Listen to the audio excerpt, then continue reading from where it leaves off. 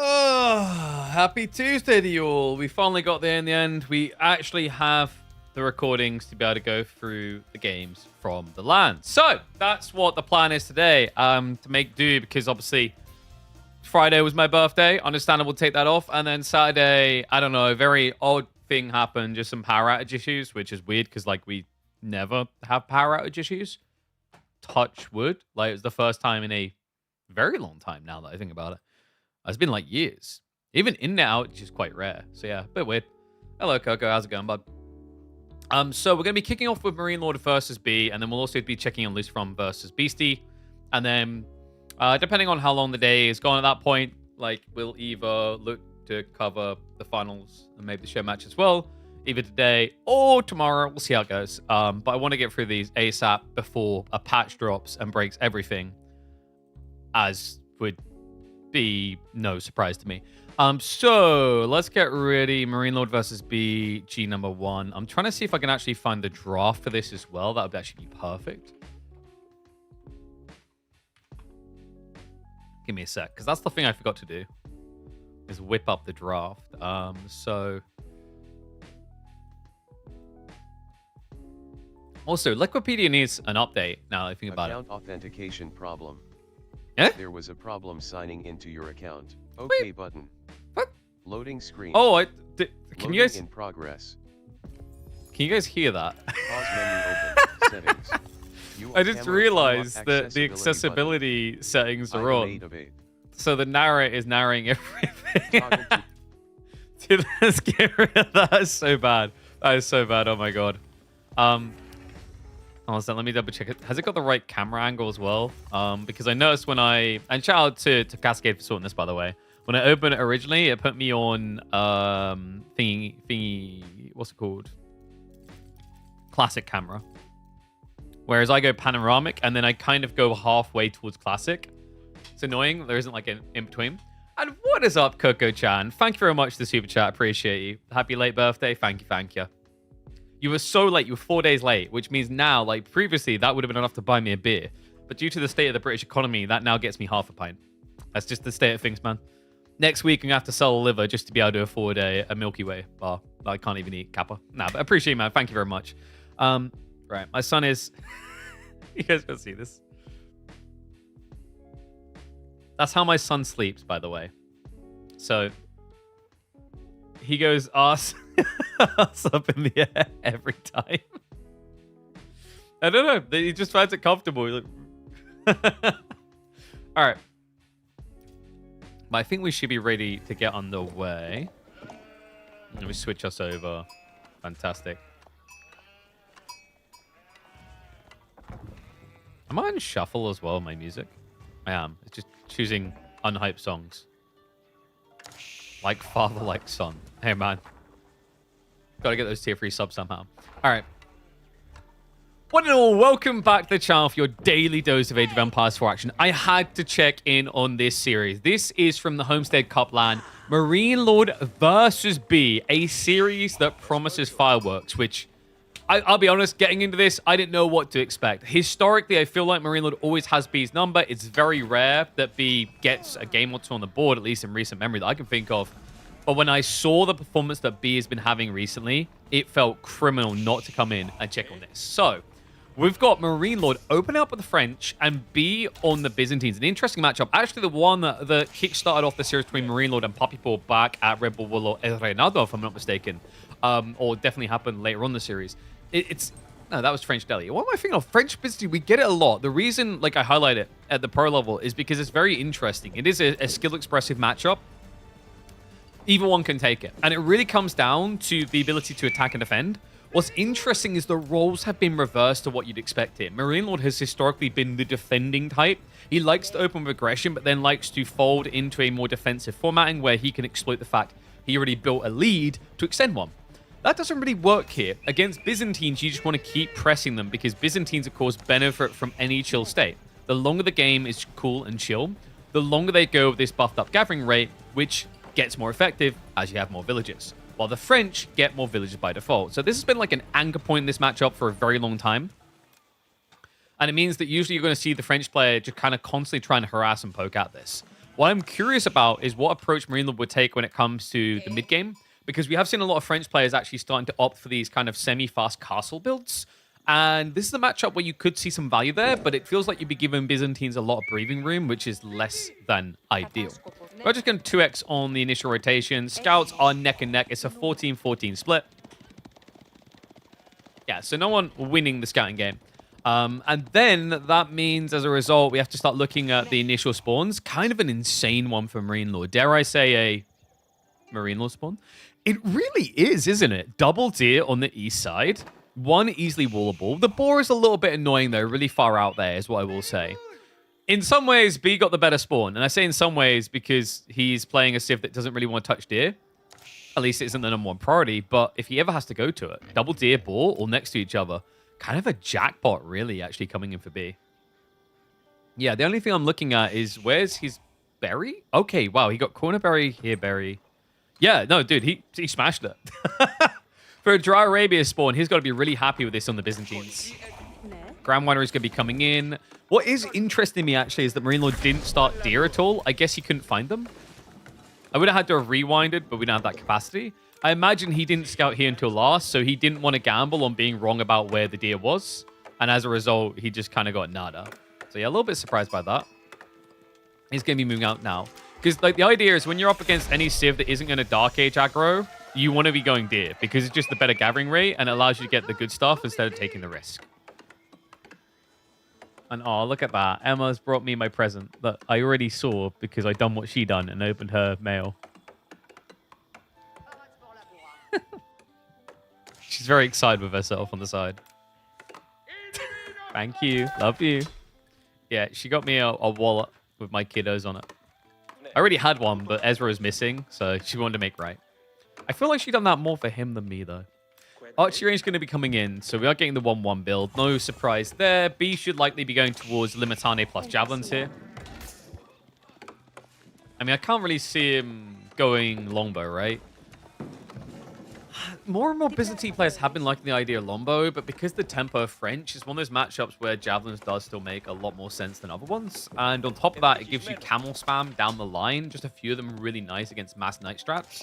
Because even though spears have been buffed, they've been buffed in the ultra late phase of the game, with the sprinkling early on of like not being able to be bait charged anymore, right? So while spears are kind of nice, they do also need that assist to make sure the numbers never go down, especially if Marine Lord is doing a 50-50 split out of the gate.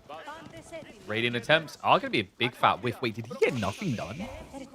Oh no, he got too low. He got too, yeah, we got 2 hit over here. Okay, so decent damage done. And the whole idea is this will start to stack and accrue over time. Like, if you keep getting mini raids like this, your opponent's essentially going to have 2/3 of his economy. 1 hit from death. But still got a long way to go to fully tick that box. When the extra assistants are starting to be layered in, right? 3rd one is ready to be dropped. You just can't do that right now because the knight was there. But with the scout being in the neighborhood, this will probably be a good time to start thinking about moving out. He has already got the wheelbarrow, so doesn't have as much risk walking that far out to build the system. And there's going to be the worker pull now. Other side of it, we are getting double archery, so he's going big on archery. I think Marine Lord's become a bit predictable this, by the way. Like, a lot of players I've heard talk about his regularity of doing archer massing. It is a solid strategy for Feudal Age, of course, and can make a lot of sense in this matchup. But with that in mind, you know, B should be able to kind of balance his economy a little bit more, maybe towards the olive oil side. Like, I wouldn't be surprised if we see him add in 2 or 3 early olive groves, just to generate a bit of extra oil to get even more javelins in anticipation of the archer count inflating. Wouldn't mind seeing a wall at some point too, actually. A little bit of poke harassment. Return the other way. Needs to be careful of those spears. Got to remember, they do take double damage from the archers. Good formation shuffle there. B being a filthy boy and just pulling them way quicker. One day they'll get rid of that feature. I'm kidding, they'll never get rid of that. Oh, no. Oh, Marine Lord. I don't think he was expecting 7. Yeah, you may be expecting like 5 or 6 there, and then the others on the other side of the base. Like, as we can see, it's realistic your opponent could have this many spears. It's just you might expect him to split them a bit more because most French players have been trying to fish a kill on the gold at the same time, right? Which is interesting that Marine Lord has opted to take a more aggressive line here with a full comp together instead of a split raid, but also the positioning. He's wrapping a lot wider to try and achieve his goal. I think he's too fixated on the berries right now, and it's kind of costly there. Like, that type of rotation, it's not just the straight line to that location. You have to add in the bends around the trees and whatever. And that does, of course, offer up more opportunities. for your opponent to catch you off guard with the spears.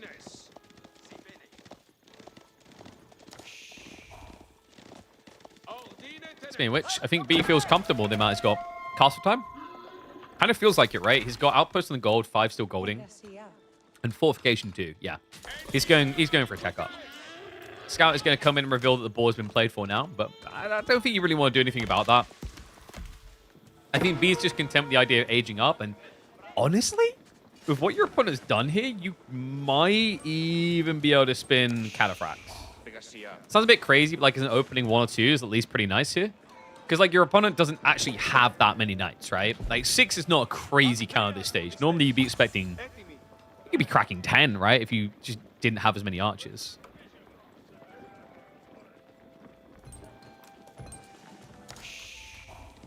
Looks like Marine Lord is going to go for an attack. Steel Arrows queued up.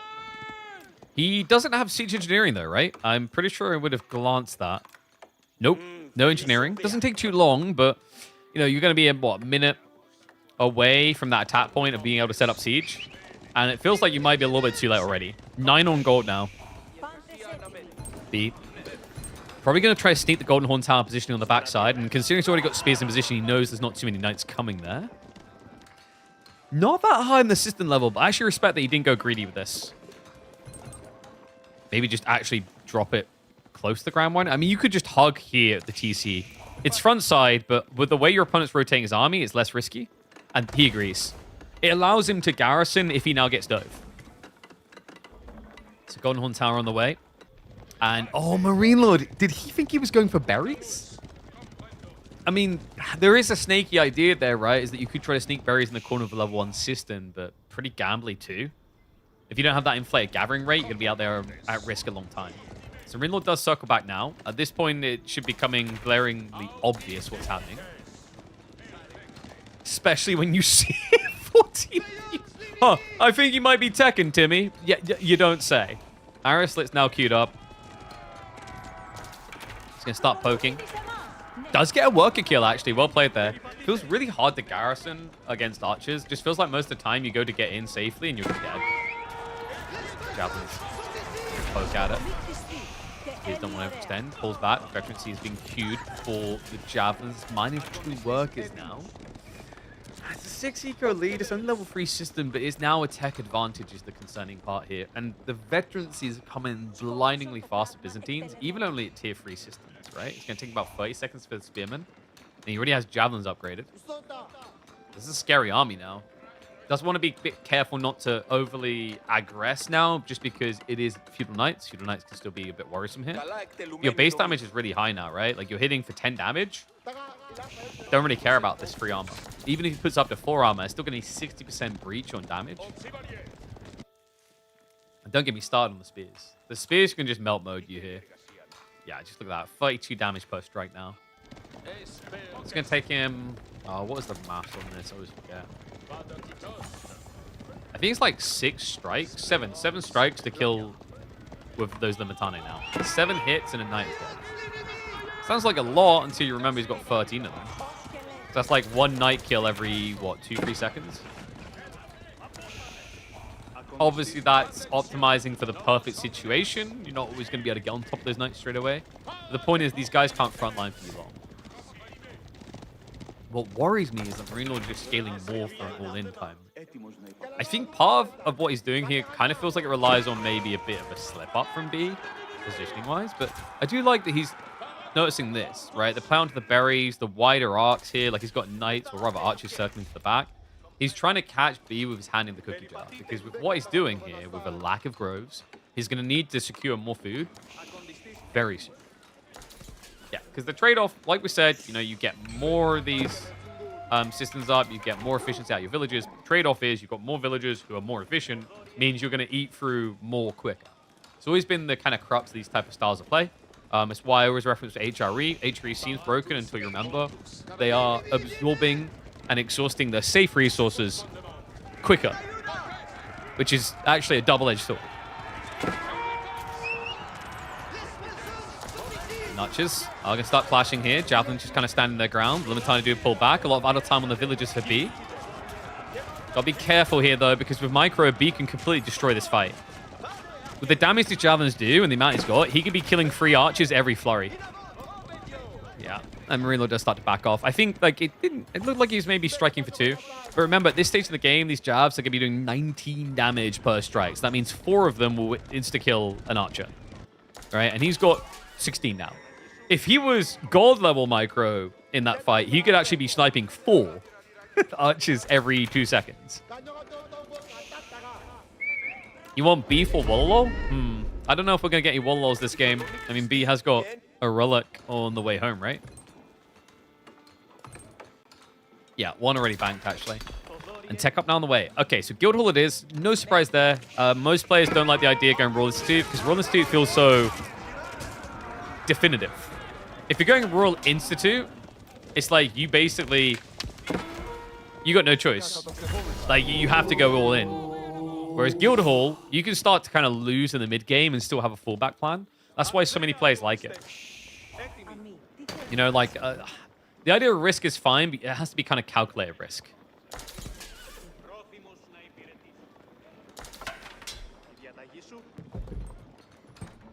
Got the Wololo? That's true. I mean, well, I don't think that was the Wololo he was asking for, though.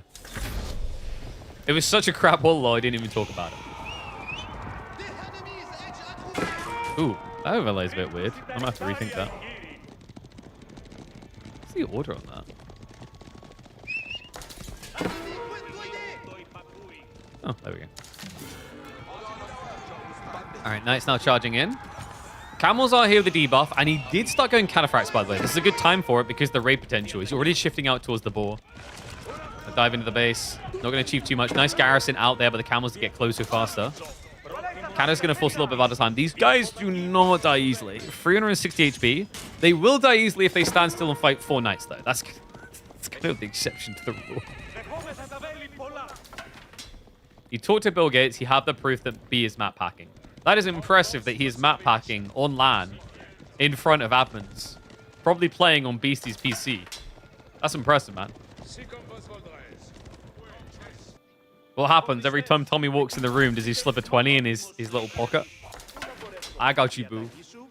I did end up losing the camels. That's a bit of a whoopsie. A big whoopsie, actually. Well, I think the correct word would simply be blunder. Losing the debuff is a big deal here when there's 20 knights getting ready to barrel down mid.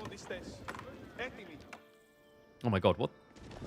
Dude, like this, some of the settings aren't my settings. It's weird. Moving on the deer now. This is why B's going Cataphracts as well, right? It's like you have this better injection of food, so you kind of afford it. And a few Cataphracts is pretty effective against mass archers. Just kind of muddies the fight for them in multiple ways. Yeah, part of the idea is you drive past them with the trample, and the archers just basically keep getting clubbed. They can't A-click around easily either. Repair crew coming in. He's going fortifications, so nice hold, nice timing there. B, still 10 military behind. And the knights are starting to creep in. Formation shuffle is... Oh, just get me out there. It's not okay, okay? No, okay, it's not okay. Like, that's just filthy. I can't believe he got away with that. Although, the greed to go back in is hilarious. Textile's coming in clutch here, by the way. Wait, can we just... Are we crapping or getting off the pot? What's going on here? So he does end up losing a worker in the end. Wait, is that Knight? He wants more? Bro, chill. Chill. You got greedy, son. No comment.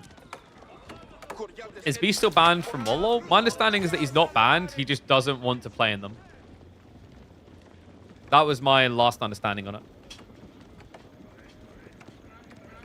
So Marine Lord is switching into Arbitrary, which is 100% the correct call against Cataphracts, but 100% feels terrible against Javelins. It's a bit of a weird one, right? Like, you know, you could justify it against Cannons, but then again, like, you not just build more Knights? And I think he agrees, right? He just cancelled it. Okay. So next stop should be to play for the relics. B is already walking the second one home. He could easily get the third here as well. Unless a criminal emerges. A vile thief in the middle of the night. Not very good at being a stealthy thief. I mean, wearing pink in the middle of the night doesn't seem like a good way of not being seen. But it works. He's on his way back now. Meanwhile, villager sniper on the other side. B finally able to draw some blood on the worker force of Marine Lord after 18 minutes.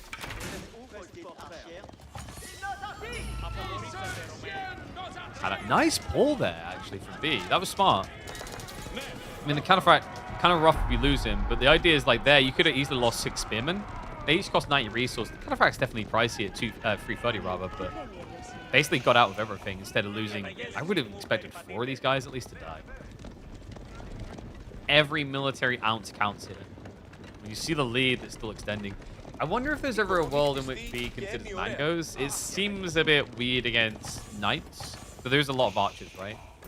I think for him, the idea is if you can get like 10 cataphracts, 12 cataphracts, then you can just trample through onto the archers and butcher them.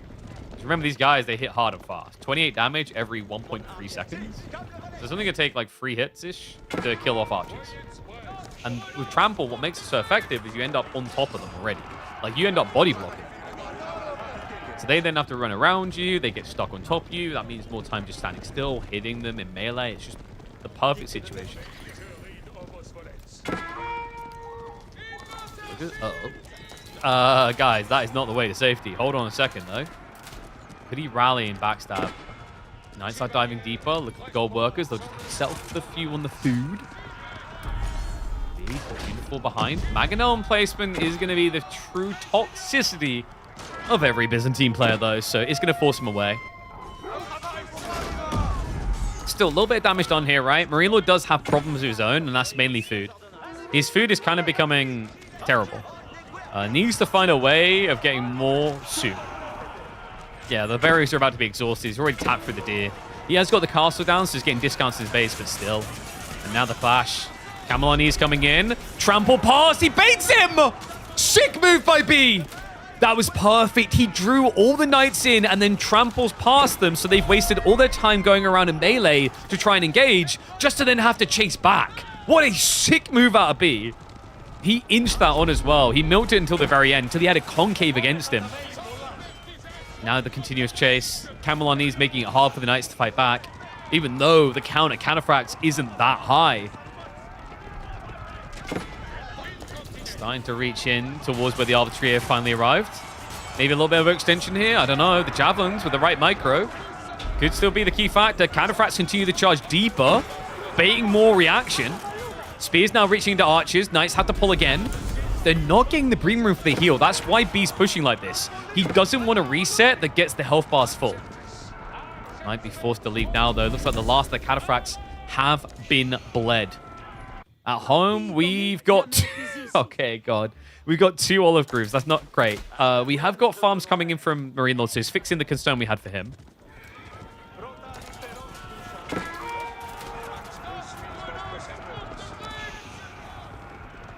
And the Knights are starting to rejuvenate, which I wonder if that actually makes B a bit impatient here to re-engage. And wow, Marine Lord actually won the Relic game in the end, so 3-2. Military Academy is also on the way. Gold access, it's looking pretty good, right? He's got 2.5k over here, the 4k on the stretch. Then he's got the 8k the opposite side. So he's probably going to be looking for a castle drop on one of those. Why watch an old shiz? Because I didn't watch the games, and I said that we were going to do a midweek recap, because I think there's plenty of people that didn't watch the games, because not everyone can sit down the weekend and just watch games. Sometimes you have a kid, and that kid demands your attention, or a power outage. Or maybe you just want to go to the park with your missus, or your imaginary missus for most gamers, because we have too many hours in the basement and not enough time making love. And it is time to make war. This is a lot of spears. He has got the castle. Jasmine's continuing the push. He's intentionally trying to snipe down the Arbitrator account, right? I kind of feel like he's just hitting anything at the moment. Now the dive towards the castle. Numbers looking good for B. If he dives past and reaches the farms, Marine Lord will not have an ability to resurge the production. Right now, that production is on the front line. A few troops are going to ripple over onto the worker force. Tree line goes idle alongside the farmers. Clash comes in against the camels. Debuff is going to make them hold a little bit longer, but the knights will win out. Meanwhile, the archer count going even lower. The spear count's still bloody strong here from B, though, making up half of his army. May have to consider a retreat. Javelins, pretty much what's left over here, because the spears are the reinforcements. Dive, I think relatively effective for him. You know, kind of shrunk the range combatants. The knight count remains strong, though, is the concern here. However, he forces a little bit of idle time, and he takes map control away. And now we reach the danger point we talked about for Marine Lord, having to sneak out towards the gold site. Needs to be careful not to be seen here. Just a sniff of it is all it would take. And luckily for him, he does whiff past it. Red Palace now on the way. I don't know if he realizes it. The way he's attacking, it might not be apparent to him at all. That Guildhall pull into Red Palace was one hell of a gamble, but this is one of those situations where castles make it relevant, make it possible. Get bold, diving keep and TC with light units. Limitane are very tanky though with the ranged armor resistance, and Javelins have a lot of armor as well, 6 ranged armor. It's not the craziest idea what he's trying to pull there. I think unfortunately for him, he just didn't sniff this detail out.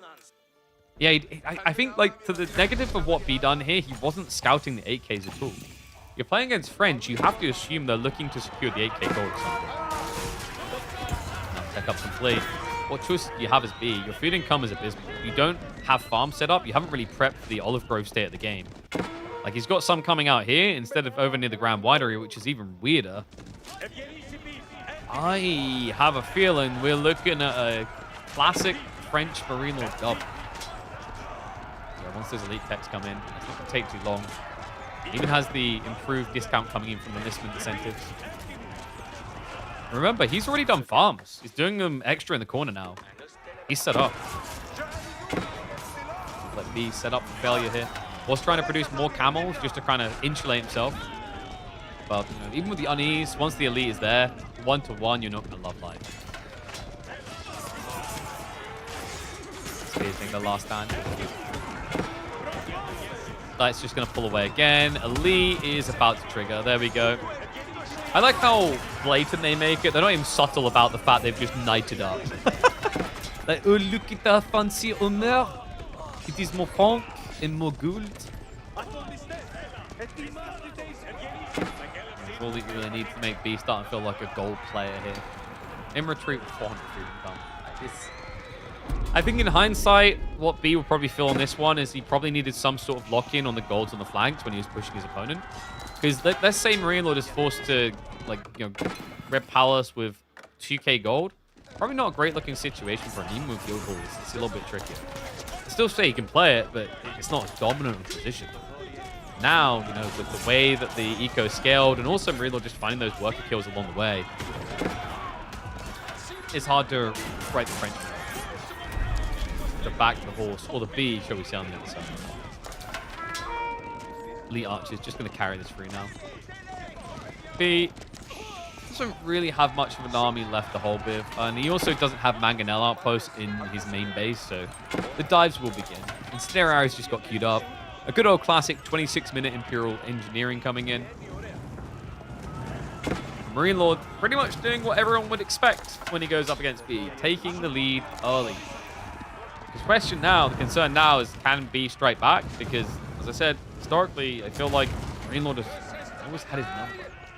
The exception being the Road to Rebel Wololol legacy. Yeah, I mean, if this was here like 2 minutes ago, right? 2 minutes earlier, and I think you have a different game. But the cost of going mass olive groves when you're being attacked and losing fights like this, it's pretty down. Alice just going to try to dive to the backside. Even they're starting to feel a little bit of a sting, especially when Severi now on the way.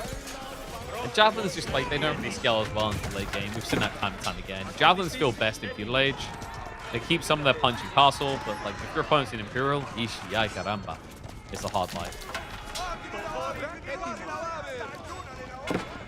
Cataphract Scramble looks so cool. Agreed. I want more unique mechanics like that. It might be confusing for some people, but like for me, it's give me as many opportunities for skill expression as possible. I love RTSs that maximize skill expression. Right? That's why like I've been highlighting, I really want all the crappy landmarks to get buffed. Just bring them in line, so like you have all these different choices versus the linearity that you sometimes find in AoE formats. That's why it was kind of refreshing actually with Sengoku to see a lot of people starting to go Ryokan. But like, you know, that's why it was nice to see the Chamber of Commerce buff that came in, although it didn't get seen this game.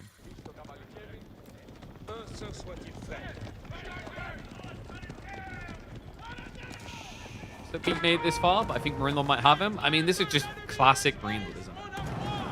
You know, there's a reason why you roll your eyes and say, here we go again, when you see him pick French in the draft. I wouldn't say he's the most glamorous French player.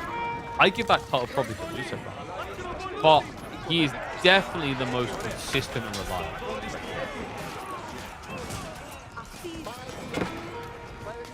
Final dive coming in. I say final dive. This is definitely it. GG. Game number 1 going to the chimp. All right. So, G1 on the board. Let's see if with this replay system, do I have to restart the game or can I just press play? Ah, it force closes and restarts. And I need to disable edge panning because I don't know what psychopath wants edge panning on the map. I guess edge panning isn't too bad when you're playing the game, but to me, it's just atrocious. Edge panning is where when you touch the edge of your screen, the camera will move. It's cursed. Don't trust it. Okay. I'm hoping the game starts up in a second. It's taking ages. Here we go. So the annoying thing with this replay system that Cascade has built is like, it basically, when you want to watch a game, it closes the game and then reopens the game. So game 2 is going to be Coastal Cliffs, Golden Horde versus Iabids.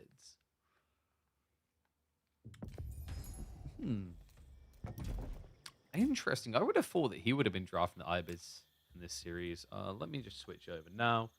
We'll get a point on the board.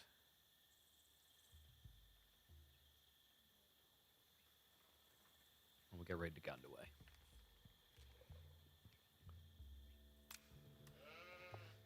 One and all, it is time to get... Wait, actually, I just realized. Scrap that. I need to get rid of edge pan because I said I was going to, and it's terrible, and it shouldn't be a thing. I don't think I had pan acceleration on normally, but definitely always get rid of screen edge pan. So look, now I'm going to do this. It's not going to move. One and all, it is that time. Golden Horde back on LAN. This is a civ that just received nerfs, and a lot of people were kind of shocked, wondering why.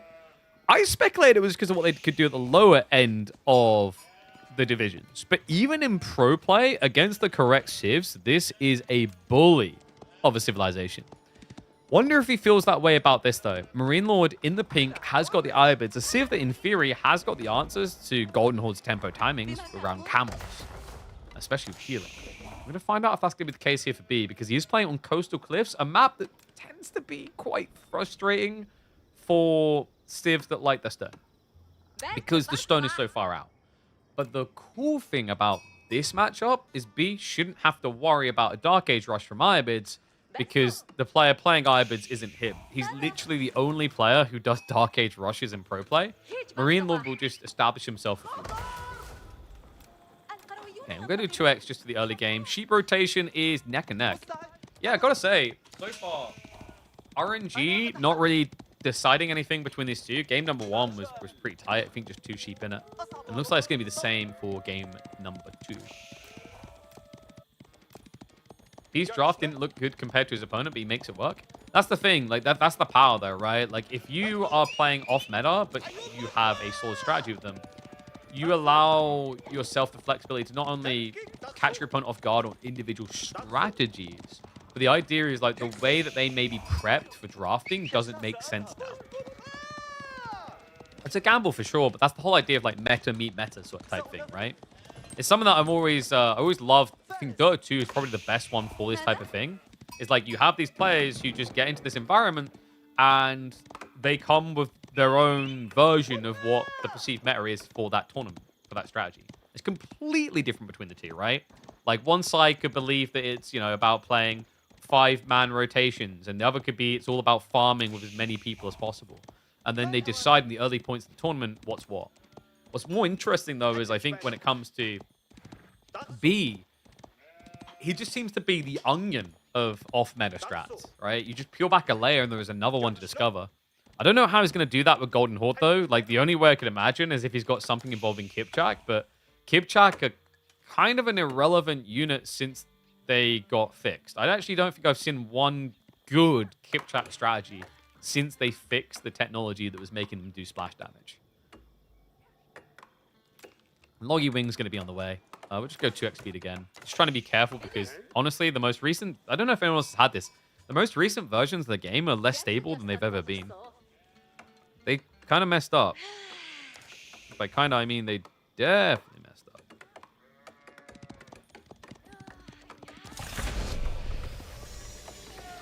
What's the good things about Marine Lord spawn, though? He has got double gold right next to each other. Deer, berries, all leaning one side. There's ups and downs here. I think, depending on the matchup, this could be a good spawn. But against Golden Horde, I feel it's like it's a bad one.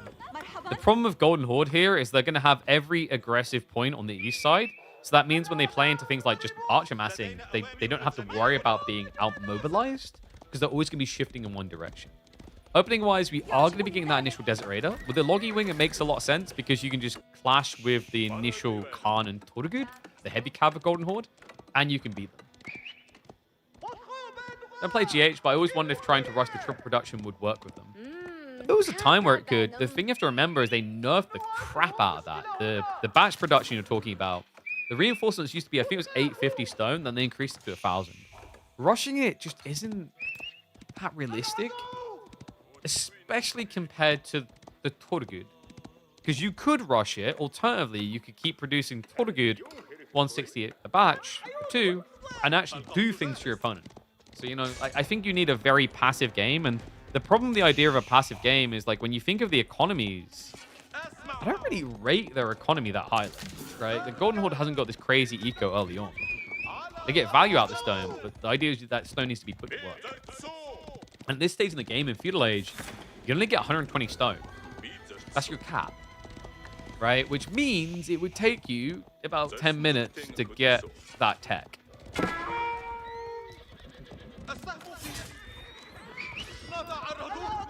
Desert Raider, it's just going to be having a poke at it, but we forced away. We got, as expected, the Archer switch. Racks follow up 2. This is really nice for kind of prepping towards the Karash, because the Karash will give you the armor for a dive. He's going to have to be fast, though, because Marine Lord is definitely looking to expedite his way into the Third Age. I imagine we're going to be looking at Industry would be the classic here. A lot more players have been going Military Wing Reinforcement. The idea of just having 3 Desert Raiders straight away to fight back isn't terrible here. But when you know your opponent's scaling more and more archers, it would feel like an unnecessary risk. And yes, you most definitely fall too far behind. Right? It's like the idea going, well, English is really good, like, if I build 15 farms in the first few minutes. It's like, yeah, but the first few minutes of Feudal Age, if you're doing that, you're not building Lombos. Okay, the bad example, Lombos are bad now. But back when Lombos were good and meta, that was the choice in your mind, right? It's like playing Archery and going, wow, I can set up all these farms. Or I could build 10 horsemen and raid the map. And okay, it is going to be Military Wing Reinforcement. Interesting. Another interesting detail is the fact that now you've built your production back here. It takes a lot longer to reach. It would have been nice if he could have delayed until he's set up on the fortified outposts. Because this would have given him the buff production rate in the center of the map. He has all these locked in the ball, so inflated gathering rates. Karash have been queued up. And archers are having a poke at it. Nice snipe on the scout. Dervishes will come across to top off the health bars. Remember, these very tanky, but will lose health and never get it back. These, not so tanky, but are going to be able to heal. He's going for that target fire down. Triple Desert Raider, pretty nice here. The kite potential on point. Idle out on the gold. Undermesh has been queued up by B, and remember, the Karash are now on the way, so he's going to get that extra armor. That's when it becomes really tricky for the Desert Raiders to just cheekily trade like that. They're going to have to hang around a lot longer or go in and out a lot more, because they only have 7 base damage. Yeah, it's the classic affair of an Irbid pick. I don't have room in my build order for blacksmiths. Oh no, +1 damage would be like a 15% damage buff right now. Yeah, but I don't want to spend that wood, and then there's the gold. Ugh. Desert Raider count continues to inflate, though. Yeah, he doesn't care about the veterancy, right? I mean, it's nice for the damage increase, but you can still beat this back over time with Feudal. I think Beach kind of reached that frustration point. The annoying thing here is you want to pull your opponent far enough out the base that you can charge him and reach him. But to do that, if you pull too far back, your opponent goes back on gold, and you know he's dead. So you're just enabling him when you retreat too much. He definitely doesn't feel like he's getting ready to tech himself. He's only got 1 on the gold.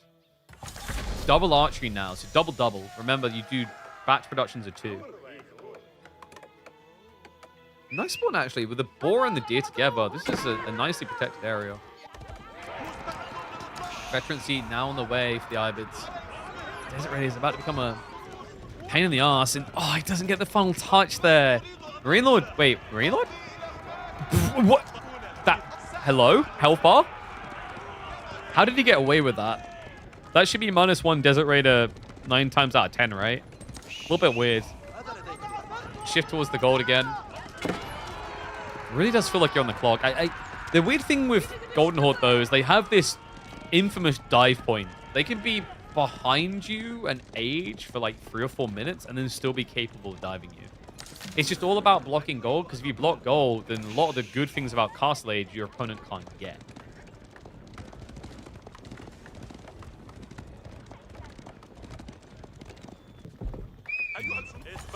We are getting Camel Lancers now, so that's the real problem. Camel Lancers against Tortgood is going to be a sad sight, because Archers won't be able to help you there. He has got a few spin being queued up, but it's going to be slow to arrive. Yeah, also, you go Spears. There's kind of concern here your opponent switches Archers. Time being, it's just going to be healing and cavalry.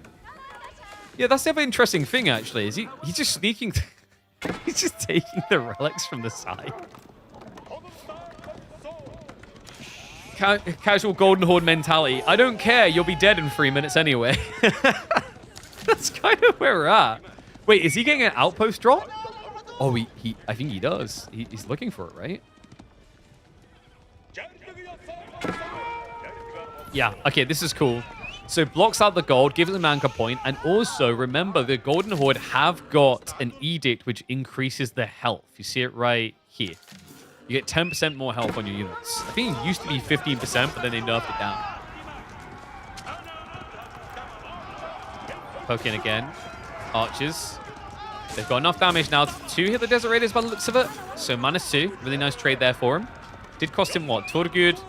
Why did the Kalash boys still do that? It looked like it was advertising limp balloon thing. You know the things in front of car salesmen that just flop up in the sky? Like Justin Timberlake's about to appear next to them and dance. Oh, dear. I thought they fixed that. I mean, makes sense why everyone's taking less damage now. They're stretching themselves so wide that they basically are a shield for everyone. I'm trying to think if there's any Civ that would, to this extreme, just keep producing armor. Any ideas, guys? I don't think there's many, right?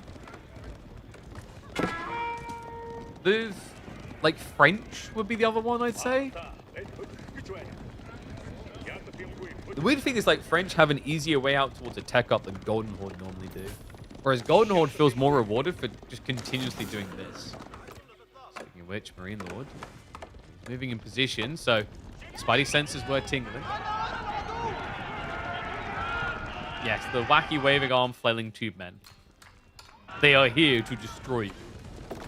You could just pull the Tortgood forward. The problem is you get dove on your archers. That's why he's keeping them together. Starts to burn onto the mosque. He's trying to force it. I like this. He's trying to force him in range. With this many archers, if you force him to commit, you can shoot down the Desert Raiders one by one. Cam archers. You get charge off. Scared away, though. Each maintain that aggression, but not the best trade this time, right? Like, lost 3 archers, 2 Karash, 2 spears. Then again, he killed 2 Desert Raiders, so I guess that's an even affair, relatively. Come on, still getting some free hits in. It's just Desert Raiders, man. B, he has the numbers, right? Like, enough to get the insta-kills, because these guys, they got 1 ranged armor, 145 HP. Your opponent's hitting for 5 in that situation into you. So, you know, as long as he's got, what, 26 at this point? I mean, he's 2 hitting still, I believe, but it's tight. He's almost at 1 hit point. And that's when it gets really scary, because healing is irrelevant when you don't have a body left to heal. I love this. I freaking love this, because if you go out here, 1 Camel Lancer just shuts you down. But here, your army is next door. Just scream and they'll come running.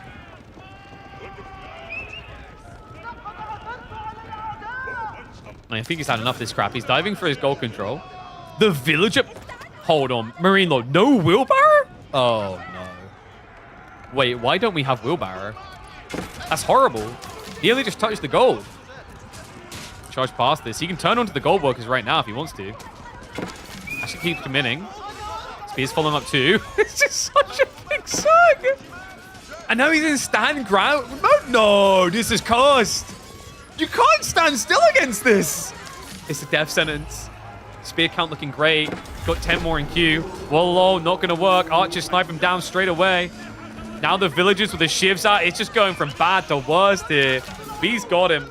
This is basically every Golden Horde game ever. Just keep building an army. Put your snorkel gear on. And then dive deep into a pool of iron blood. Nothing left to pick of him. Oh god, 250 HP. That's not going to work. He's dead. B strikes back and he strikes fast. And Golden Horde, despite the nerfs, continues to be a critical pick in competitive play. It's still such a good pick. It's actually crazy just how effective they remain. It's kind of always the same strat, but you know, the classic if it ain't broke, don't fix it type thing. Freaking wild. Wheelbarrow sucks and no one's getting in this tournament. Yeah, like why would I want my workers to... If my workers want to survive, they can survive by running faster. Stop being suckers. Look after yourself. One sec. Okay, so we're kicking the game up now for G3. Oh, stop the music.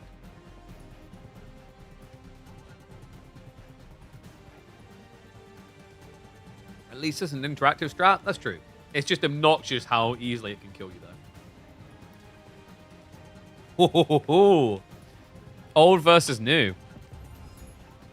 This will be a fun one. Let me update the score.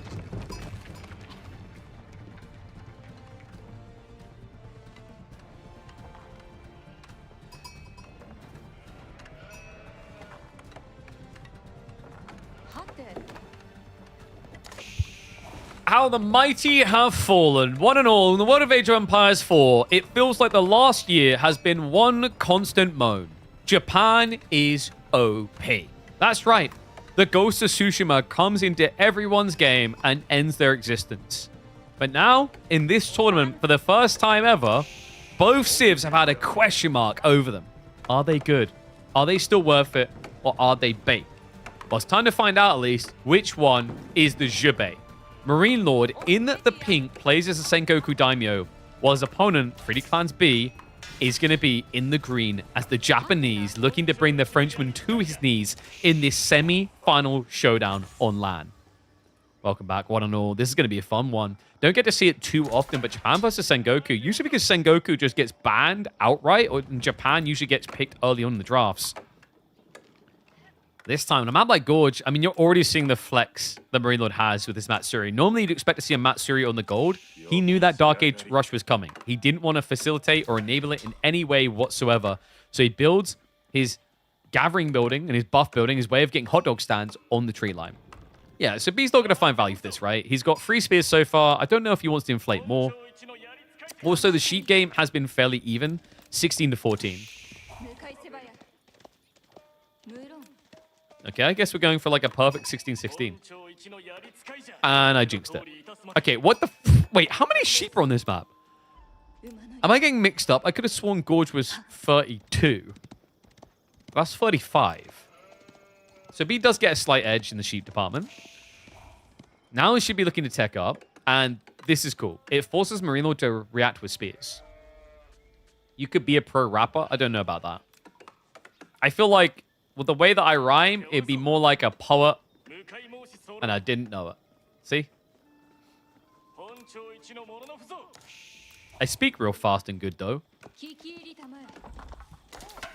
Just look at the spawns, actually, now. Ooh. Can you... Let me check the range. Yeah, you could double berry. That's not too bad. Double berry there. D is really far out, so you could hide a hot dog stand in the stealth forest. Another great placement here. You really need these great placements now with Sengoku because they got nerfed, baby. These guys used to get 20 food default on the Itais. It's been reduced down to 10 default. So, you know, you still have the same ceiling as before, but it's a lot harder to cap out. I like the spears just kind of patrolling over here. See if they can get a freebie. If you can find the hot dog stands, you can quite easily kill them. It takes a very long time with 320 HP, but ain't like they're going anywhere with a movement speed like that. Oh, it looks like he is going to walk it all the way to the corner. Remember, you know where the resources are when you're playing as Sengoku because you see them at the start of the game, the boar and the deer. A final sheep haul, actually my mistake, 1919. So it's 38 sheep on this map. Interesting. And wow, okay, B he increased the spear count. He's up to 6 now. It's kind of crafty, isn't it? Because you know your opponent wants a Yatai over here. It's the highest value Yatai you can get on the map. Not going to get it. And at the same time, you know he needs gold to tech up. Also not going to get it unless you buy a lot of spears. And to take it a step further, we have now also got the blacksmith upgrade coming in. +1 damage for B. Let's get the back up momentarily. Gold gathering is going to begin. Now, worst case scenario for Marine Lord, he can still tech up if he can't touch gold. Because he can always buy. Remember, Sengoku is literally the only Civ in Age of Empires 4 that gets a Dark Age marketplace in Standard 1 play. But do you really ever want to be in a situation where you're selling and buying like this, right? Like sell 100 food, get 70 gold, so you have to purchase 2 tickets. He's going to set it up to only be 1. Instead, because now B backs away, he can just generously gather all the way. Doesn't have to worry about Fang. And Kura Storehouse is already on the way. Probably a Ryokan game. I don't know if... Would you want the Shinobi here? Koka is kind of intriguing against Japan, but problematic because they fast castle, but still knights that are hard to grenade. A great yoink there. He actually finds it and pins it. This is the beauty. If you have at least 5 spears, it's relatively easy to trap your ties. 6 is just a cruise. That's enough gold over here. He will be playing the next stage. So the Koka could be of value then, because if your opponent's playing the next stage, you're expecting a lot of Yumi. Yumi tend to blob up really fast. That means the grenades can usually hit something. Remember, the grenades that these ninjas get from the pink Koka Township, they do buff the damage you do as well as slow your opponent. Love your work. I wonder why you were not in Serbia for the Homestead. I just wasn't invited. Just that. I don't know if I was originally on the invite list. I don't like to assume those things, but, you know, maybe I was, and it was, obviously everything that happened at the start of the year. I don't know. But they did manage to afford discount me. They got Austrian KP, who apparently doesn't know anything about Age of Empires. Okay, almost complete. He can idle this a lot longer. The positioning of the workers is kind of rough. Yeah, he does react quick enough. Ooh, does cost him a spear, though. That was a nice bait by Marine Lord. Yeah, it turned a bad into a good, because if you think about it, he idled about, like, 2 seconds, but killed a spearman off. You dislike driving games, but Forza 6 is silly, stupid driving. Would recommend. Interesting. It might be a good fit for me. I think my favorite driving game that I've ever played was probably the Midnight Club games, because it is a little bit silly and it has that cool kind of proper fun street racer vibe, you know? Oh wait, did he get a second? Shinobi is spawning though. Good reaction, and now the grenade spam. He's got a few more of those. You can actually slow him down enough, but wait, guys, please. They're getting away. They can't get away. No. That should have been like, what, -3 spears? The Marine Lord's aggro onto the wrong spearman just saved B's bacon, so he gets away with every unit. Not a single one going down. Your tie is safe, sure, but this Koka, it's much more expensive now, guys. They nerfed it big time. It used to have 100% uptime potential. Now it can't achieve that. The Shinobi, they only last, what, 45 seconds? And then it takes, I think it's 120 to come off cooldown.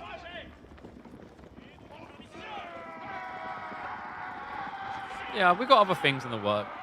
There'll be other lands, other opportunities. I think the one I'm more bummed about is it would have been nice to have gotten involved in some way in the AoE2 LAN. Because I've never been to South America, actually. I'm trying to think. I think I've been to every other... No, I haven't. I've been to Asia either. I've been to Southeast Asia. I've been to the Middle East. I haven't been to Africa. Been to Europe. Obviously. Been to North America. But yeah, I haven't been to South America. Midnight Club 3, Dub Edition. Man after my own heart. Best game. My first one was Midnight Club 2, which is also a banger. It looks like B is going to be banging at the door. Still Arrow is being queued up. Marine Lord is trying to fast hack. Ooh. Okay, gold is relatively secure. Maybe the food's the problem here for Marine Lord, though. Sheep count. He's got 7. I don't think he's that bad off. Is this ambitious from B? Because it feels like he senses it as well, because he's prepping castle. In fairness, the Yumi do get some credence. Like, you know, classic combo for both these can be Mountain Samurai and Yumi. Of course, the nice thing for B is he's going to be safer on food income for longer, right? Because the Kura pad to is already 9 compared to the 7 sheep. Obviously, there was the sheep advantage for B originally, but evened up, actually, with Marine Lord getting 20 to the 19 sheep for B. So the fact he's behind on food count here, not a great sign. Sake Brewery, a decent landmark, not as broken as it was. They did recently nerf this. They gave it about a 7% gathering rate nerf on the Tokakoji mats which spawn, which allow you to get infinite gold with villagers. Dive in. Baits the Shinobi. You see what I mean, though? Like, you can just clip the Yumi once, and they are just old men with walking sticks. 1 movement speed. Relatively good trade out there from Marine Lord. I love the way he's just exploiting that tower range. The Yumi have to come in range, and the grenade throw can be tossed into you easily. At that point, you're going to get buff damage against you from the emplacements. Remember, it's like, what, 40% damage increase taken? So instead of getting hit for 10, you get hit for 14 on the arrow slits, and then each equivocal slot in there is like, instead of 6 damage, I think it ends up being about 8. Kills you fast.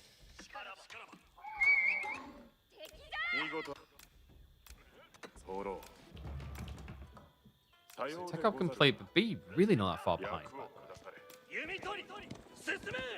His food income's about to plummet because he put 12 to get the floating gate up. Yeah, so this is like an ego child mounted samurai race then, right? But this is where Japan can actually shine, guys. Because Japan has something very helpful. If you're going to get into a heavy cav clash, what's probably quite helpful is a cavalry unit that counters heavy cav. In-step the Onimusha. So B could open Mountain Samurai and follow up Onimusha and have the solution. Marine Lord has to be a little bit careful about that. Imagine down the line we'll be seeing Yumi production. For the time being, though, it is going to be green. Buddha's Temple has been dropped, and the Ikko Ikki monks have been queued. Kind of have to. It's not as much his greed as him being forced to, because remember, B is playing a civ that gets monked by default upon aging. Rush coming in. Spears just eradicating each other. The Yumi milking that opportunity to actually get rid of the opponent. Means there's going to be no anti-cavalry units left for either player. And the Uma Bannerman is already there. That's really smart. He snipes on the Mountain Samurai. Great start there. Yeah, you sack a few Yumi, but to get rid of the MS and now have the lead on heavy cav. And remember, this is now buff versus buff. Right? 15% damage buff versus the attack speed buff. Attack speed buffs are nice, but they have a negative here, which is if we keep moving, attack speed doesn't matter. And you're in a cavalry and cavalry fight. It's fair to say that the Uma Bannerman buff is a lot easier to wield than the Daimyo buff. I find the Daimyo buff does better than the Japanese one when you have a multi-unit fight, because it buffs everything. Whereas the Bannerman's only buff certain things. Ambitious clash there. He did waste some shots on the scout, so not great. And food income is looking really good for Marine Lord, but that's because he's spiking temporarily.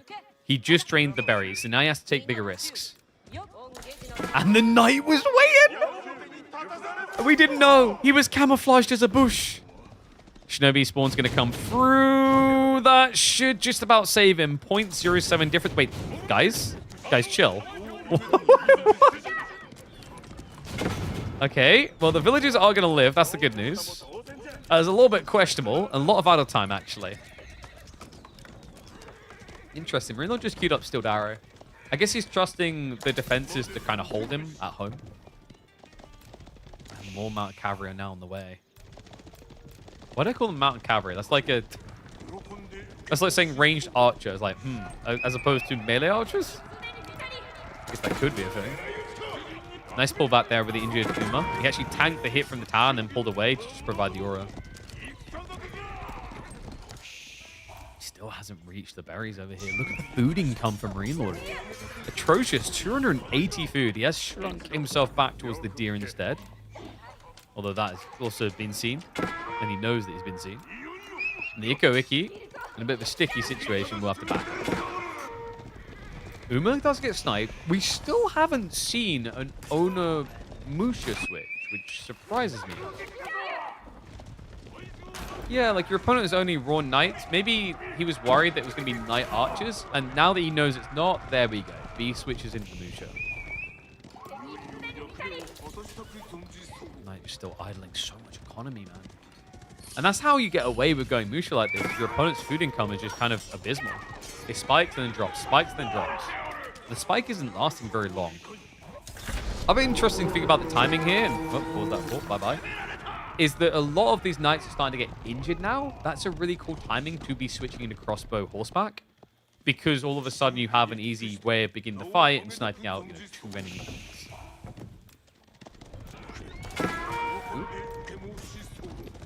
Gotta be careful not to take trimming damage here.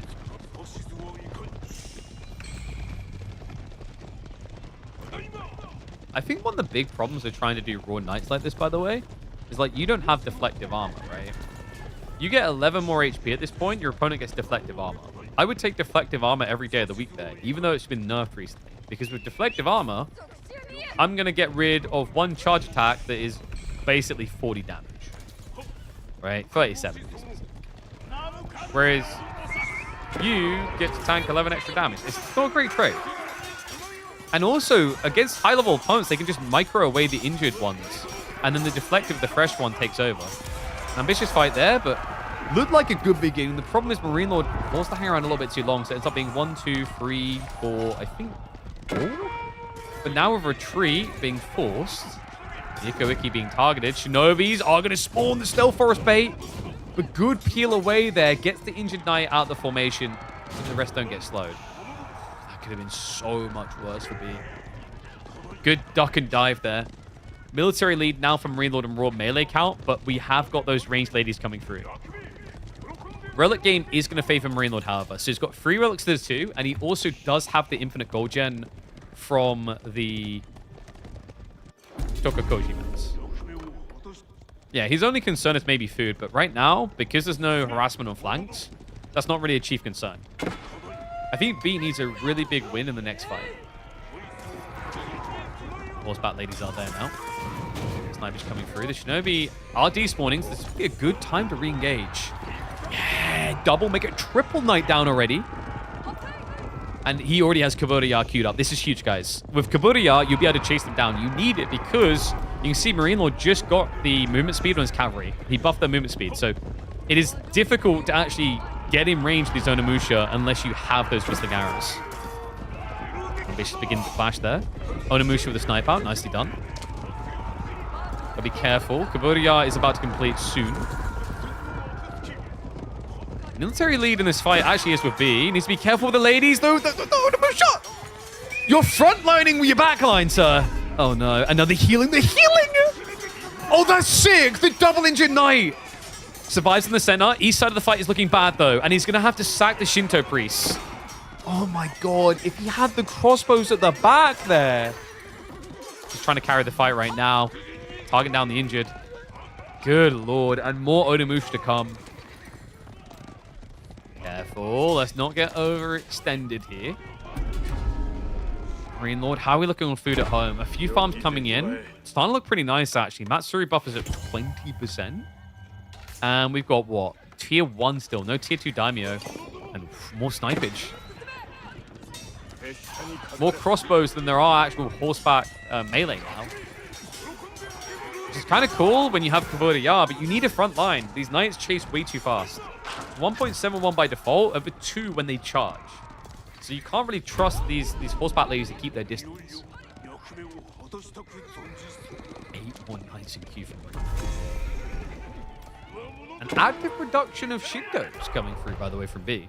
So he's trying to just take advantage of the gaps between fights as much as possible. Because this is like a crazy advantage you have. Marine Lord made an active choice to go aggression over sustain.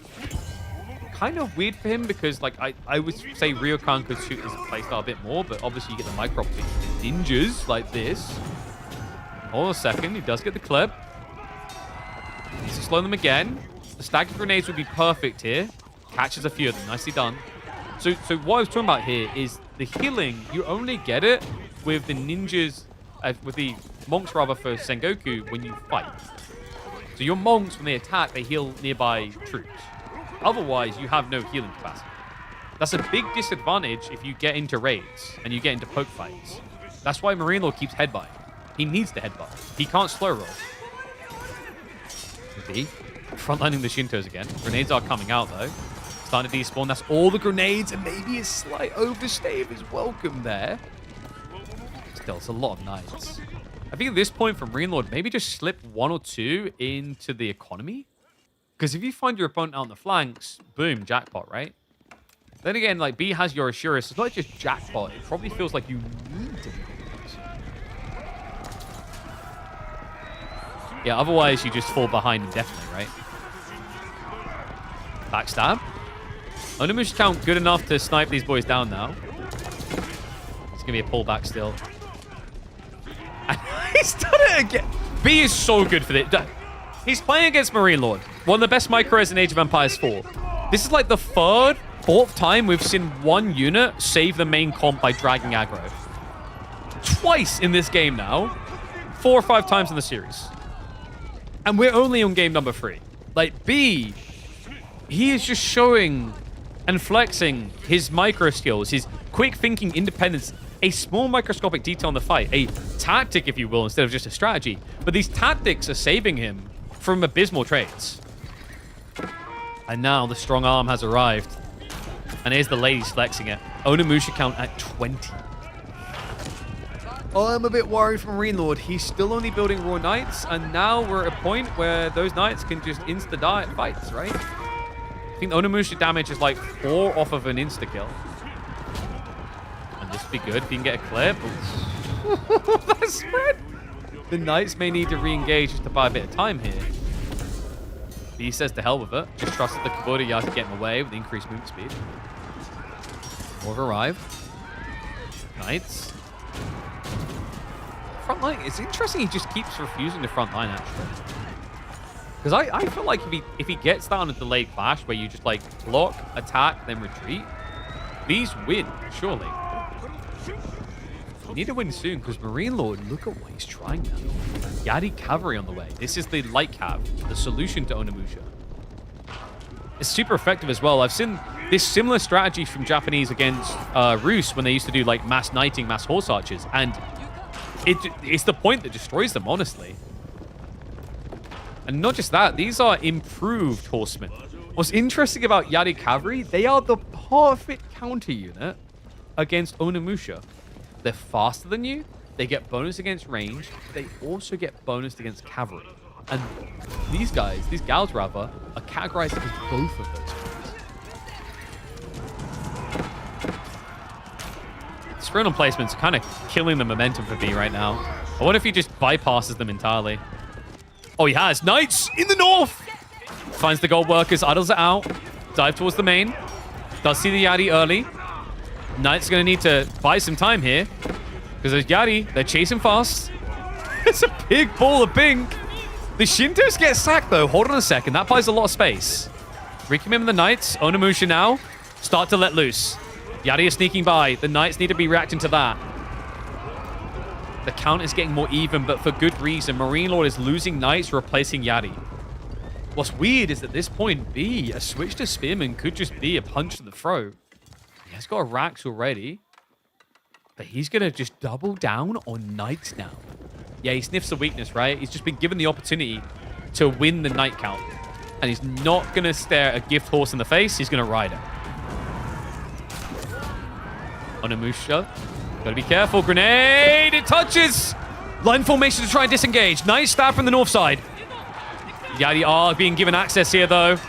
A bit of a panicked retreat from B. A start-step retreat of that, and it's not working out. The Yari have bypassed. They're under the Onimusha. A big moment from Marine Lord, and a swing in his favor. Knights get cleaned up. Onimusha, the only thing left standing. And Marine Lord looks like he's locked it in. He just has to keep up the aggression. Yari count is still good enough. At this point, the Onimusha not good enough to deal with these Knights.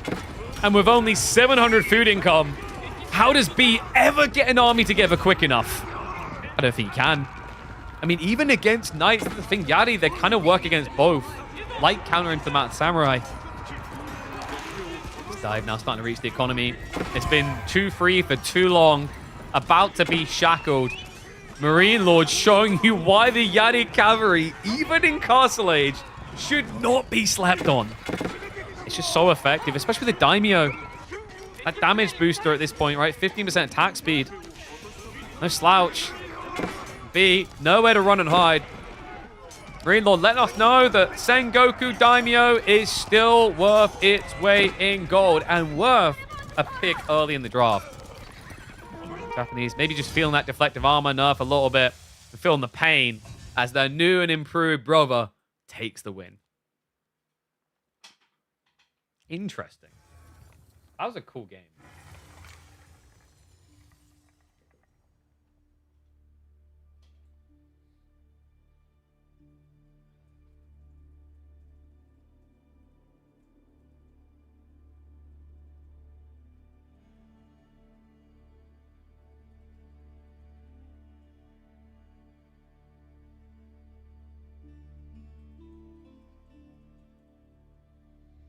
ML pretty much master hard count. Yeah, that was my concern. Is like in hindsight for B, and it's actually funny to say that of this guy who loves spearmen more than like anybody. If he ever found a switch into spears, oh my god, what do you do? But it's easier said than done to make that type of switch. Sorry, I'm just getting pinged on my phone about something. So that's going to be a 2-1 lead for Marine Lord. Let's see what Game 4 has in store for us. Also,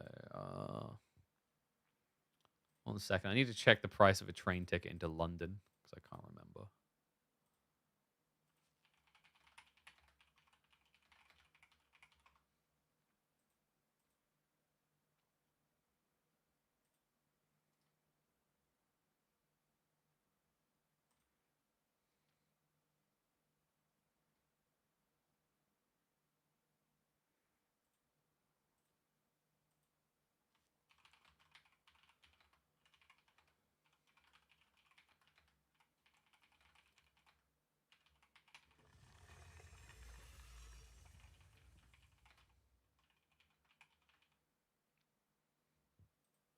Is there a rig person?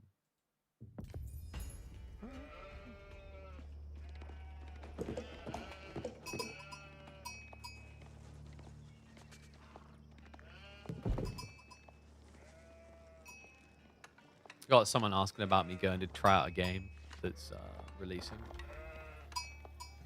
An early test. So I need to respond to that. All right, so let's get Marine Lord locked in with the lead again.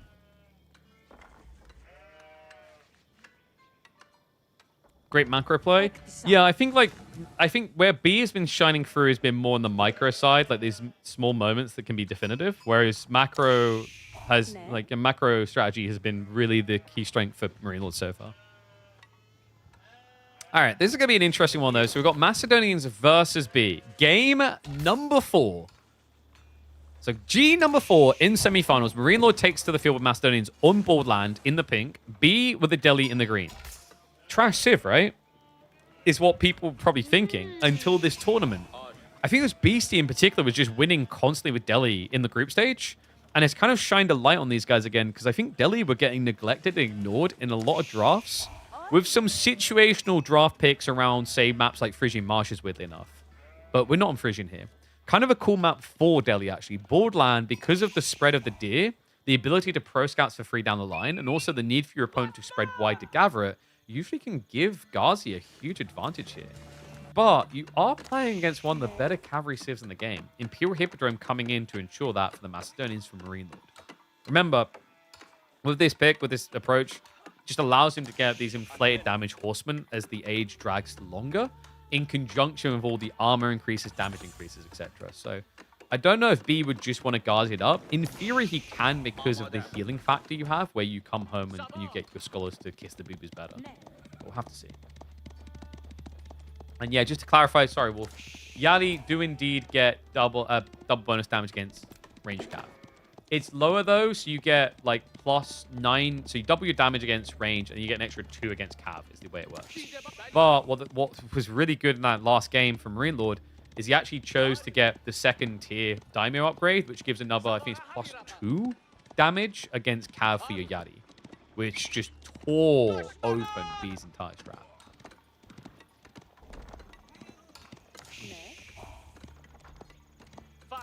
Look at the spawn, though. I mean, it doesn't really matter that much for Macedonians, is what I was about to say. They want the food on the... There's always going to be on the front, the deer and the boars, right? For B, he's very... Ooh, actually kind of a bad spawn. He didn't get any critical resource in the corner. Like, you don't really want gold here as deli, but berries here is a jackpot. Instead, all of his food is kind of front and exposed. So not the best of spawns for the 3D clan member. Now stables being dropped. So it's going to be Ghazi opening as expected. Horseman on the other side as expected. By the time Marine Lord would have 2 horsemen out, he can have a scout out. You can see right there. It's going to take 20 seconds, and the Hippodrome scout comes out for free. The Hippodrome champions have been nerfed across the board. They lost about 20 HP. Honestly, I don't think it was that big. I would call it a shrug at best. It doesn't really seem to have taken the wind out of their sails. At all, actually, from what I've seen. Horseman showing up. We'll just poke him off, but you don't really get the feeling you're going to get any follow-up opportunity here. Right, once the villagers get injured, the scholars can be pulled anyway. And I like that from Rainlord. He's going into Akia Mafia, so he's going to be getting his hands on the premium spearman of the Macedonians. Even sets up on the fort of it, which is really cool. Because what he can do is if he wants to anchor here for the extra food, he can build a 2nd stronghold, and then he can get his hands on defensive arrow sleds. Makes it pretty hard to dive. Not impossible for things like Ghazi, but when you consider the 10 base damage on these arrow slit emplacements and a few spearmen, it's actually quite hard for Dilly to dive in there. Yeah, I think the thing that really annoys people when they play against Macedonians like this is they can sim city it. I.e., if I build all my production here, I create thin passages for my spearmen to hold. And normally just spears on their own could potentially be overwhelmed, but spearmen with basically strong archer defenses, it's a solid 1-2. Are you not trying to go elsewhere for his aggro? Yeah, I thought he'd try and lean towards the tree lines at some point. I guess the rough part is it's not like French Knights, where you can just send one in. You have to send like 2 or 3 Ghazi to really get that wallop value. And that means you're weak on the front. And if you're weak on the front, the Marine Lord will just send his horsemen into your gold. And you need the gold right now for additional scholars. So it's a very weird kind of frontman solution where if you do try to flank attack, what you're doing now, it gets mirrored. And your target is a bit more obvious, I'd say. A little dive in here, but Marine Lord already got what he needed. He got the silver for scale barding. So armor, health increase, going to make his horseman better. And the Hippodrome horseman just spawned. This is a bad time for B. Really bad, actually. His cavalry now suck. I'm not even being unfair here. Your opponent just got +2 damage to all nearby cavalry units. And he has 2 champions which have inflated stats anyway. And then with the scale armor, which is coming through, he's going to get an extra 5% increase to health, which is going to bring him up to about 132, 131 health. Only 4 behind you. While his damage will be close to mirroring with a slightly improved attack speed. But you pay more for Ghazi. So the only way this ends up being good for B is if he can keep trickle trading. This is a great start, though. Finds himself a horseman kill for nothing. So what I mean by trickle trading is you want to go in and poke and get out. Not this. You want to actually survive. Because in a prolonged fight, Marine Lord is inherently favored. But in raids, that's where B can get the advantage. Scholars, maybe a little bit greedy in the step up. He pulled 4. God of Thunder. Heart just being dove on 2. Of course, I'm going to strike them down easily enough. Need to be careful about aggro here. More Ghazi are on the way. You really want to be getting rid of the normal horsemen because the champions are just so difficult to run down. Gonna give it a shot, but you just see that healing. It's kind of insane, actually. 1 health a second. Actually, I think it's 2 HP a second still. It's kind of too good. And by kind of, I mean it's definitely too good. Takes a long time to refill that bar, but still. I mean, double-digit spears. Meanwhile, B, his archer counter got kind of hampered, right? Like he lost, was it 3 archers so far? It's crazy because Marine Lord has been going towards spears for a while now. But the switch up never really came in from B until like a minute ago. I think he was overly confident about Delhi's advantage, which is they can garrison scholars for faster production. Every second matters here, right? You're not getting Sacred Sites now. Dive in. Just for the bypass onto the archers. Spearman follow up as well. Means your own Ghazi and now body block. Need to be careful of that. The archer count, I don't think it's getting there, guys. Not to mention the fact that a Radari champion will be coming out soon. And you're already struggling to beat the double champ. What happens when the Giga champ arrives? He's only got 45 seconds.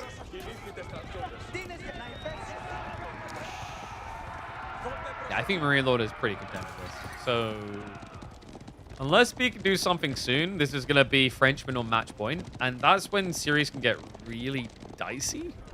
Because your opponent can throw random Hail Marys draft-wise. You can't really predict what he's going to do. That being said, B is a very creative soul. One of the most creative players in the history of the game for sure. So if there's someone who can turn a big disadvantage for draft, being down this many points into an advantage, like he's the type of player.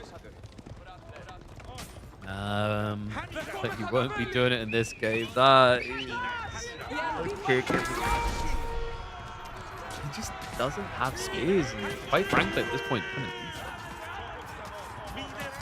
yeah, like your opponent's full melee, so the idea of having like combat healing spears isn't terrible. He just seems so resistant to the idea.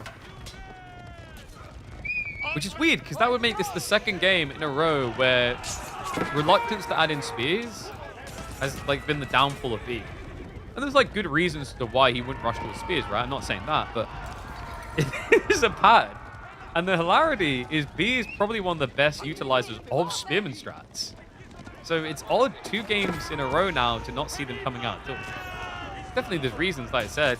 I mean, your spears are just worse, right? Oh, this is grim, man. Dive now coming through.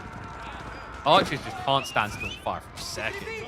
Idle time on the workers. This is so difficult now. You have to remember your opponent has got the Ridari, so he's got the movement speed increase, and then he can drop runestones too.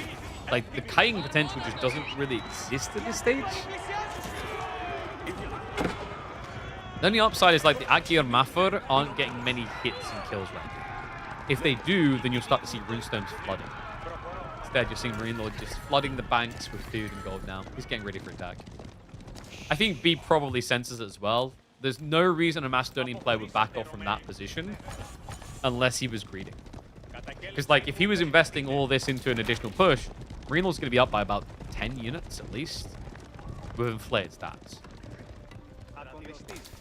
I love the struggle. Remember, these, like I said, they're static defenses. He hasn't even researched it as the crazier part, though. He didn't, like, want to waste resources, right? But, like, down the line, he could get it still. And it also now would have the range to just block a scholar from securing a sacred site.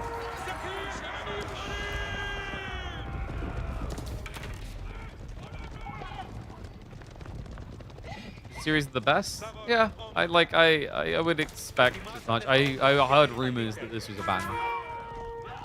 I felt bad I wasn't able to see it. And Golden Horn Tower on the front. I think you got a brace on 1 or 2 of those Ghazi, right? The horsemen are so low.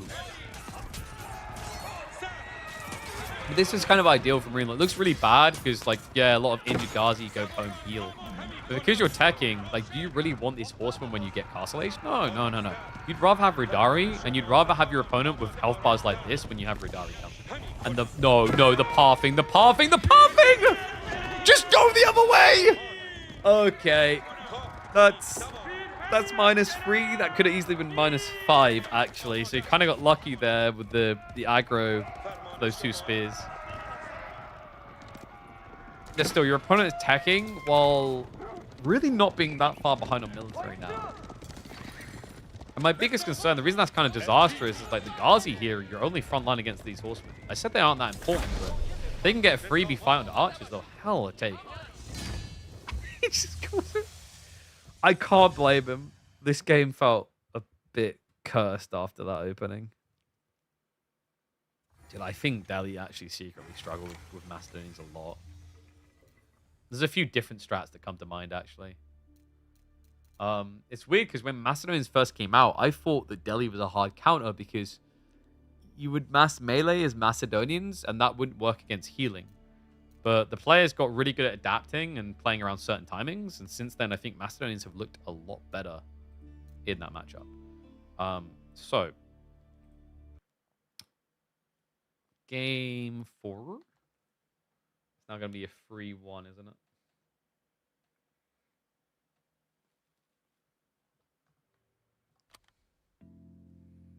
I'll run a minute of ads now as well. Get them out of the way. Is game starting? It's really slow on opening the game again after closing with this solution. I think it's because it waits for it to like confirm that it's closed before it relaunches. Oh, by the way, my favorite pastime at the moment, guys, when I've got a little bit of spare time, has been chasing the all achievements completion of Dynasty Warriors Origins. I think at 70 hours in, I was like, yeah, this will only take a few hours to get the last trophies. I'm now at like 120 hours. And I'm still short of the trophies somehow. All right. Let's go ahead. And get ready to roll. Of course, they'd be on the opposite side this time.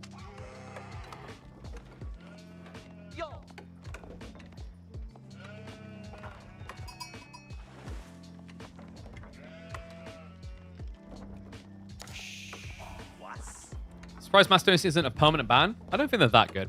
There's definitely higher priority bans. All right. Well, no, it is time. Knights Templar has been unleashed on LAN. We head into Kalauga with B manning them up. Iraq's Dark Age opening up against Marine Lords Pink Order of the Dragon. And this is do or die. B has to gamble correctly every single game because he faces elimination here in semifinals against Marine Lord otherwise. Interesting one, actually, guys. Dark Age on Dark Age aggro involving Dragon.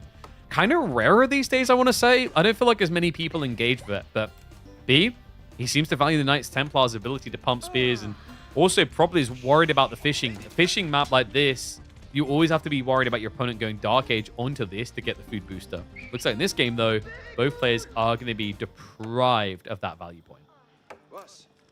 Yeah, Marine Lord, like this, though, I think he has the correct move 100% here. I think where Dark Age rushes are kind of weird for Order the Dragon, the unit is very, very stacked, very strong. But where it can often backfire is when you attack first, because you just tend to get outnumbered and swarmed a bit. Right? Like, what are you going to do? Dive onto the gold workers and then find, like, 2 spears waiting for you? You're going to take a lot more damage than you're going to deal.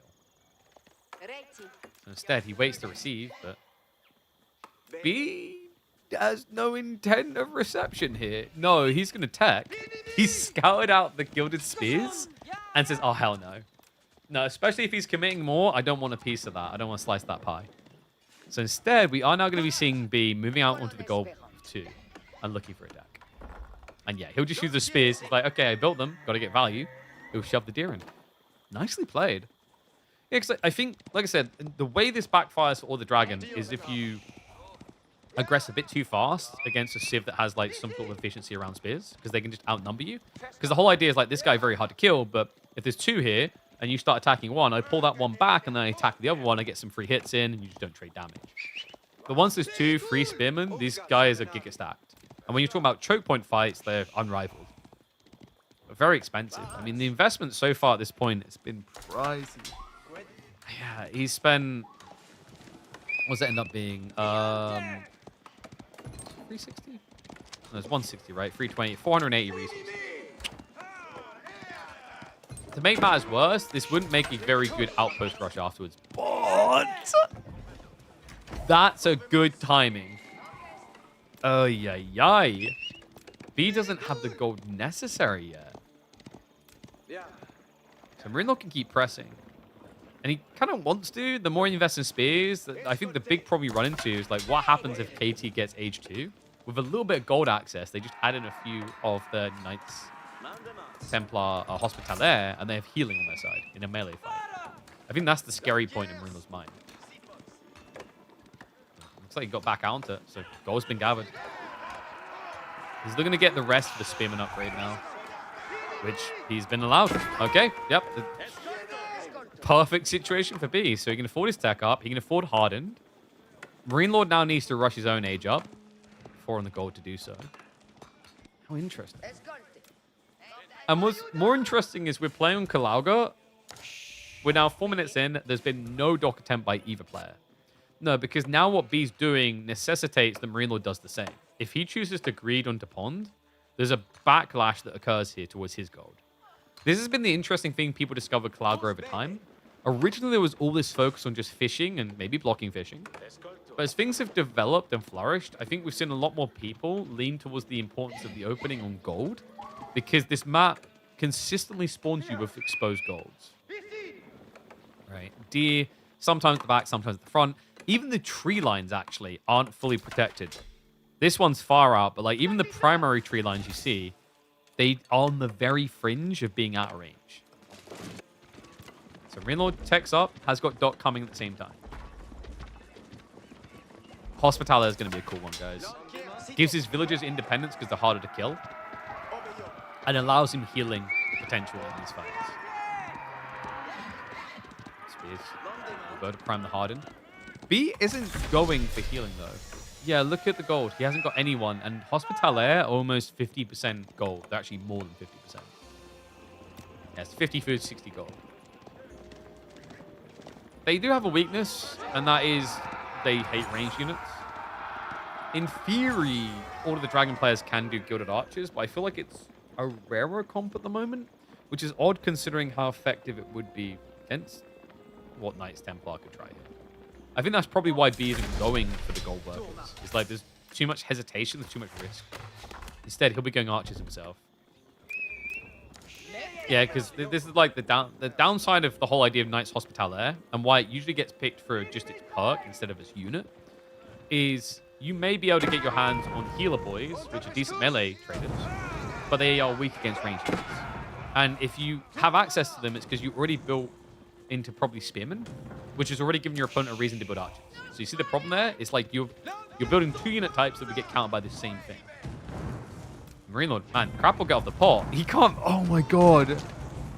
He cancelled the Archer ship to go demo, then cancels the demo to go Archer ship. Meaning no value. Fishing boat's going to get sniped. Doesn't even try to garrison it. And this is hard, guys. You can't trade Harbor for Dock here. The Harbor has armor on it, and it's got more health. It's such a hard kill. B has been a little bit paranoid to an extreme here, by the way. Yeah, he's getting the widespread. But it works out because Archer ship now can't really get kills. And the dog is definitely going to push. Meanwhile, other side, barely damage done. So fishing secure for B, none for Marine Lord. He'll snipe out a Spearman or 2, but whoopty freaking doodah. It's just not worth. Really well played by B. And, you know, it comes down to that micro again we talked about. Like, the micro around this dot just guaranteed he wasn't going to be raided or hit down that easily. Meanwhile, Marino blobbed, went in, discovered an Archer ship, straight away has to leave. But, like, it is a tricky thing, because although Gilded Spearmen do more torch damage, you know, it's not double. It's 21 compared to 13, right? So you're actually missing out on 3 torch damage. Then you add in the fact that this has fire armor, 500 more HP. There is never a world in which Marino was going to get that kill. I think his hopes was to force an Archer ship commitment, but because he now lost his dock on the north side, now you're kind of screwed on both, right? Because you force your opponent to put an Archer ship to block your fishing south side. Meanwhile, he continues to aggro you north. So this is where fishing gets really snowbally in games. It's like you're being blocked out of one side and contested on the other. Where is your upside? And notice the focus on getting central docks, by the way. That's because you lock in 2/3 of the fish on the area, right? Because you want to keep this as a backup resource for afterwards. Otherwise, if you start on your safe resource, you're both going to contest central at the same time. It also just sets you up for nice standpoint. If your opponent does come to fight you in the center because he went that same dock side, you've now got the defensive structure, the healing structure, and the production structure all in the fight. Ship coming out from Marine Lord. Heavy investment there, but it's going to work out. If Marine Lord shoots, please shoot. Yeah, he gets it. Oh, the healing was just tricking in at the end there. Not quite enough. The pilgrimages are crap when we're getting off the pot if they can't make up their mind. Wait, did the pilgrims bug again? Please tell me they didn't bug again. Sometimes on this map, pilgrims bug out and they'll move to one sacred site and then switch to the other and just not do anything. I don't think it ever got fixed. But, hold on a sec. Oh! That was close. So, remember, pilgrims, fun little thing. When you choose Knights Hospitalaire, their health gets increased and their movement speed gets increased. And that movement speed is an exponential inflate because when they get attacked, they move faster. But because they are now inherently faster, they're even faster. Still wasn't quick enough. And we are getting those Gilded Archers, by the way. But finally, we're seeing a few of the Hospitalaire Knights coming. I still feel like they need a different name than Hospitalaire Knights. The name doesn't really make sense because anything in the game called a knight is on horseback. Hospitalaire Arms? What other name could we give them? Hospitalaire Healers would suggest they only heal. The problem. Hospitalaire Zealots? Need something. Sprung ship now. Oh, good block, B! Oh, he stops the archer ship getting away entirely. The demo ship is now on the way, though. Needs to be careful of that. Needs some healing. And that's going to be a sunk blow. 28 HP. Yeah, he was only 4 HP off of surviving that. And if you're wondering why was he so tanky, remember the harbor also buffs the health of nearby boats by 15%. That's why. Still was not enough.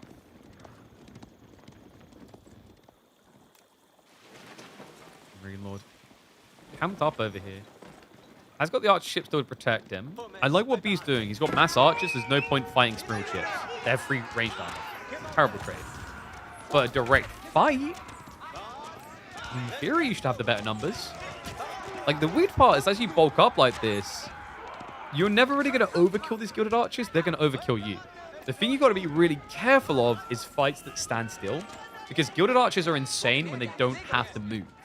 Like, actually, one of the big things pros hate about Gilded Archers is the micro of them. The efficiency of, like, moving your troops is inefficient with these units. Because their attack speed is so low at 1 attack speed, if they're moving, they're losing DPS. So that's how you can kind of exploit them. It's difficult to do that wholly. I think the devs realized that. That's why they gave them 0.5 extra tar range. So it's very hard to just exploitatively kite them. But if you're able to press them and force them to start retreating, that's when I find Gilded Archers just kind of start to look like a wet farm. Hold on a sec. Demo ship. Oh, whoa. Hold up. Archers are chasing. May need to engage the Gilded Archers. B getting a little bit distracted here, but the demo will get the detonation. Heavy damage done there. It's going to send the torches across. Gilded Archers are going to get engaged by the Springle ship, which makes it a bad fight for them. A few fishing boats are getting sniped, though. Nicely played there. What is going on up here? No, he sees it. He knows. Marine Lord is out on fishing with villagers. The Springle ship will win this fight. On land, he's already lost the engagement. This is done. He's cooked toast. If B just heads up, he's going to head back for some weird reason. But he's already won the land fight. Humongously so. Damn. Really well played. That looked disastrous at first when his archers were running by the Gilded Archers. But even then, it just kind of came down to what we said before, where like these Gilded Archers are probably going to overkill a lot. And thus underperform. And that was the perfect fight for them as well, just standing still. I think at this point, kind of economy diff, right? He's at least getting the shoreline fish, but he's eating through them fast. Right? This is a very limited burst. He has got the south side, in fairness. Fun's coming in again. Springle ship has been queued. Archers will look to push onto the galley. Burn's going to start coming through, but Springwood should be able to push this away. There's a demo. I think it's on the other side, though, yeah. Okay, maybe Marine not quite dead yet. He's holding on water, but land is a travesty. Land is non-existent. And he's resorting to the gilded meta-arms to try and recover it. The scary part about this, a few meta-arms diving 20-plus archers is going to be a slow but impressive death. So you kind of need to make sure you've got enough food to bulk this up to like 7, 8, 9.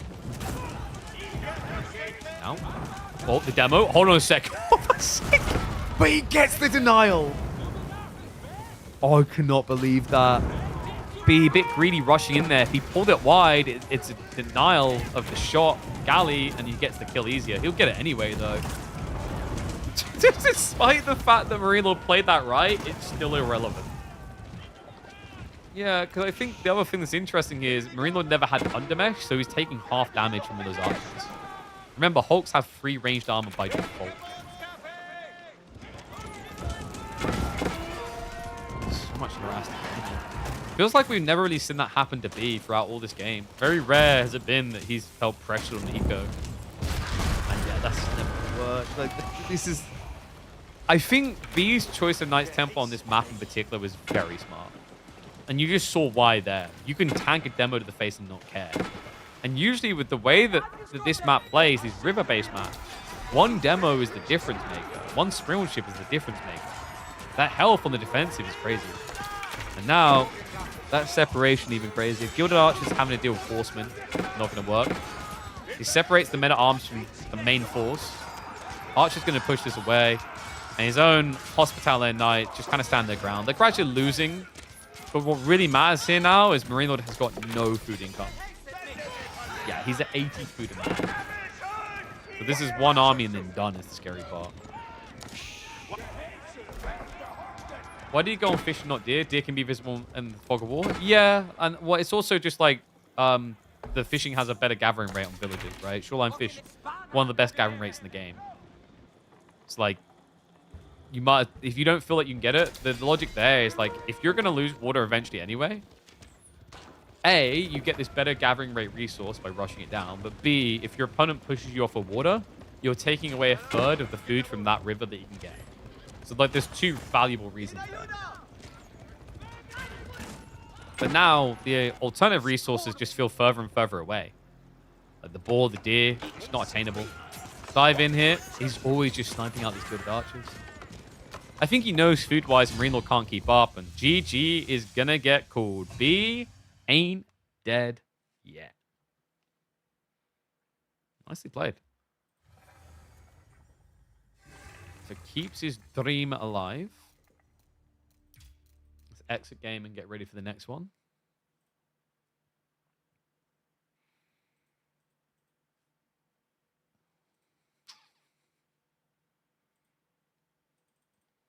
Oh, by the way, did Dawn of War get a release date? I think it did. Right? I could have sworn I read something somewhere about that. I need to double check that.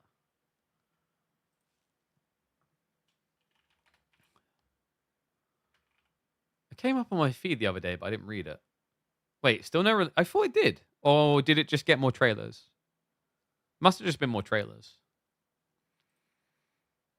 I find it a bit suspicious that Dawn of War 4, that they've been hyping up for a 2026 release, halfway through the year still doesn't have an ironclad date. Right? That's a bit weird, isn't it? Ooh. Lancaster versus Shushi Frisian. Now that's going to be interesting to see. Because Lancaster...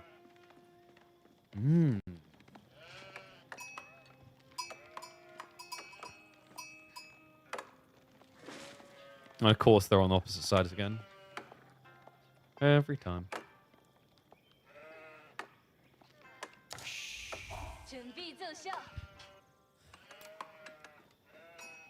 One and all, if you're trying to learn House of Lancaster, I honestly think there's only one player to watch right now, and it's this guy in the green.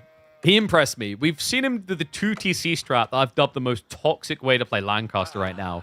But he's going to have to try someone different. We're on Frisian Marshes, a map all about fishing and all about aggro.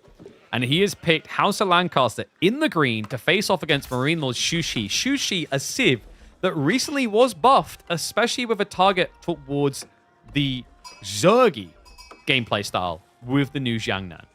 I gotta say, this feels like it's going to be a full feudal blood buff. Yeah, both of these sides have strong feudal strats. With Lancaster, it's all about their ability to get that extra health online with the Lords of Lancaster. On the other side of Shushi, it's all about bulking army to just get more army, because for every like 2,000 resources you spend on the Jiangnan Temple, you will get about 600 resources back in raw units. And it is Dark Age aggro. Makes sense. You'd be expecting Shushi to maybe try and play for a pond. But the problem you run into is Shushi is one of the best civs at not touching gold and teching. Why, you might be wondering? Taxman. Because of A, the taxation generation, and B, the discount on Tang Dynasty tech ups, Shushi is more capable than any other civ of just ignoring Dark Age aggression. See right here, only 170 gold required. And because he'll end up with surplus food from all that gold drop-off, he's going to be adding the spears. There was a trick. I never really talked about it in my cast because I kind of just didn't want more people to do it, and I was hoping it would get nerfed sooner rather than later, where you could basically drop off like 1 food and get 1 gold. That trick has been fixed now so that you can't exploit the taxation system to make Shushi Giga broken at fast decking. Yeah, it used to be that you could drop off 1 food and get 1 gold, if I remember correctly. But they recently changed the system so that if you drop off 1 food, you get 0.1 gold. And it correctly tracks float over integers, i.e. it can do decimals instead of rounded numbers.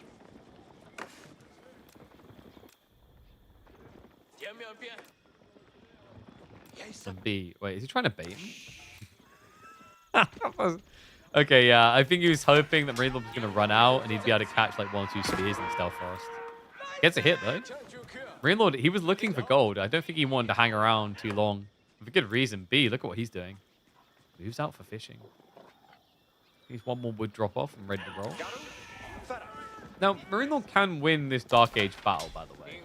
On the raw food incomes, although Lancaster gathers quicker from sheep, Shushi just get more food. And the trade-off there is that Lancaster will run out of food before Shushi should. Not to mention the production rates. If you switch supervision between the buff gathering rate and the racks, you can see you just pump out much quicker. But I think right now he's actually supervising the mill. By the way, feedback for the devs. This needs to be how it works. I don't care about the eye on the taxman. The eye should be on the building. What's he supervising right now? Can you guys tell? The racks, right? Watch the food numbers. It was going 12 instead of 10. He's been supervising the mill. But because of the way supervision works, if you're in range, you don't turn.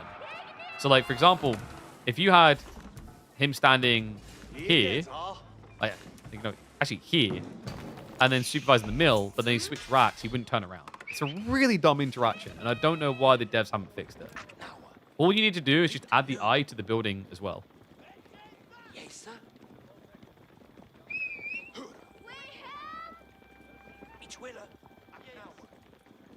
So just got to put my camera on so I can watch my son.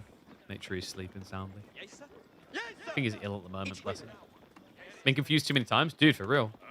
And sometimes, like, you as the person playing China or Shushi don't know what you're supervising here.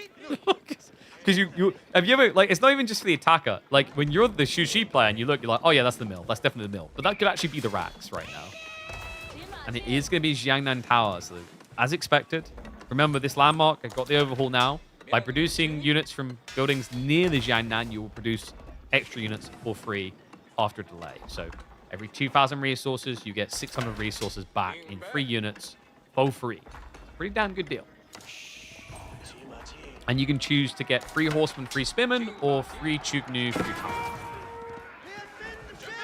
Maybe you should become a dev already, then all our problems will be fixed. I used to be a dev. Boring.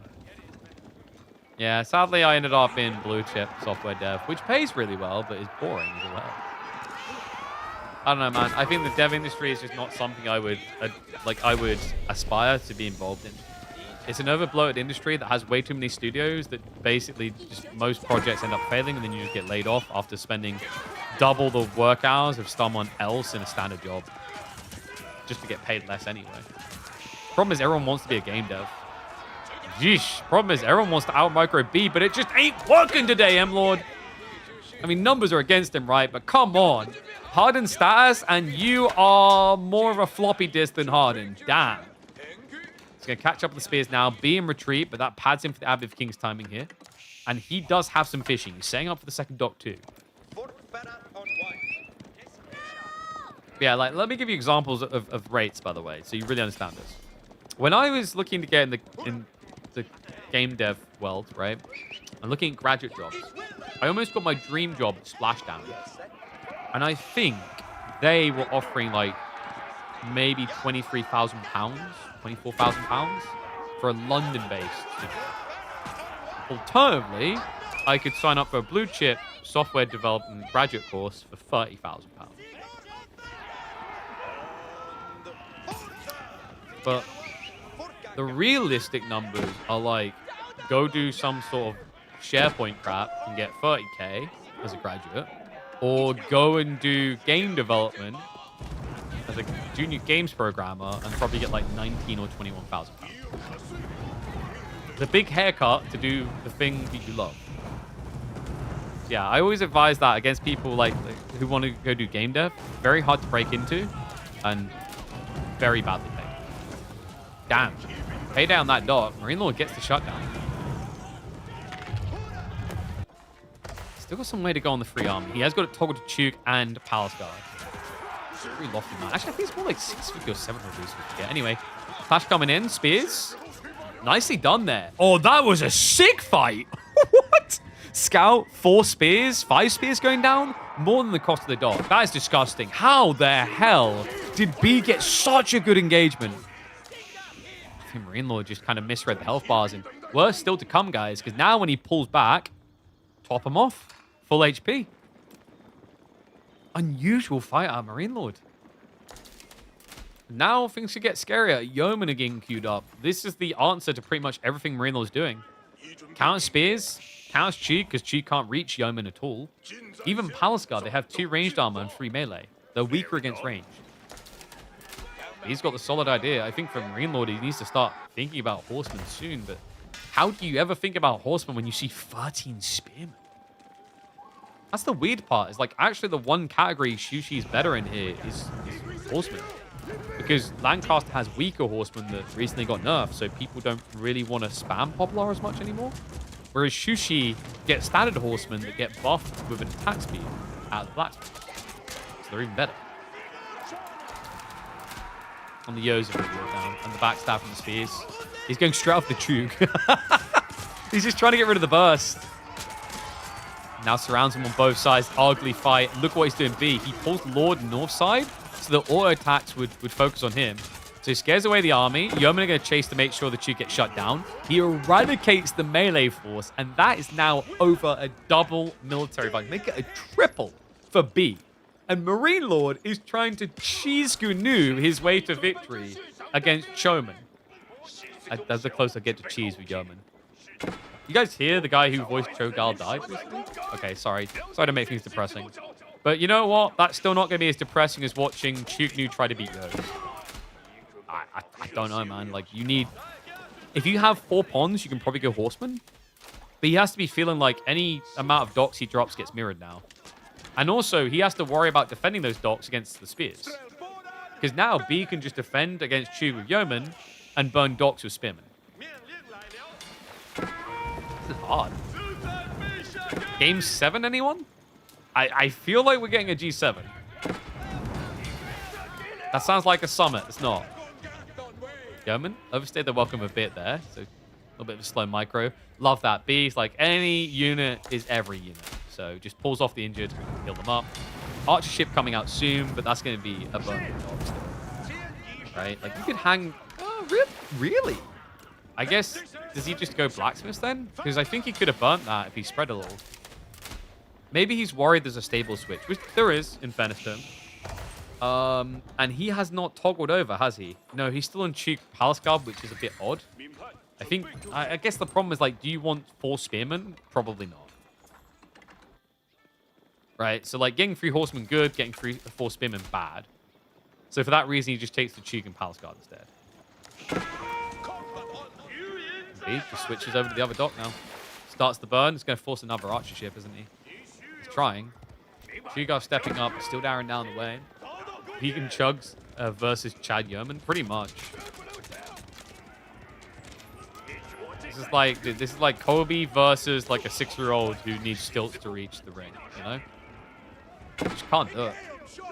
Slower, less range, less health now because of the Lords. I'm gonna sack the spears a bit. Not many horsemen. No undermesh either. Kind of concerning. Yeoman, they're about to get a damage buff. And he just A-clicks in.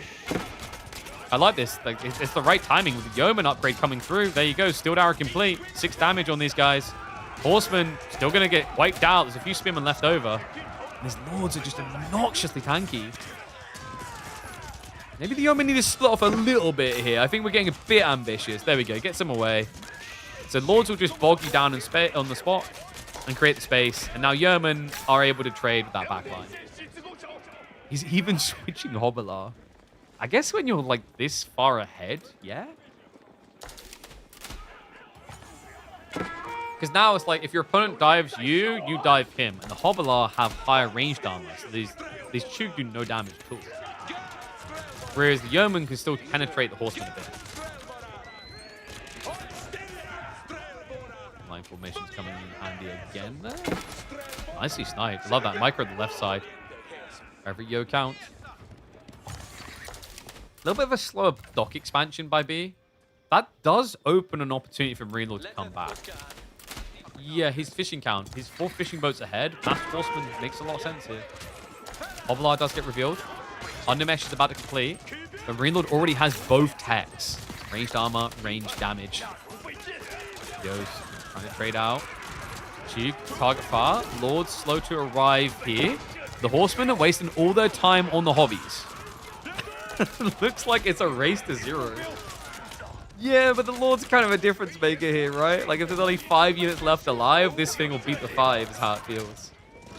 Not even close to 5 left alive, though. Decent chunk of Yeoman in the fight. You need to be careful about trickling out Chug now. 5 kills. Getting Taxman would be big here, and he will find it. Nicely played. Hobbler switching over, and that's going to be idle economy. Marine Lord.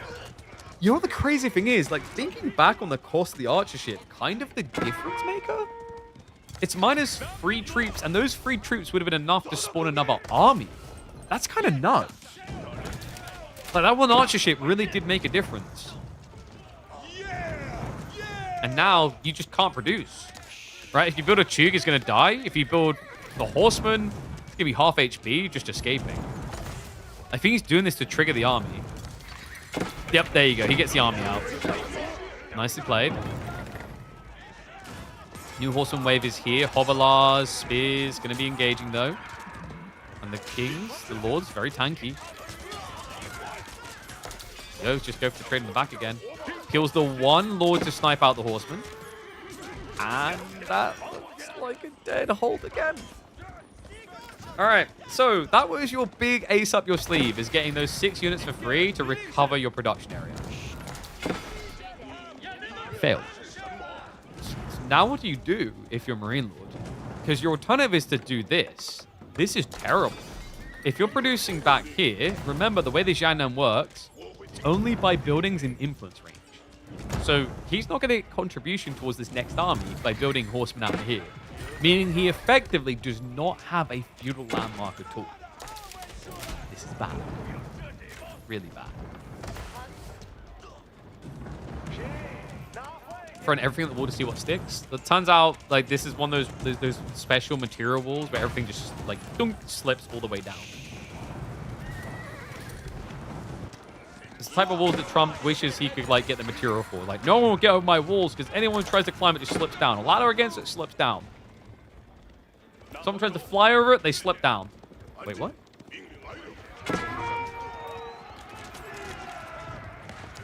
Village is not feeling safe. 20. He even went for the Bloomery, so the +1 melee for the Hobbler. I mean, where are the Chug, right? Like, you've got no backline anymore. We're going to a game 7. Buckle yourselves in, boyos. B is not dead yet. He's looking to surge forward, looking for his best performance on LAN, his only performance on LAN internationally, and he's one game away from beating the boogeyman of the bunch. Freaking let's go. One game. Let's see what we're going to be getting.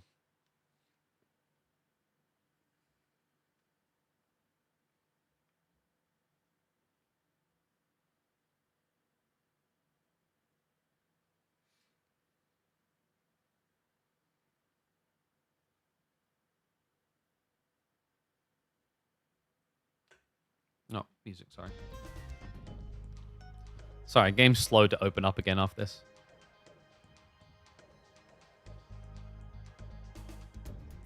And obviously, I don't want to spoil things for you. Am I related to Richard Hammond? That bastard walked out of my mum 34 years ago. No, I'm kidding. No, I got no relation. Yeah, I'm like the version of him for games instead of cars. Because I crash it. Nah, I'm kidding. I don't. I got a good PC. Anyway. Should we get ready for this?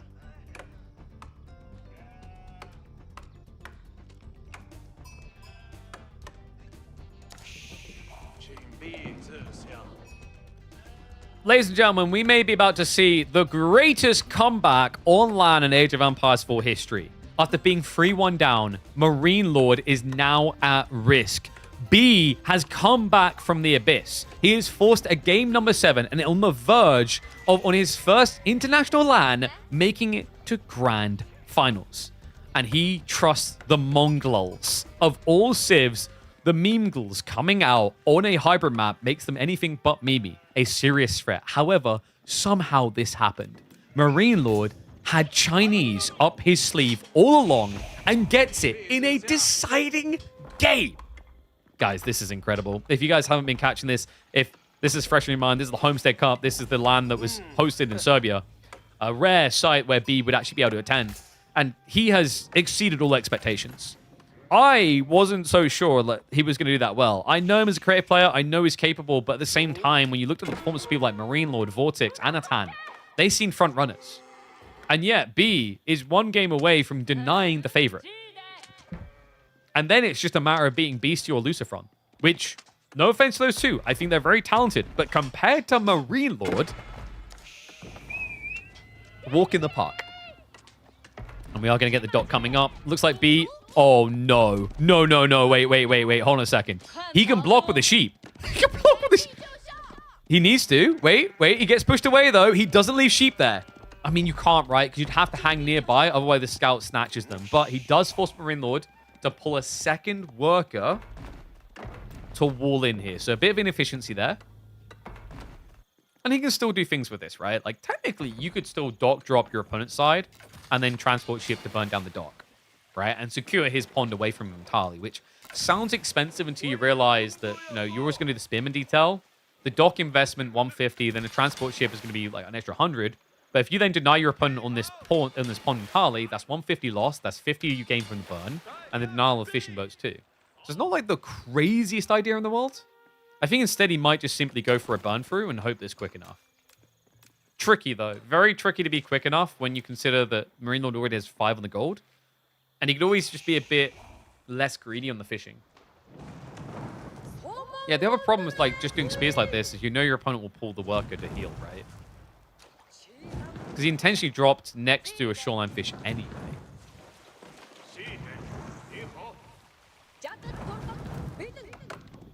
No cheeky Giga Brain dock drop shenanigans. It's just going to be safety for B as well.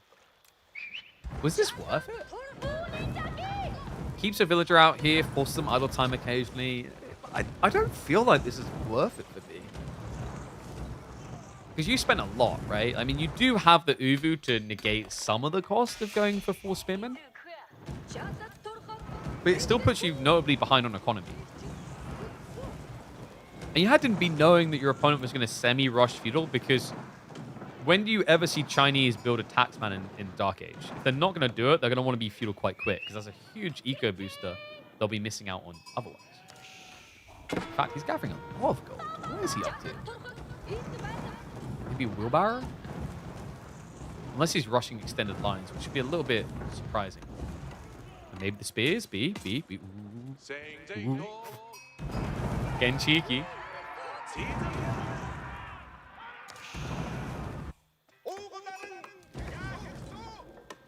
Other side, of course. No counter pressure coming in. I mean, like, how are you going to counter pressure this? The weird thing is there actually was a time where China could beat Mongols in Dark Age. Do you guys remember that? It was back before they buffed Imperial Academy and we started getting these no Imperial official builds. Because you could supervise production and then you'd be supervising food otherwise. So you'd be able to pump more spearmen than Mongols. But here's a burn through on the wall. He forced the villager back entirely. He had to lead the wall left, so I don't know if this is going to be quick enough for 4. If it was 5 spearmen, 6 definitely. 4's a bit dicey. If he gets a perfect split, there is potential. Especially if Marine Lord doesn't have the wood. There we go. So slightly delayed. B hasn't started his tech yet. He's actually over-gathered. Deer Stones has been queued.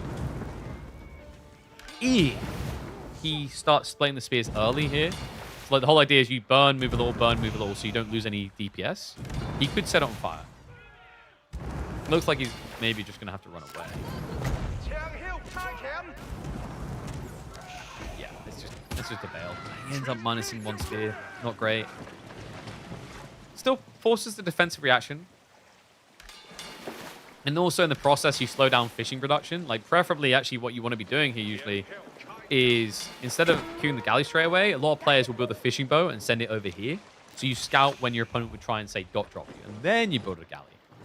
But obviously different affair with the spears on that.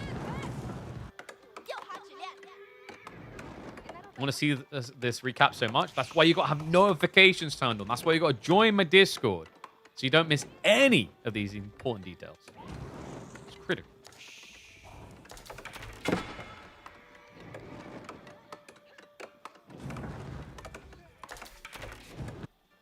What does B have as an advantage right now? Yeah, I was about to say, you could go second pawn sooner. That is a pretty decent advantage, and it's kind of balanced out by the fact your opponent spent so much on the junk and then the archers afterwards. And I like that he gets him out now, because if your opponent's going archers, he doesn't have a way of burning docks. So he actually did play the dynamics quite well. Now, it's not going to be that much of an advantage. We can already see Marino setting up his own second dock, but it's a little bit of a favorable situation, you could say. Can't. Oof. If he'd only been there a little bit sooner. We'll just scare the villager off, but dock is already up, so Marine Lord got what he wanted. Dude, if he was there when that was being built, that's -1 worker, which is huge. Marine Lord now with the speeds. I guess he is looking to stop the docks. Which is a bit rarer, I want to say. I feel like a lot of the time, people just kind of find their way into castle. Tell them to attack each other? Dude, bro, they've already been attacking each other. You sleeping?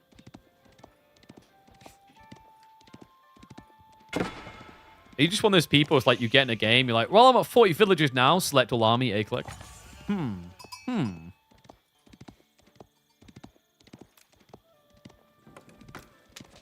Keshik production for B. To be expected, right? Like when you've got fishing, it's your best opportunity. It does make sense when you see archers, but I think Marine Lord baited him with that. That's why you now see spears following up. Like he was ready with the racks before the Keshiks even began. So first grouping out. One concerning thing here is you want to be very careful about where you extend your docks. You know, you're going to want to keep them tight instead of building them wide. Because if you build them wide, that's where the Keshiks get an advantage. That's why you see B done it. Because he knows, like, do you ever want to be building a horseman into Keshiks? No. So if he builds the dock wider, it's much harder for Marine Lord to, with infantry, go that far out. And also, it just makes the follow-up docks easier, which you'll want down the line to be more efficient with these stacks.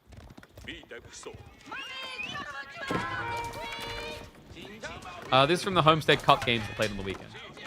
A lot of people aren't able to catch on the weekend, for whatever reason.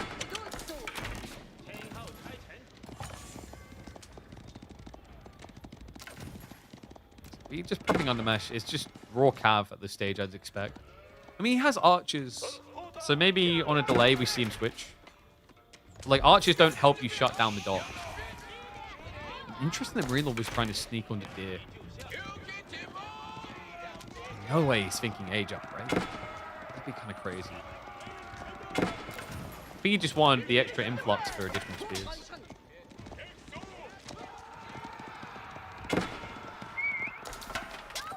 He might even be able to afford double archery at this stage.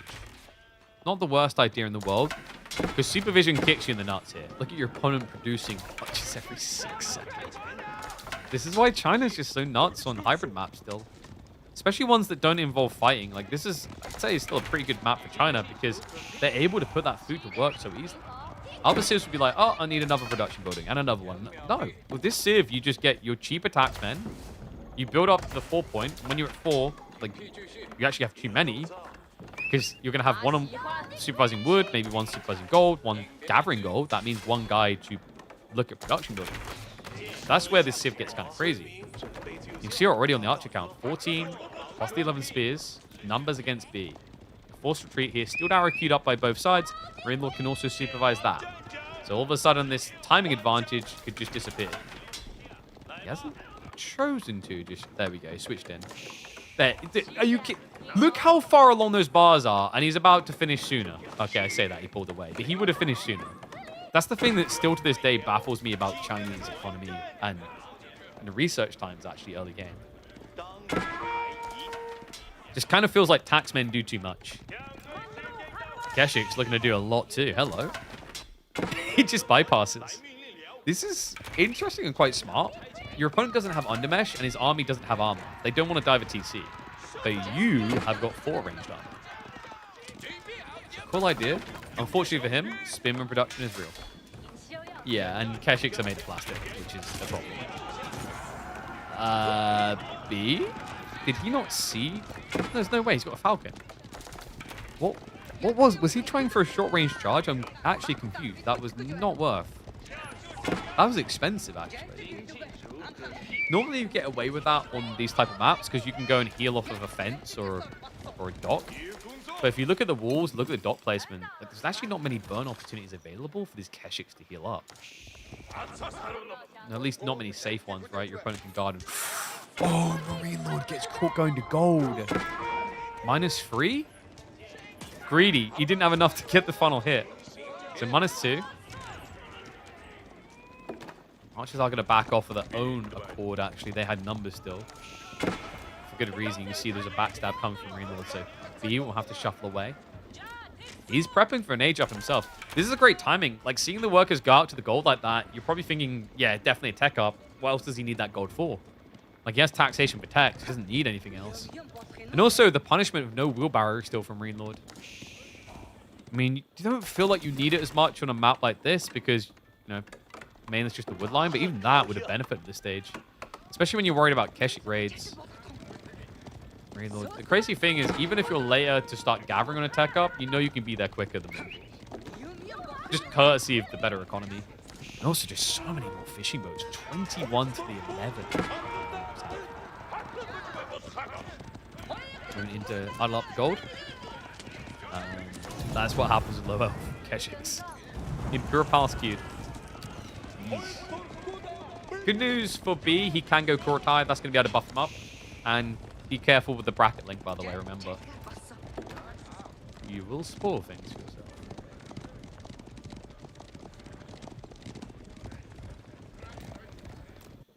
Okay, so who benefits more from Castle? It should be B. It's Kortai, right? So opening-wise, more favorable for him, but prolonged Castle is kind of scary because China's just got better economy right now, big time. So I'm expecting a lot of Lancer production to be coming through. Veterancy obviously gets queued up for archers as a priority, 20 seconds out. But there's the stables. That's really what you're going to be honing in on here, is his ability to pump a lot of knights. But he's definitely looking to get aggressive. He just researched pack-up tech before Kortai completed. That'll allow him to move his landmarks forward quicker. Has he replaced with outposts? He has not, so can't really justify the deer stone unless you want to lose a lot of efficiency back. Might not need to. Your opponent's kind of coming to you. He's trying to exploit the window. You get veterancy fast, your opponent does not. But your opponent has Kurotai, which is like a mini upgrade. Your health still doesn't increase, but your damage will. this rate, though. At least got to get the Keshik's upgraded. Marine Lord, wouldn't mind seeing him drop a monastery right now. He has good map control for the moment. But he seems to be honing on just winning the night game, so queues up more stables. It's like the weird thing quite often with Four Lakes that I was highlighting before. It's difficult to get those meaningful values out of like early raids as much, I think, sometimes. And you do just quite often find people hunkering down for this type of moment. It's like you'll get an epic big fight quicker than you would understand Dry Arabia. But the build up towards that is usually just to show your face and back away type thing on both sides. Right, it's like, are you building army? You're building... Okay, I'm going to leave then. If you're building army, I'll build army, and we can just stay like this. That's quite... You know, definitely I feel like land maps can do that a lot as well. But I feel as if Four Lakes is more inherently likely to do that because of how scarily fast your opponent can just reapply. Like, if he's being greedy for a moment, all of a sudden just inject another 1,000 food into, like, units. That's especially where China becomes even more volatile for that detail. I think the scariest thing about playing against this Civ is you never know if they're being greedy or aggressive.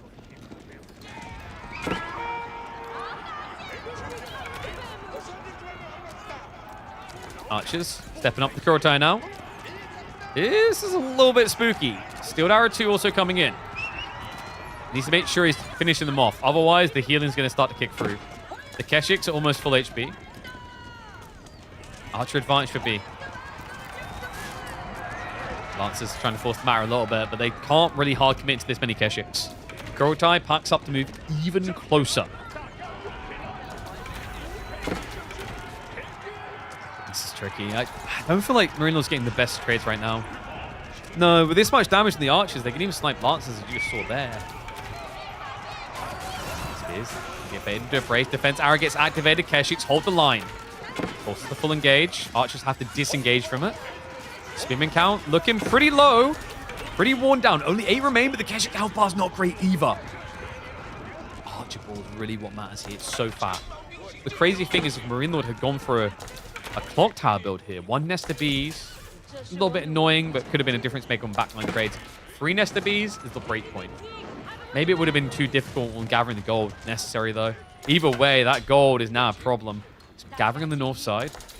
Hasn't been locked out entirely, but his primary and his secondary options are now denied. Kurotai can move up further. That's going to allow him to rejuvenate the health if he does so. He also has got Deerstone coming. B senses the momentum in his favor. Be careful that night count, though. You see Marine Lord is catching up. However, Marine Lord also, I think, has some problems here. These deep water fish, I think they're getting over-tapped a little. Yep, there it is. Look at this. It's so far out there. So that's a lot of idle time for him. Meanwhile, B may have less fishing, but less travel time too, right? Yeah, he needs to rebalance between these two here. He also has shoreline fish, which could give him more burst. Relics are being picked up. We talked about it earlier from Marine Lord, but the weird part is he kind of waited to gather relics until he started to lose map control. It's unusual that he actually managed to even secure 1 on the mid-map for that. It's a good start for him. Kurotai is now rotating. Army size neck and neck, but crossbow count increasing. While Marine Lord relies more and more on archers. Not the worst idea. Jack of all trader in this situation. Especially with that damage buff. 11 damage. Lancers cap out 6 ranged armor. Still almost half damage through. Burns from the Ford villages. Deerstone has basically become Chinese. And the Lancer charge forward. Forced retreat here. Almost out of Deerstone range, but defense arrow again. Such a clutch arrow coming in here. Keshiks hold the line. They've got a bit of a concave going on. The Lancer count is not high at all. No, the archers actually tanked the first part of that fight. Lost a lot of range units, but guaranteed that his heavy cav is still very much alive.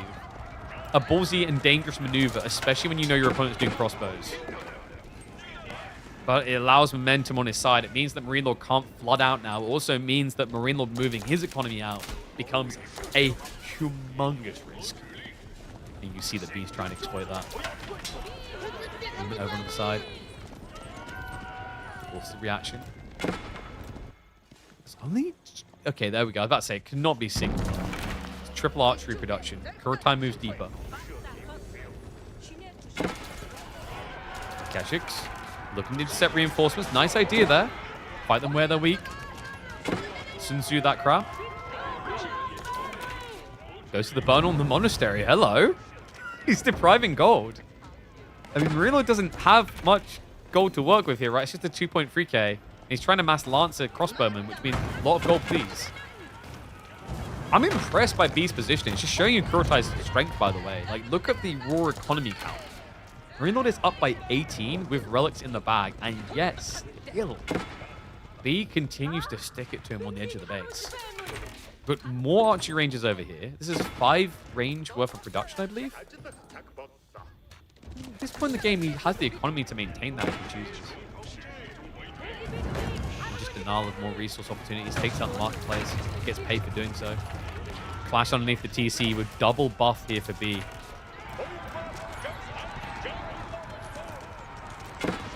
Green Lord. Looking crossbow archers 50-50. The knight count is what scares me. Keshiks have double in count. They show up, they scare him off. It's just all about allowing the archers to do their business. And now the dive. Defense arrow again. Every time that ability gets activated, it gets better and better. This might be the most underwhelming one so far. And yet still, the numbers decline at equal rate. Archers may be overextended now. So fall back into the choke point. Keshiks. Gotta be careful of that raw crossbow ball. Kind of feels like B is A-clicking into the lances a lot now, actually. So is forced back. Problem now is Marino can't burn the landmarks. He's only got about 12 melee units. The rest is range. It's actually really frustrating. I wonder if that's part of why B is so fixated on the melee and just attacking them each time. It's just prevent, deny. And we do now have the Khan Hunter. That's a sick switch up. It's been missing the whole time. He now outranges. Oh no. This gets really annoying for Marine Lord. He can get kited perfectly now, which could force him to over aggro with limited front line. Because the idea is like range trade should be better for him with the way that B keeps hemorrhaging archers. I say that, somehow he's back up to 40 again. Archers become better than crossbows under the influence. Yep, getting drunk as a superpower. They have 11 base damage. The crossbowmen are 11 and plus 2, but their attack speed is worse. It's 2.12 versus the 1.62.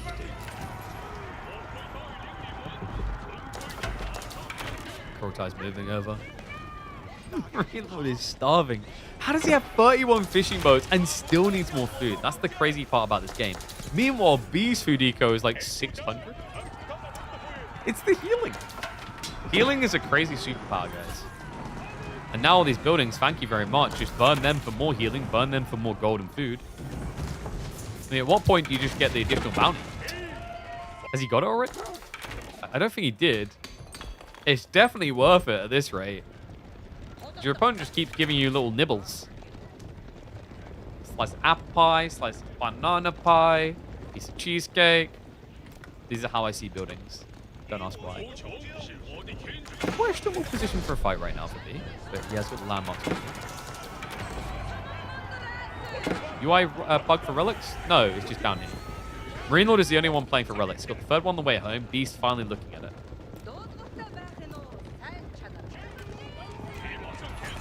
No, when you see the relics up here, that's a cow UI thing. It's like, I think the one big improvement over default UI is probably that. I know someone talked about that earlier. Yeah, I think there's some cool things about that custom overlay and some things that I'm not as crazy about.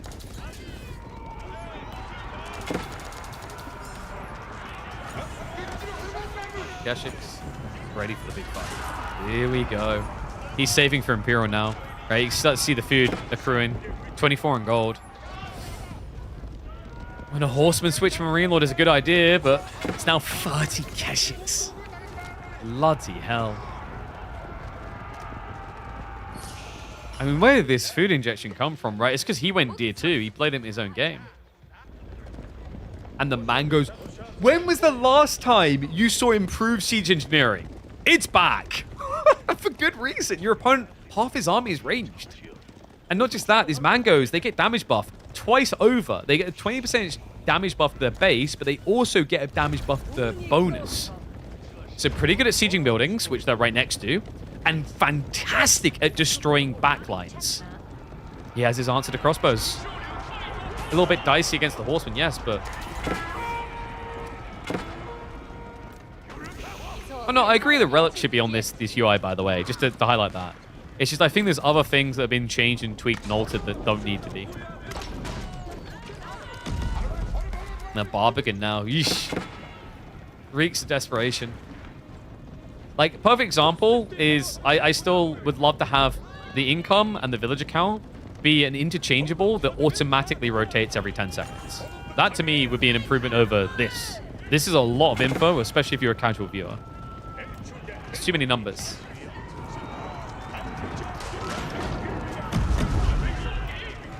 Speaking of too many numbers, both players have got to be thinking Imperial now.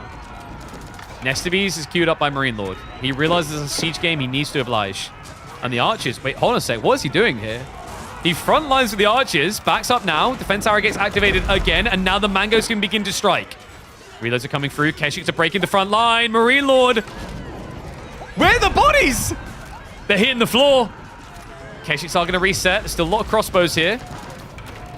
He barely lost any heavy cap. He was at what, 34? Meanwhile, all the front line from Marine Lord gone. Just back line. B's about to be that dog with a bone.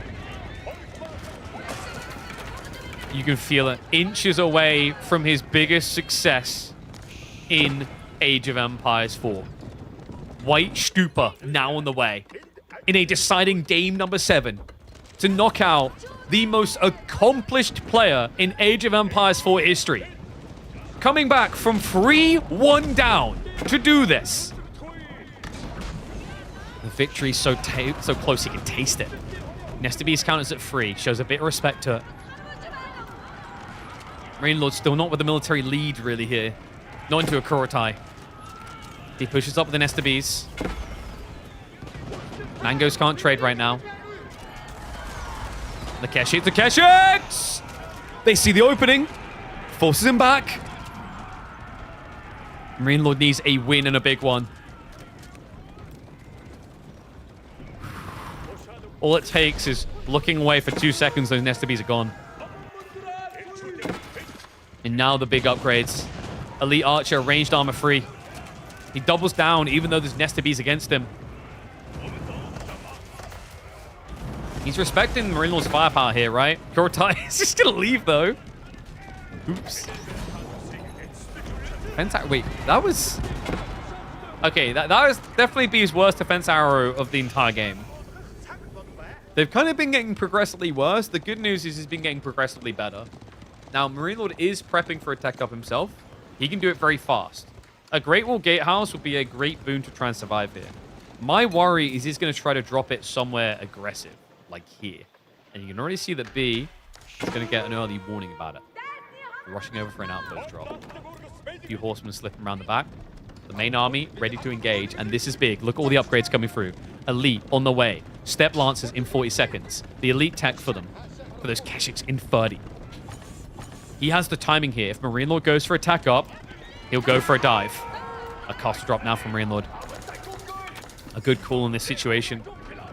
B also now thinking about Sacred Site control.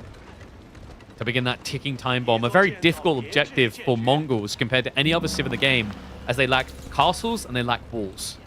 And hand cannoneers now also getting added in. Hand cannoneers that will benefit immensely from these Kurotais. 8k gold almost tapped, by the way. Sheesh. It shows you just how many Keshiks he's been building this game. And there it is, Great Wall Gatehouse, but its positioning is questionable. He has to secure the farms. I mean, not unusual. Most Chinese players do this, but in this type of game, it now begs the question, where are you getting your gold? Good luck finding the positions. Other fort here, White Stupa, generates stone. He's creeping up with outposts. Outposts that you can get cannon placements in. And what is up, Real Agent? Appreciate the gifted subs, mate. Thank you very much. Enjoy those, folks. What a legend. What a legendary game. There's that cannon placement I just mentioned. Marine Lord doesn't have cannons of his own. And now the charge comes through. The movement speed arrow! To hell with defense arrows! That's what you need! He has no hostage on the archers now. Marine Lord, he could rebuild the nest of bees. It is an option. But gold is hard to reach now, right? I mean, he's still got the 1.6k over here. Use up his elites instead. I think that's the other problem. Rebuilding nest of bees when you need all this gold for elite decks. Good luck. Horsemen are rotating wide. This would be a great find for him. Meanwhile, the castle in trouble now. Keshish with the dive. No pulling oil. Mangonels are being targeted. So let's talk about the mangoes. They never received the upgrades. They didn't have adjustable crossbars, so not actually that important. Not enough firepower to burn that down, so it does back off. Horsemen, in the meantime, are going to get some damage done here. Other time, as well as kills. This is a great raid from Marine Lord. B, the villagers just have to keep running. The veteran horseman into a elite soon, not worth fighting. Keshik's do now arrive. That should be the mop-up. In fact, he actually said something grave. The villagers are essentially just kind of body blocking your potential retreat there, so all horsemen now down. Military advantage would be. Economy advantage with Marine Lord. But now the cannon emplacement's a problem. You just lost all your horsemen. The cannons. Real big boy bombard just came out. Now push back. He's got the Yam as well. You can't really disengage from this. The problem. Crossbows slow you down. And the Kurotai with the bombard. That's now the answer to the castles. A scary answer at that. Elite for the horseman has been queued. That's going to be coming in 30. Direct fight's feeling awkward right now, though, from Marine Lord. Especially that Kurotai buff. Incendiary arrows is going to be the final cherry on top. He has actually still got room for +1 damage on the range, but remember, Kurotai plus the Incendiary just giga stacked. Even the horsemen begin to melt against that. Khan is going to go down. The defense arrows just let's stop doing them, right? Let's just go maneuver arrows. They look better. Nest of Bees nerf, there's cannons. If you build Nest of Bees, they're going to die to cannons at this point. That's why. And, like, your problem is just as much Keshiks as it is, like, archers, right? He also needs front line, because otherwise the Keshiks can shut down crossbows entirely. Like, you saw that maneuver speed done earlier to the Nest of Bees. It's very difficult for Marine Lord right now.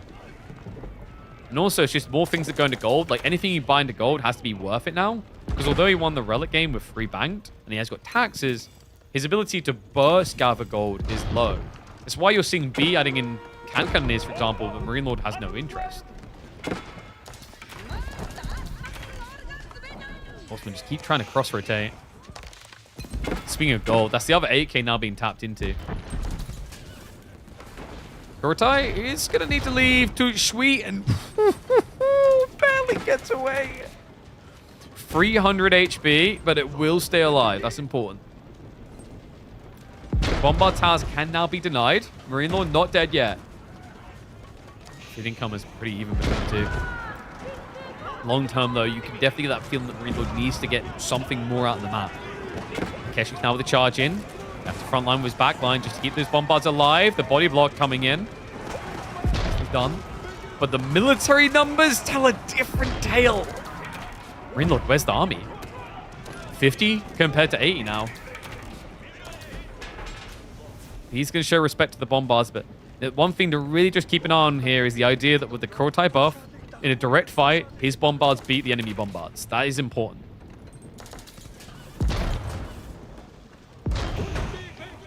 It's crazy. I feel like Marino's in a position where he's just... You want to say he's over-gathering, but he's not. He's using the resources.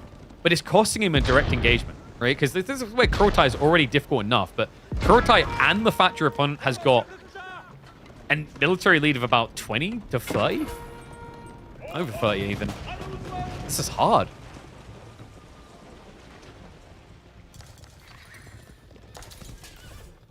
And there's Khan Hunters are in again, plus Silk Bow. Oh, no. Okay, this is actually a big deal, guys. We've got Silk Bowstrings coming in for the +1. He's got Khan Hunter for the +1. He's basically fielding longbows against archer crossbows. Meanwhile, Marine Lord is prepping pyrotechnics, but now that means archers completely outrange everything. Yeesh. I mean, there's an argument that B could end up having to switch to Archer's Spears and be fairly content, I want to say. He doesn't have to. He's got all these gold for Keshiks, but just look at these boys. 7 tile range now. No limited gold. Like, what's the reality? What's the likelihood, rather, that Marine Lord goes Silk Bowstrings himself? I don't feel like it's that high. I mean, he's kind of made his position clear, right? He's all about those ponies.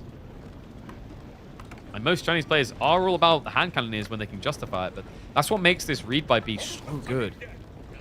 Even though you haven't been seeing hand cannoneers, you're always suspecting hand cannoneers against China because of that extra 1.5 tower range. Almost feels like he built hand cannoneers early on to try and bait it. He's even doing it now to try and bait it. Should Mongol start trading? I think it would kind of leave him a bit weak right now. He's still got the 8k. There's still 5.3k left here, and then he's got a 4k back here and here. Like, the way B has played the map has been phenomenal. He's exhausting all of the central golds before having to retreat. So I think going trade would be a mistake. A really greedy mistake. You've got, like, what, 20k gold left on the map, and you have control of it all. Why would you rush a trade? Horseman raiding again. Keshiks are just chasing after the worker hunters. If you left behind, deal with this. So, yeah, just Horseman trying to buy time or space for something. Just think about the nerves in this game right now as well. Marine Lord, this is uncomfortably close. And maybe this might bring back certain memories. And B, got to be calm and composed. On the verge of his best performance in a tournament, because this will be the only LAN, international LAN, he's been able to attend. And he knew this was going to be his big hurdle. This has regularly been B's biggest hurdle. He often runs into Marine Lord early in brackets and suffers the consequences.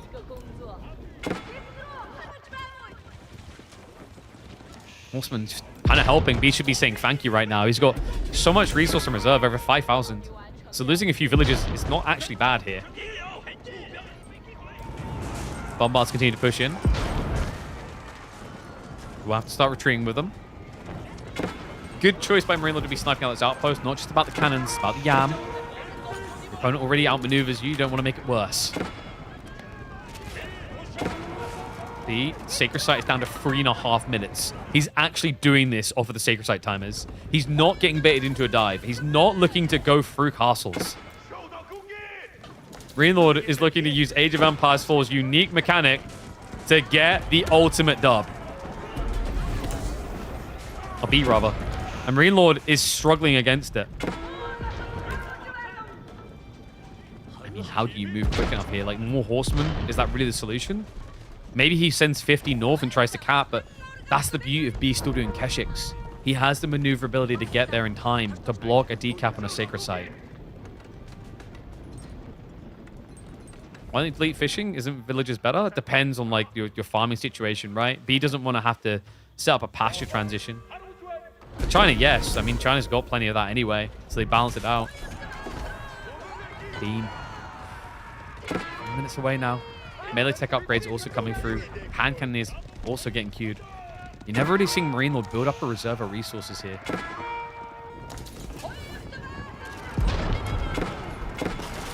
Now the siege. Ooh, gets one. He's going to get two. The bombards out of position. Villagers on the front line as well. Marine Lord doesn't have to worry about not having enough pop space for military anymore. Not with the workers flopping like that. But the siege! The siege losses! How does he break this position now? You can't rotate north either. It's just always hand cannoneers, Keshiks coming through this area. Marine Lord looks exhausted. Keshik count still high. Crossbow count non-existent. There's just no answer to B's superior firepower. And now the push in. The bombards to chase down the castle. He doesn't even need to wait 2 minutes. He's got it here and now. Back raid still ineffective. This dive, it reaches the farm. He's got 81 food workers and still cannot build reserves. I mean, I think the bigger problem here is also space. He's got 44 horsemen in queue. What is your production count? 5 stables? It just ain't happening. If he could just vomit this army up right now, he'd have another fight. I'm not going to say a good fight, but he'd have a fight. Instead, he just looks stuck. Marine Lord looking for a valiant last stand, but there's nothing valiant about this. It's just a bloodbath. No hopes in hell of a denial of a stay of execution. Sacred site once again secure. More tech advantages coming through for B to exploit. 21 Keshic strong. What a game. What a game. What a series. I mean, you watch that fourth game, you roll your eyes and go, I mean, B, he had a cool game, but it's just Marine Lord doing Marine Lord things again. But to get to this point, to work his way back from 3-1 down, you have it. B's best performance ever on LAN. The dragon, always waiting in the cave for him, has finally been slain. Woo, woo, woo, woo. Sick game. One sec. What do you call that one?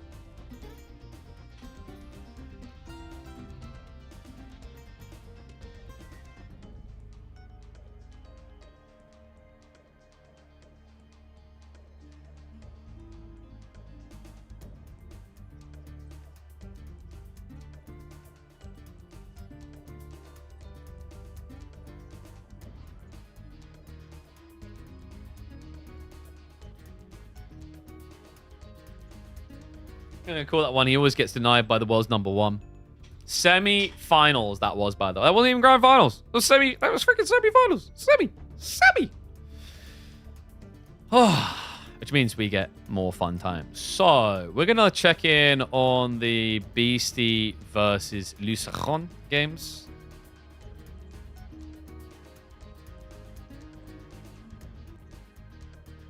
Let me force close, start the game again.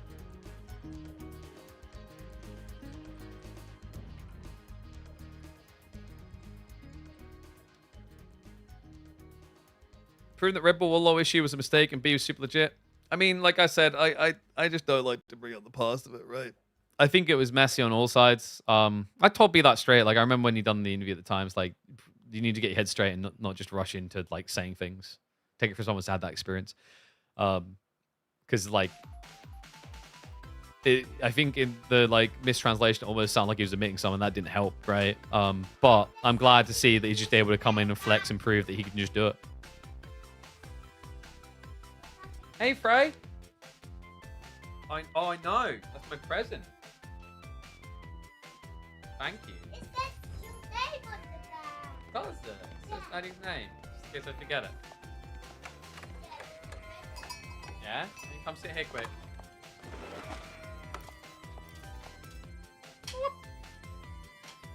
Say hi, stream.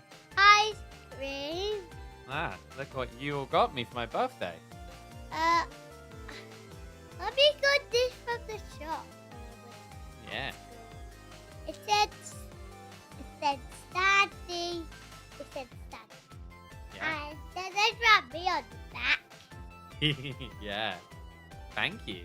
And it says, bestest daddy in the world, love you with all our hearts, forever and always, Freya and Ezra.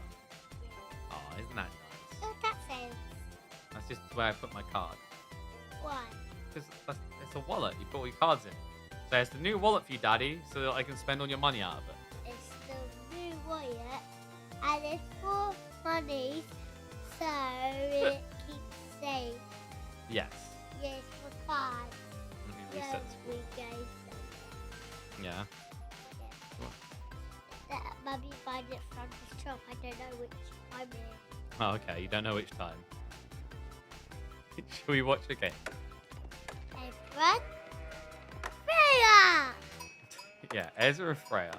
Ezra Freya. What you said Main right cast there. is right. What you said? There's Men Fence. I guess that's the brand, probably. Yeah. Yeah. You don't know what brand it is. No. What's the brand? It's just like what someone is. Like when you get the chocolate, it might be like Cadbury's, for example. Oh, what's that? That's What's it. that? You can have that. It's just to keep the shape, protect it. Oh, Okay. we don't need that in. All right. So we got Beastie playing with the new green, isn't it? Right. Ugh. Daddy, can you go down a tiny little bit? Oh, I'm Because sorry. In the way. All Yeah, it was in the way, so I could not see which one to win. right, sure.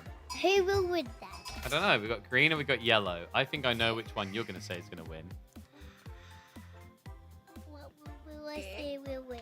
Your favorite color is what you're gonna say is gonna win, isn't it? Yellow! Yellow. Yeah. Why am I not surprised? So French versus Chinese, kind of interesting actually, because I think French can solve Chinese depending on the spawns. Guess what color is green? Is it? That's Yeah. fascinating. And Lucifron does do the Dark Age start. So Oh no, there's a big heart and then a yellow heart. there is. You gotta wait your turn to talk though, cheeky git. So yeah, quickly just to highlight with this, the cool thing about French, Dark Age aggro not gonna come from China, so you go for the better gathering to compete with them. Daddy, Yeah? Daddy. What can go on that? Not that thing. That's my PC. It's how everything runs. No, what? The other time, I just saw the 10 man on there. There's a 10. Oh, yeah, because I didn't turn it on. I forget what the software is for it.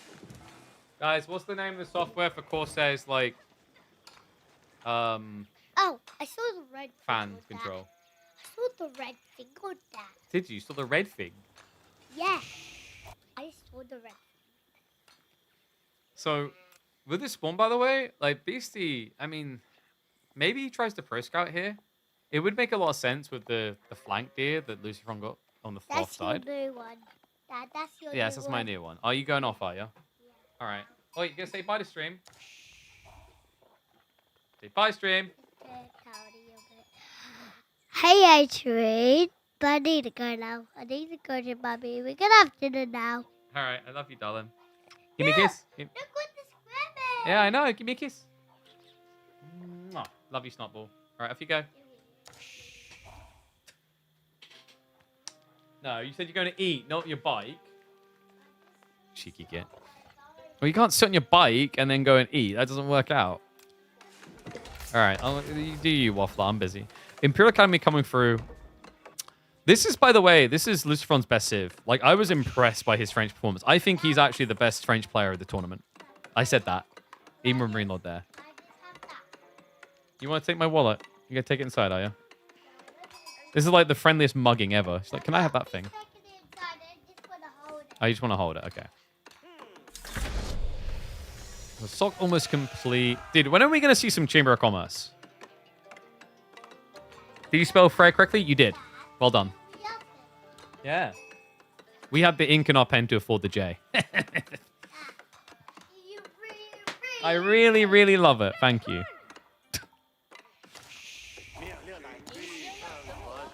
I don't think he's going pro scouts, right? With only 2 on gold, I'd be kind of surprised. But then why you need 2 on gold? He needs racks first anyway, right? To have defense against knights. Otherwise, you're kind of screwed. Yes, darling? Okay, thank you. Careful your bike. Off you go then. You're going to go inside now. I'm gonna put it over here. Otherwise, it will get in the way. Okay. Love you. You're not going to go inside. Okay. You just lied to us all. I lie. They all give, like, you all give, like, shocked faces and disgusted. She lies. It's cute. Double standards. Wow. Okay.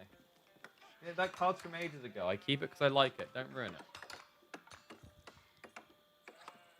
Freya, you picking things up is probably going to ruin it. Okay. They can't hear you because you're not talking into the microphone. You're waffling on the side. Because that's not how this microphone works. Yeah, okay. Come talk to the microphone. It's only early game. No one cares.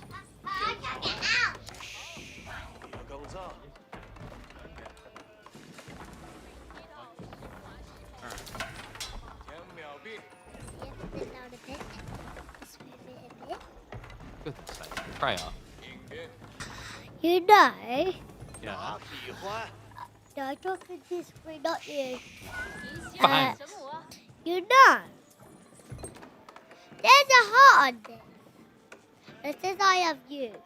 You can't see it. You gotta hold it up more. It says I got Daddy's hand in it. I need on the microphone so. Okay. Thank you. And it says, "Dear Daddy, you're the best." Oh, that's cool. It says, "Dear Daddy, you're the best." Yes, thank you. So I'll put it back. I can't. Gently.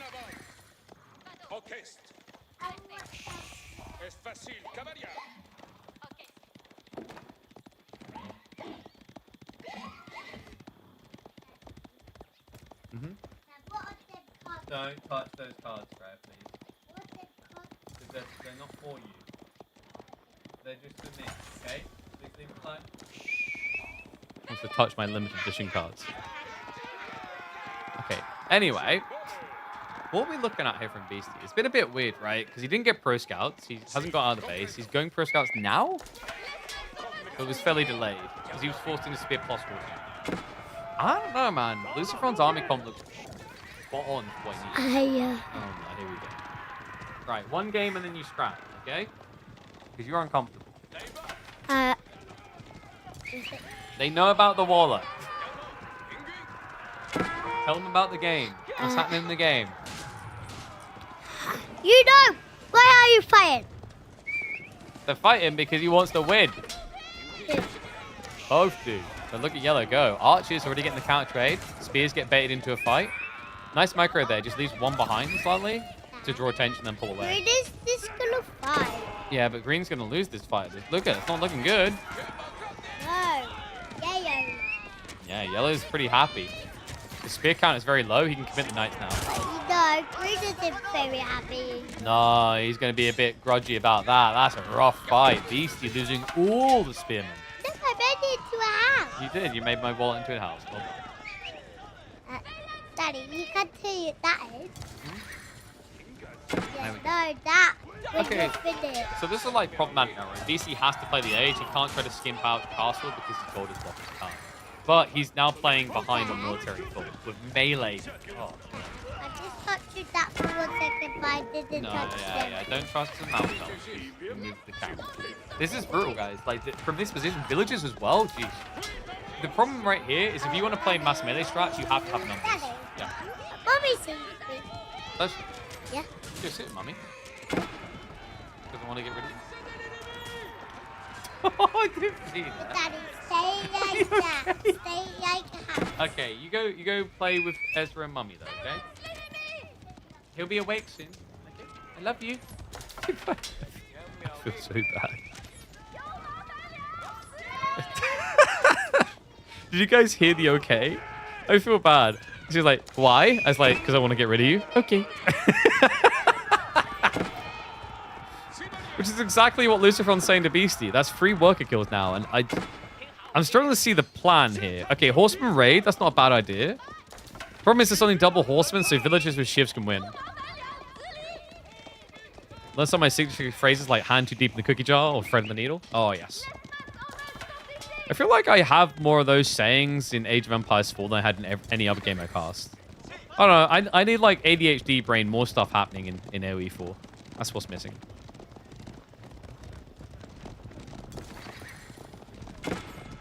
I don't know, guys. This looks pretty...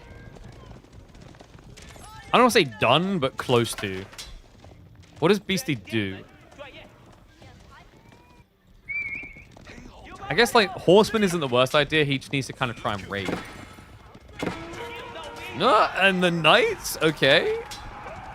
A little bit ambitious there from Luciferon, trying to stop the greedy Pro Scout. Does get punished for it. Okay, so this isn't too bad. Beastie can get back in gold, but the problem is, like, you don't want gold right now. Because if you just try to raw tech, you'll get dove. That archer count is getting kind of worrisomely high. Got toll if you play green? Yeah, you can toll, but you can't take these type of losses, right? Like, look at him. He's even forced to add in farms this early. That is poor man's China right there. That is China after they try to eradicate the sparrows and then just full famine. Oof. Shouldn't have played green. I'm sorry, is a color debuff? Is that what happened here? He solely lost because... Didn't realize colors impacted this much. So daily dose AoE4? Yeah, it's like it's an interesting. Most channels have it, so you know you're in the right place. Nice. Just getting the staggered retreat. Archer's just trying to milk the time to snipe out the spears. Not there's many left, so now Knights can just kind of rule the fight. Yeah, there's 2 spearmen left over. That's Horseman dead. Well, that was your one big punch. Now you're going to have to bite and scratch to stay alive. There's really no food left for him. He's playing off the scraps. Just look at the body count, guys. GG. All right. Game 1 done already. That was quick. Yeah. I did warn. That's like literally the worst civ to try and fight. That Lucifer, like, as in, it's his best civ. Like, if there's any civ you don't want to have to encounter on Lucifer right now, I genuinely think it's French and then probably Golden Horde. But that did not even look close. So let's get ready for game 2. And by the way, oh, okay, no, I don't know what the snipes were in that one. I'd have to check back. In this one, by the way, I think, because I couldn't cast on the day, but I was looking prediction wise, I did expect this to be a Lucifer win. I think I was saying it was going to be like 4-1 or 4-2. I just think Lucifer was like, after what I saw in the group stage, dude's just so switched on. Scary boy.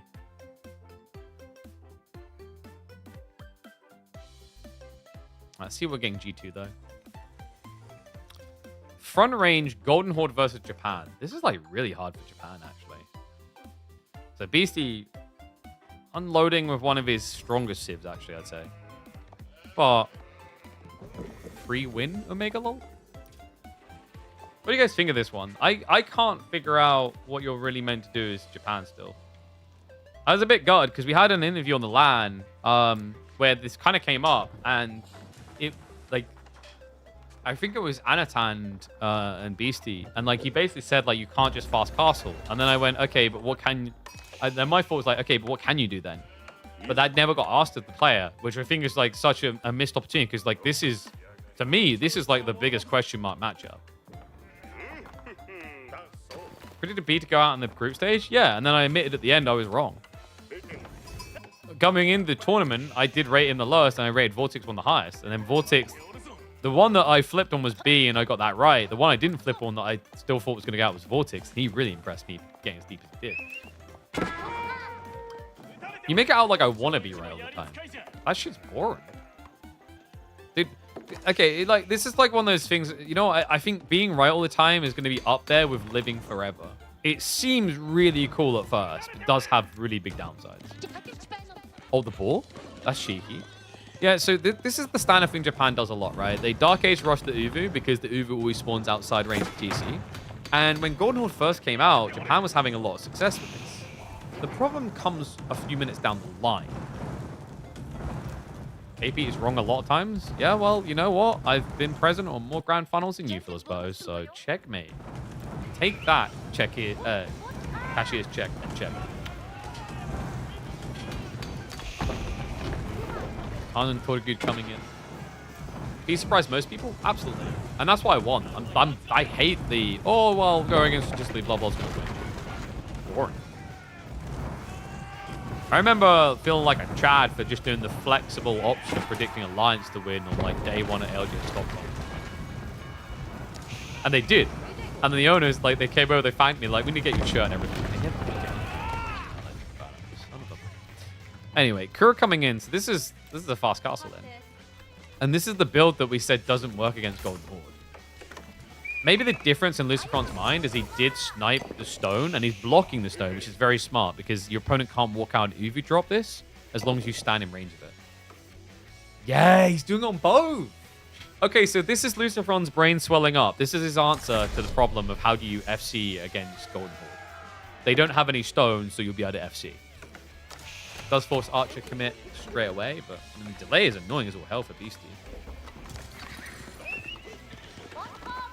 Did he scout it? He did. So he's like, God damn it. No stone gen means no Tortugud. He doesn't actually have enough to get the first Tortugud queued up. Archer's still going to be queued. It'll start to move away. But he's still the Rat's commitment as well. So there's another delay on the wood usage. Khan's at least going to be able to cross-rotate. And that's a bit greedy from Luciferon. Not committing an outpost at all feels sinful here. Yeah, he gets the gold drop-off. Switches to the other side. There we go. Double outpost coming in down here. That's a smart switch. Expensive, though. Because now you waste the forge and have to still build double outpost anyway. Backside berries are getting rotated onto. Villager blocked by the sheep, and the spear is going to go down. Honestly, considering he doesn't have any Tortugud, that's really impressive on the opening from Beastie. Just the Khan on his own with the scout managing to get that kill is huge. Now, stone begins. So Tortugud production will start to ramp up now. Luciferon is 100% committing to Castle. So he will either win or lose this game on the goal. Actually, weirdly enough, on this map, it can be on the field. I think one of the problems with Castle like this, with Japan on this map, limited food, and because you chose to slow roll into your Kura storehouse, limited farms that are going to be available when you tag. So it can be a bad thing.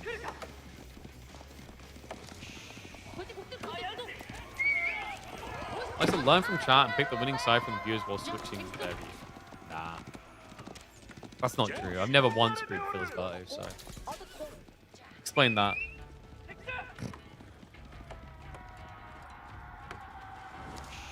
Don't know the end result. I have suspicions, but I try to ignore and avoid spoilers as much as possible. It's usually why I prefer casting live, because then there's no risk of contamination. Like, I knew the B series is close, but it does get hard though, because if like B wins the tournament, then everyone's gonna be like, "Oh my god, I can't believe you've done it." It's like, ah. I tried to distract myself on the weekend by watching Warcraft 3. Warcraft 3, some Golden Era. I think I caught a little bit of the Call of Duty.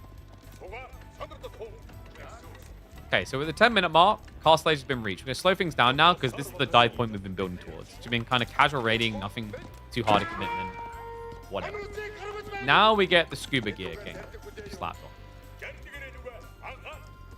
Fast cast against strong all-in Civ for medieval tanks is always a questionable decision. It feels like the only thing you can do, though. Like, what are you going to do instead? You're going to build Yuumi against this? That's not dumb, right? Like, these Tortugud already have so much armor and health. Like, you're not going to kill them. And then they're going to blow archers. Then they get the Karash.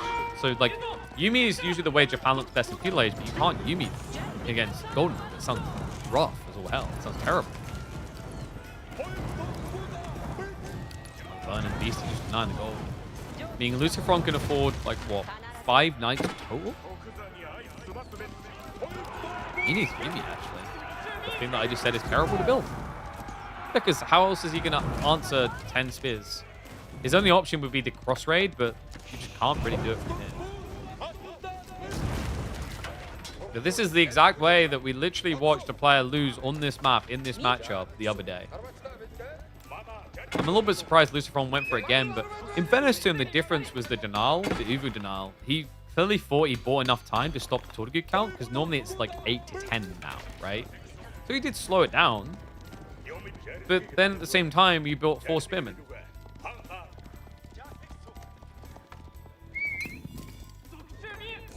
Now, the reason I say that is, like, I'm emphasizing this is the good situation where he burnt down the Uvu, blocked the Uvu's being rebuilt, and it still looks so.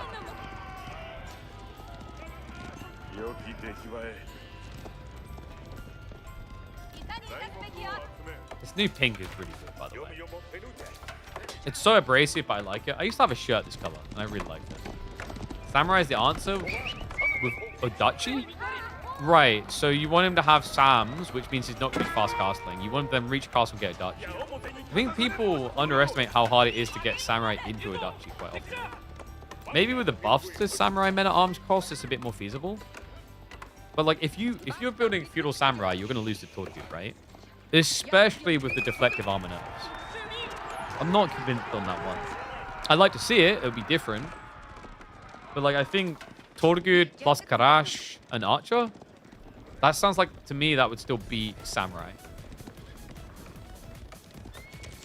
Yeah, his army is so weak, it can't actually fight this split force at all. This is just good. Goes in with Clash, already -1 Samurai. Switching Yumi, but he doesn't have veterancy, he doesn't have scale either. Spears are just going to eradicate the few knights there are. Pulling the healing, but now the backstab. Beastie commits all.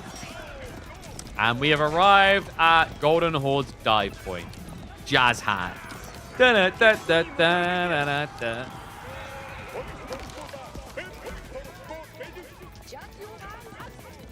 Love taking wild opposite takes.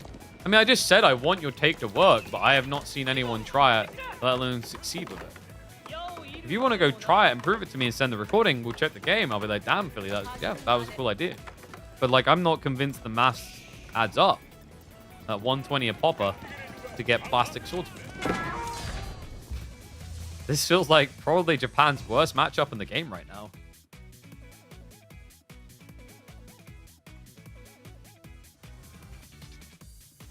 Because like, if you build plastic swordsman and your opponent just builds archers, you're just gonna lose your swordsman, right? And I think you're underestimating just how tanky Torgud are, by the way. I will say that much. I think you're not giving enough respect to Torgud's raw health. Those fudge nuggets don't die. And also, finally, to put the nail in the coffin, the biggest, scary, stupid thing is if you play Men-at-Arms, you're committing to a long fight, potentially. If you get like 10, 15, whatever. That sounds good at first until you remember the Khan gives damage buff the longer the fight goes on.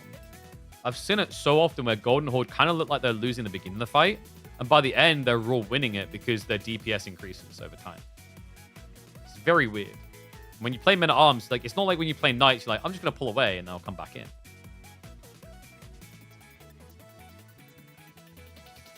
And also, like, your argument... Wait, this is... So, Burrow's saying it's hard when the guy has 700 food and 600 gold in Castle. Oh, so you're arguing he still goes Castle and does Men-at-Arms. Maybe. But once again, I haven't seen anyone even bother to try. There's got to be a reason behind that. I think if you go like Knights, you can potentially raid, but you still got like potentially a trickle issue of Men-at-Arms. And in that situation, like rushing a duchy doesn't solve your problem with Torgud, does it? So you kind of still need to deal with that. And going Spear plus Samurai doesn't really sound good either. But like, yeah, I don't disagree that like the Samurai route you're suggesting is better than Mad Samurai. Maybe depending on the map, Mad Samurai could still be better. But it's like, it still feels really hard. Golden Horde are so good at diving. It's insane. Yeah, Philly clearly blacklisted from Twitch.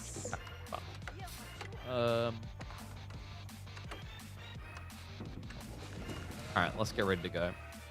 Game number 3 in the semi-finals of the Homestead Cup. Beastie, trying to make sure that he's not just sitting on the casting couch watching in his own house, is up against Lucifer on semi-finals.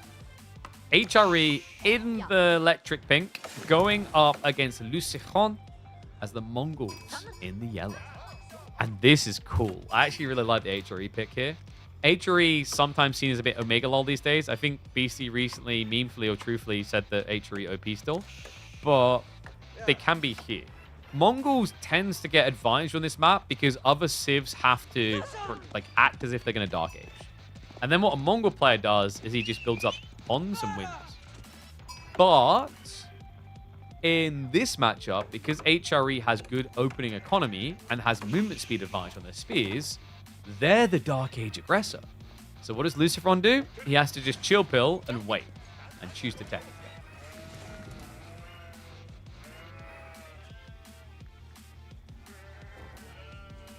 B has lost quite a few games to try to end them too fast the past. This tournament, he's really showed he can evolve. You say that, but like Lucifer has gotten pretty far off of his ability, yes, to play there, but also I think he's another killer instinct player who's always looking to end the game fast, and it has worked out very well for him. I think actually, like, the takeaway for me is that I think this tournament compared to most in the last 2 years, micro and tactics within a big battle have mattered more than what I can ever recall. B has shown it in his series. Lucifer has shown it in his. These small, microscopic, itty-bitty details on how and where they move their units and the timings have been the definitive moments. Or you could argue that RTS has always historically been that. I think AoE4 is an RTS that usually leans itself into a more forgivable state where macro can win out. Lucifer. Nice rotation here. Nice and early, but didn't get the body block positioning, so will not get the kill on Beastie. Close, though. If he gets in front of him, starts shooting, and keep retreating and blocking his path, gets the kill, right? But not the case here. Beastie, even just topping off to make sure there's no risk later. Spimina rotating around. Lucifer, of course, teching up. Only straggler trees, though. A little bit problematic. I don't know if you want to open archers here with double production or if you want to go straight Keshiks, because it is spears, but like it's not many spears.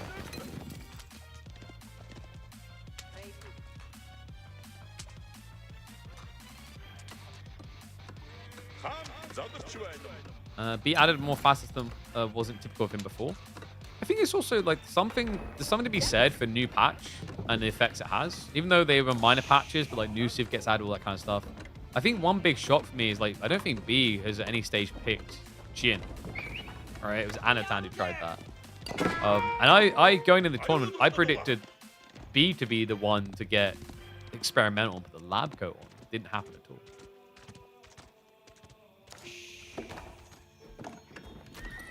Stables from Lucifer now coming through. So as expected, it's going to be Keshik spam. The interesting part is he doesn't have a single dock yet. Usually by now, Mongols have one dock, maybe going for like a second. I mean, usually by now, they're still Dark Age for that reason. Instead, BC's got a great position. Already setting up the second dock by comparison. And although Keshiks can be handy, the problem that Lucifer has here is like Keshiks don't give you burn through. They're very slow killers on docks and things like that.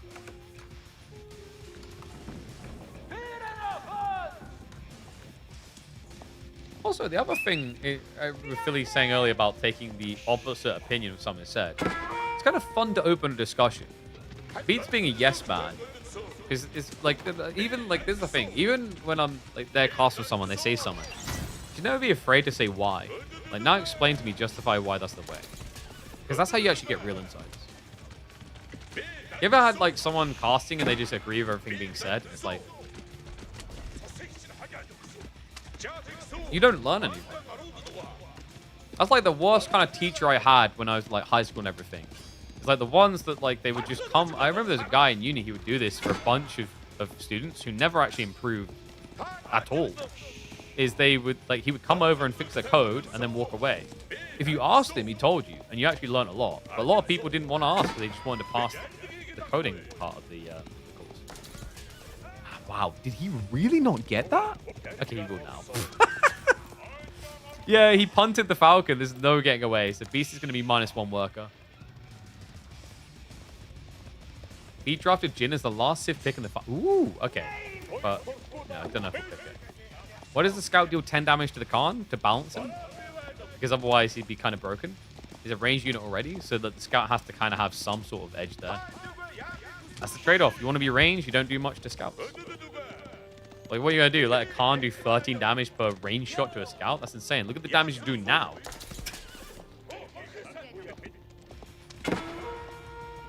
Second pawn set up. We are getting the first coming out from this pawn finally. He went deeper. Smart choice there, considering the early spin when was patrolling. Shifts out in the chase. Good play there. BC just wasting his opponent's time here.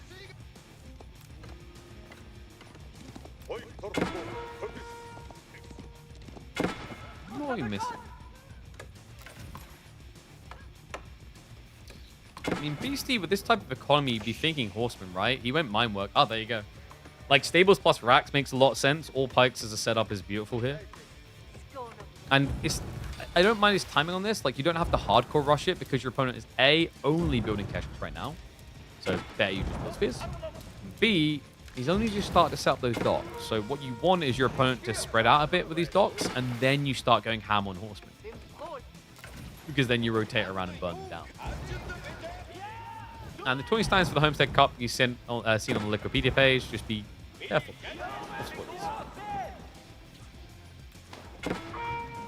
Keshix. Nice find. Gets a burn on the fishing boat. Gets the spearman kill.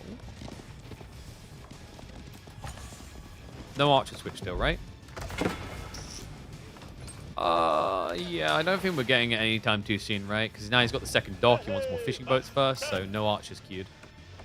Probably going to be going for the third dock almost immediately. I think what he's trying to do here is exploit the fact that Beastie spread wide too early. So now you can run up and down the map burning things.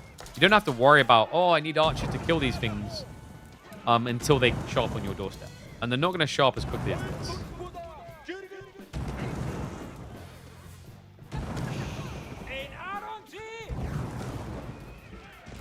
Remember you called B a YOLO player and then he corrected you? How we perceive the games, what the players actually do plan, not always be the same. Exactly, right? So like, you know, even like me or even a pro player, whatever, when they sit down, they perceive something. Like I remember this literally happened very early on where Core was like interviewing one of the players and he mentioned like a matchup being bad and the guy went, oh, I think it's fine. I think he's like, is it? And it was like, oh, he was like trying to question the player directly. And it's like, it's because his perception on it is different. And then like, it's fine to ask those questions. It's just not okay to hold your ground, even if you're proven wrong. You know what I mean? But like, you don't get interesting discussions and discoveries unless you do ask questions. That's why I've literally cast with world champions before, and I'll sit there and they'll say something. I'll go, is that really how it works? And what I'm doing there, like, not in that, it's like, usually I feel like Keshix win that. I'll make an like emphatic statement to then get them to explain their thought process deeper. Easy, nice strike there. It does get a worker kill finally. Needed it, considering the losses have been taken. What's up north for Beastie? Death. Yeah, it's just Keshik rotations. Archer ship is coming though, so should be able to defend him. There's not enough Keshiks to get the burn through fast enough here. Which means Luciferon, once he has confirmation there's a boat there, will likely retreat. You could split your Keshiks up and keep burning, but it takes a long time. So it just runs away. And that's worth it to him. He slows down the fishing boats coming out, and he forces his opponent to also just waste resources on a boat that can now be ignored. Beastie continues to blob spears. Archer production underway. Cool thing about the way Luciferon's done this, very forgivable to delay archer production on the Civ, because you can insulate yourself with double production, right? So it allows you to just kind of catch up a little bit faster than a normal Civ would with the Mongols. And more affordable. If you try and do this with Keshiks, it's so damn expensive. Like, that's the cool thing, I think, why Mongols succeed so much on this map. With so much food, they can justify scaling the harder thing first, and then sidestep with ease into archer/spears. Archer ships now coming in for Lucifer. I actually prefer this to garrisoning because you get nothing by garrisoning, right? This way you just kind of bait your opponent to be further away from trying to burn the dock because he has different targets, and you get resources too. Which is, again, Lucifer. Talked about micro difference. You're just finding those little snipe outs. This is a lot of heavy cav. Yeah, I mean, 9 spears should maybe be a tiny bit concerned, actually. If they got given a fight, they'd take it, just because they'd probably take down twice to 3 times the cost in units. It's not like Knight versus Spear. Like, if you're a Mongol player and you could spend 40 more resources to get a Knight instead, you would. I'm convinced of that. The extra 40 HP, the higher base damage, just totally worth it. Through, maneuver speed arrow wasted there. The beast gets away gleefully. Has got melee damage on the way. Ranged armor's already there, so he's been anticipating the archers for a while. I'm trying to think who needs to force the fight. I think Beastie needs to, because if you give Lucifer a little bit of space here, Korotai Castle is pretty powerful, I'd say. You do have to be a little bit spooked about that.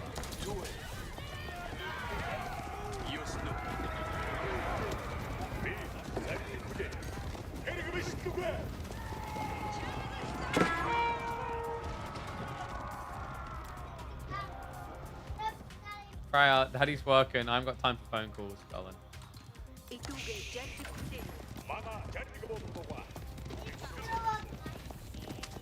Right here. for my wallet. Burn down. This is a worrisome point for Beastie, no? Like, he just doesn't have the position. He's going to try to take it, though. Horseman Spear is becoming. Archer defense can be pretty spooky here, but, I mean, with this many pony, there's potential for a dive. Luciferon is bringing the Keshix home. Like, he's looking for that sandwich now. Archer Shields gets queued up. Keshix, nice bait there. Luciferon just trying to buy a bit of time to get that boat out, but Beastie reads through it. Our ship definitely not coming out in time, so let's just cancel it. Alright, Freya, you're too loud, darling. Can you bugger off with the phone? Thank you. She's having a phone conversation, but she doesn't talk quietly.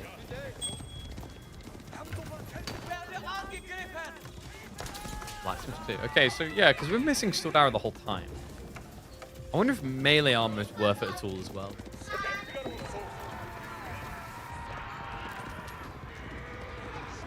So basically dip on the dock, right? But the problem with that is if you can't keep to 9 docks, it's kind of ineffective. You at least force your opponent to reinvest in another dock, but it's not really loss of earning. That's what a lot of players started to realize with fishing on these maps. It's like, as long as you drop off just before the dock gets deleted, look at what's happening here. Luciferon has had 0 idle economy from this move because he can just now go and drop off. This is more impactful. The likelihood he gets this dock up again feels small. Luciferon's still not producing defenses on the other pond. He does have Kurultai coming through. I think he might be a little bit cooked here. Oh my god, yeah, he is. Beastie. Spears need to come home fast. Moving in towards the economy. The Russian workers to get inside safely. Builds up another outpost. Does get it online in time. Denial of 2 workers, though. Does he go for the burn? He is. He's going to force the E-repairs. Yeah, because if he forces it, he can just switch. And there we go. But spears are coming home. Or not? What? Tech up is complete. Was that a misclick from Beastie, or was he trying to bait him? Because that's -5 workers. Gets the chase in. Short range charge. Nicely done. -2. Kurultai is on the way across. Archers having to retreat. Stordara about to complete. Keshik upgrade coming in 10 seconds. BC has a problem. He's barely got military lead. His opponent has veterancy advantage. He is rushing a tech up. Maybe Burgrave potential here. Does it give you much? I mean, you can build men at arms is a good thing.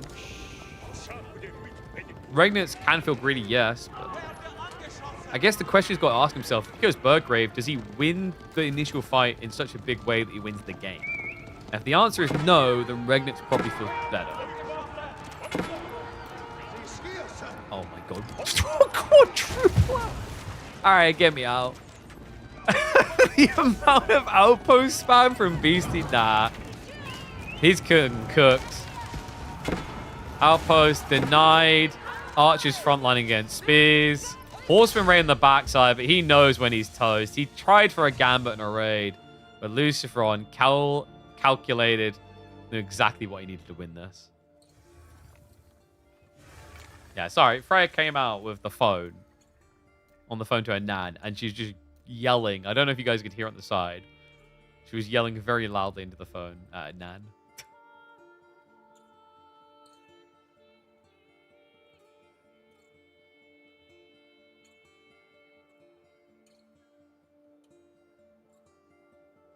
All right, so let's see what we're going to get for game number 4.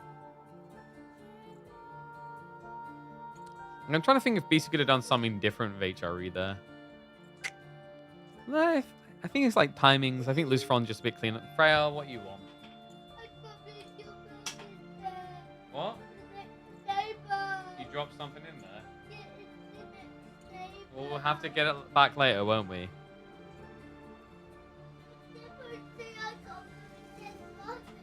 Yeah, you don't go in the garden.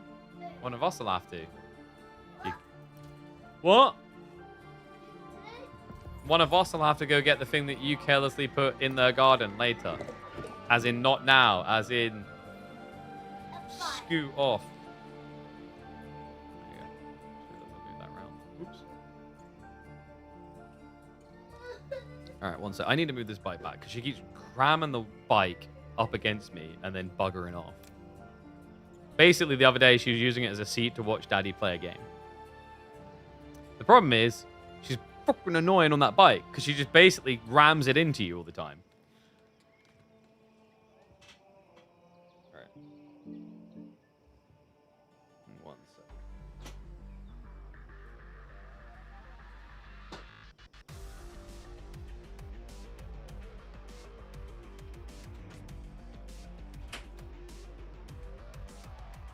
She does also keep breaking my door. The handles come out, and the problem is, if she was to ever close the door and then pull the handle out, I'm basically stuck in here. Don't tell her this. All right, let's get ready to go.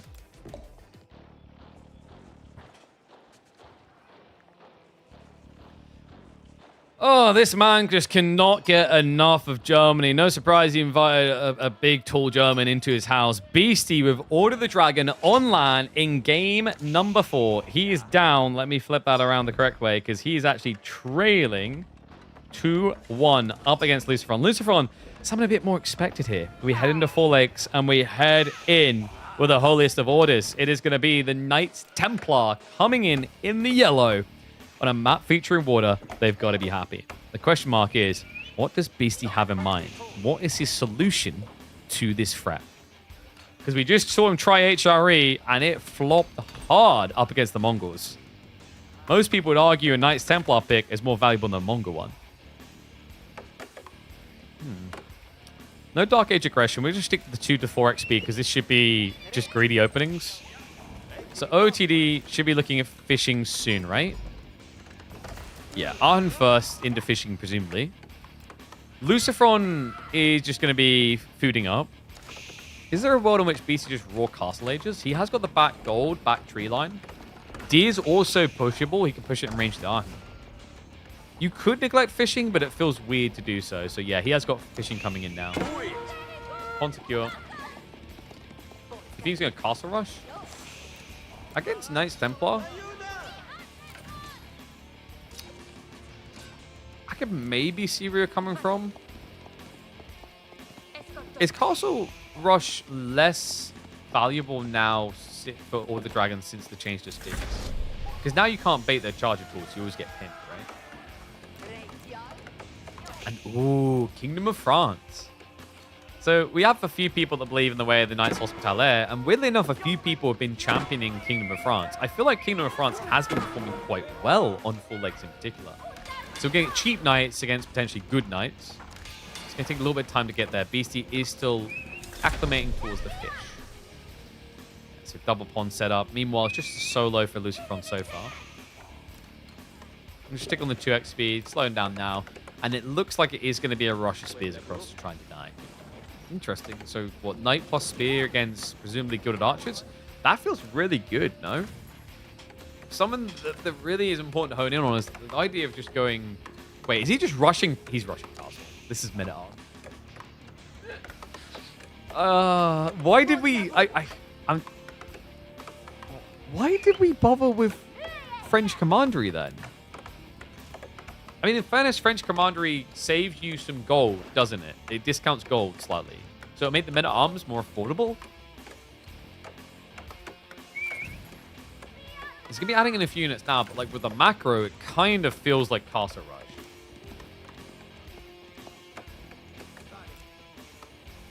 I think to kind of dive into the mind of what maybe B's thinking here is like, you probably argue at this point then, why wouldn't you just do Hospitalier?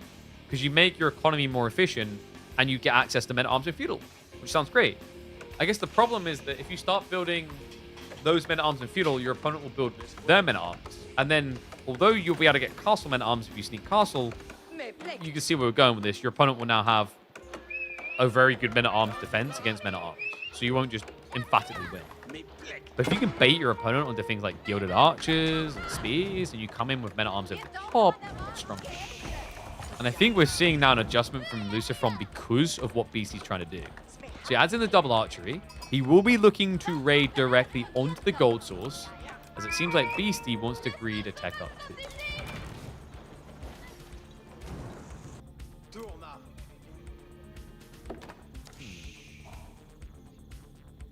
Lucifron. I'll always call him in the French version. With double archery, it does dampen his economy a little bit, but that's all the fishing. And what? Beastie took the third pond. This is unbridled levels of greed coming out from the serve. Triple pond versus 1 with fast castle. Lucifron is undoubtedly going to get there a lot quicker. And he has forced the Gilded Men-at-Arms. This has to be the Men-at-Arms, right? I mean, the discount sounds kind of terrible, doesn't it? It's showing 19 gold. You normally pay 20. What's the point in 1 gold saving? I'm so confused by Commandery French. What? All right, Angevin Spear's coming in. Which actually is, like, kind of better for Beastie. Gilded Men-at-Arms will fight better against the Angevin Spears than they will against standard Men-at-Arms, right? This is crazy. Lucifron already munching for the tree line. Gilded Archers 2. BC has to be suspecting a tech up at this stage, right? I mean, you do see an army, but not a very big army for 9 minutes. Then again, he already invested double archery shit. So maybe in his mind, the numbers are kind of skewed a bit. But there we go. Custom complete. Crossbowman, Spearman, straight away. Lucifron's been cooking. This is very different. Yeah, makes good usage of the double archer straight away because you bait your opponent into men-at-arms by going archer spears. So now with the Angevin spears coming through, I mean, that makes better usage of the gold savings, right? Because heavy spears cost more than men-at-arms in the gold department. So makes a tiny bit more sense of French Commandery. And then when you add in the crossbow savings as well, it's not huge, but 2.5 gold, I believe it is, per crossbow. Like, it's basically just building lots of gold-based units.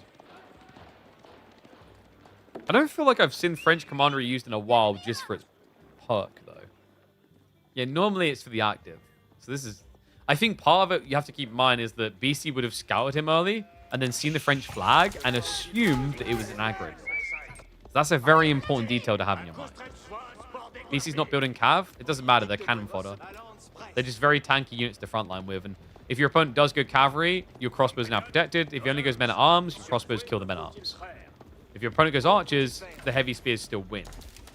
Makes sense? Like, Angevin spears are just very, very good, is the simple answer. Even with the men-at-arms buff on cost, actually. Because, like, if you go men-at-arms, your opponent goes knights, you're screwed. By going heavy spears, your opponent is handcuffed from going knights. He's going straight into Rab Rush. Against Order the Dragon. Okay, this is like a rinse-repeat feeling of last game. Last game, I mean, the difference this time, BC got the castle. But last game of HRE, he tried to build 4 outposts on his gold. Ram shenanigans can begin. He could just deny the docks, by the way. That's not a bad idea here. Good crossbows have been queued.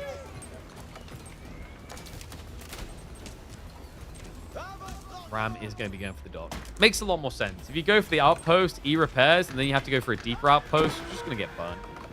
It's not worth it. Oh, he snuck a dock! Lucifron got on the pond.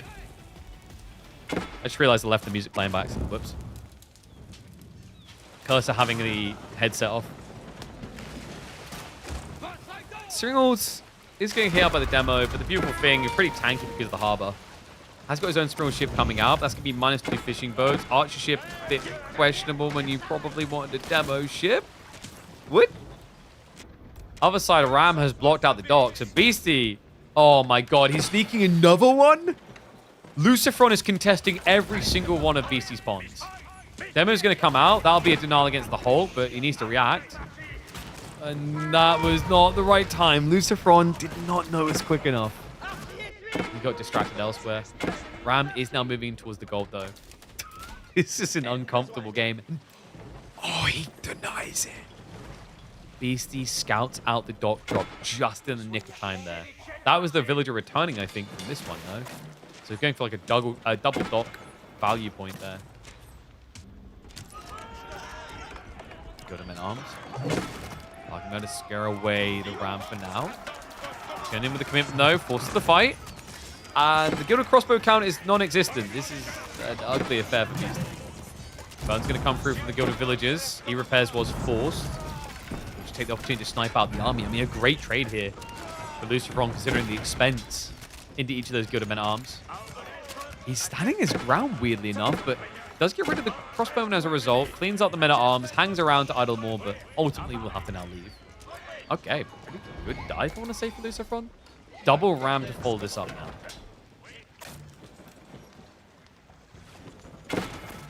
DC still has to deal with this nuisance. Meanwhile, Luciferon has got the chill corner. Ultimately, he's behind on economy if the game scales too deep, but that's why he keeps pressing. We've got another dock drop coming in, and this one has not been reacted to. Beastie. Honey Boo Boo, hello. He doesn't know us. Is he busy over here watching for someone coming out the dock? I mean, either way, that is a huge win for Luciferon getting that one down. It's only 5 fishing boats, right? But, like, you've only now just set that up again. I think maybe Beastie wasn't expecting this because he denied this dock and he doesn't have a dock here himself. Like, you'd expect this to be the corner you get harassed on. Because this is where the heart of your fishing is. Double ram now. Breaking into the base. A land snake switch up from Beastie is interesting. You're going to need a few of those, and that means you need a lot of gold.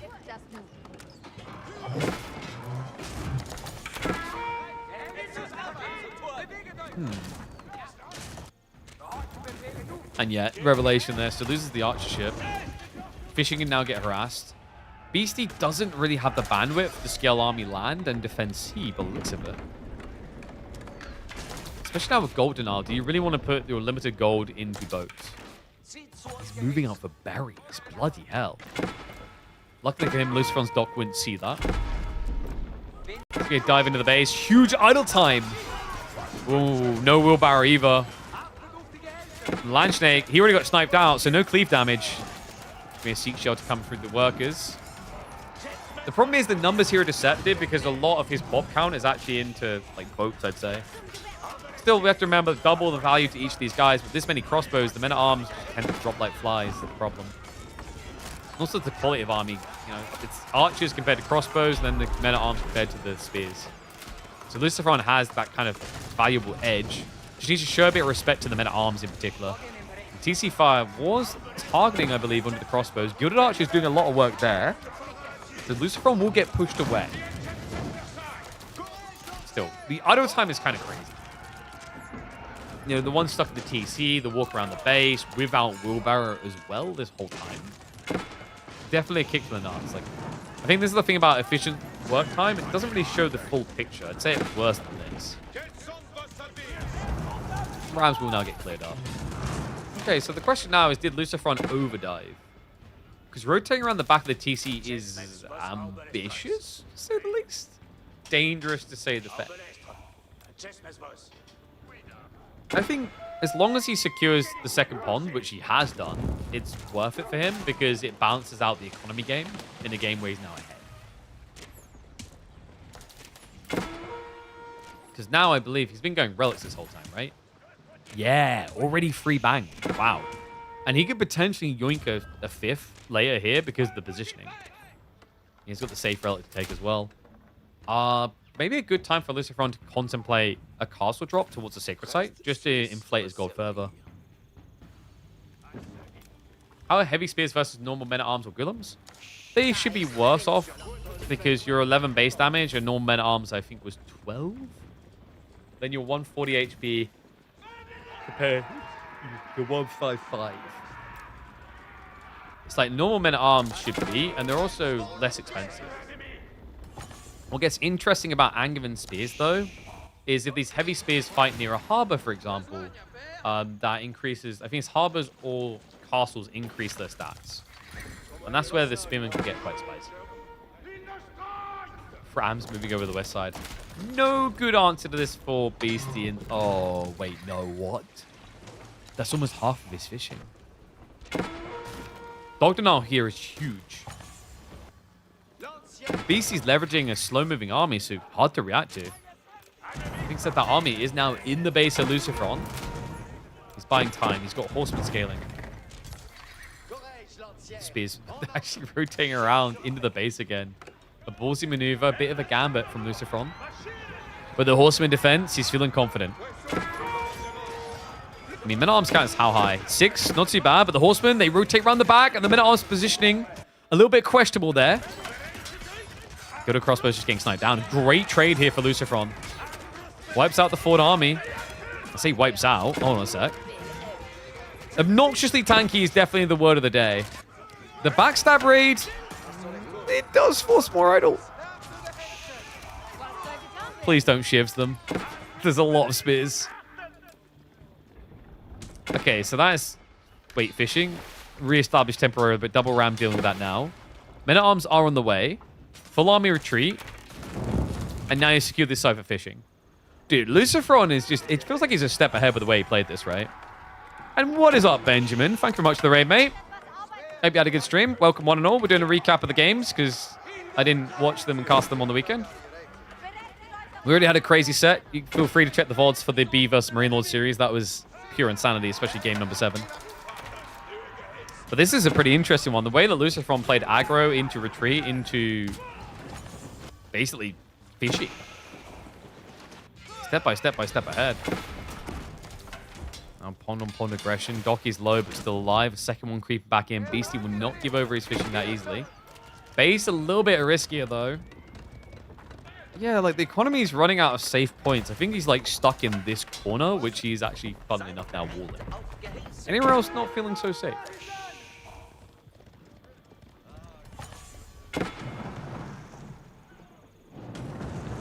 Lucifron, even pivoting into spears himself.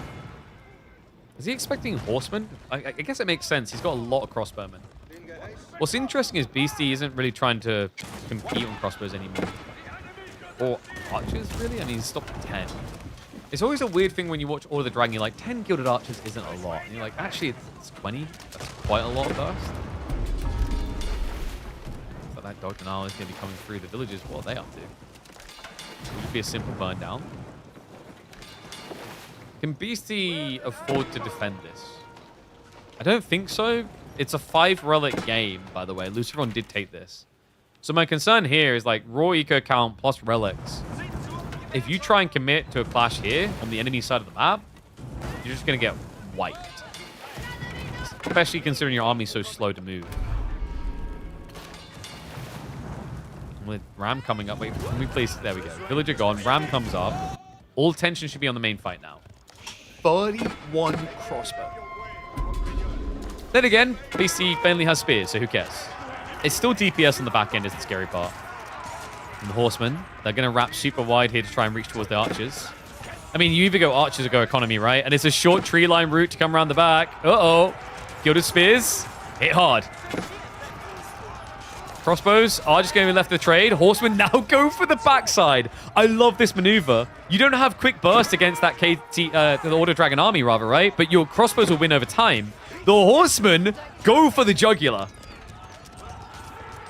Find some more worker kills. At this point, it feels like Beast is in freefall. He lost the main engagement, even though his army comp wasn't directly counted. And now he's losing economy off the back of it. Lucifron, he's getting ready for Imperial. Really well played game by him. I don't know if BC was really expecting what came. Like, Lucifron, it looked like it was feigned aggression into fast tech, into renewed aggression, but the timings were so crisp out of him. I think maybe in BC's mind, he was expecting more feudal presence for longer, and he would get away with more eco boom as a result. Either way, really well played by Lucifron. Puts him 1 game away from obtaining grand finals up against B.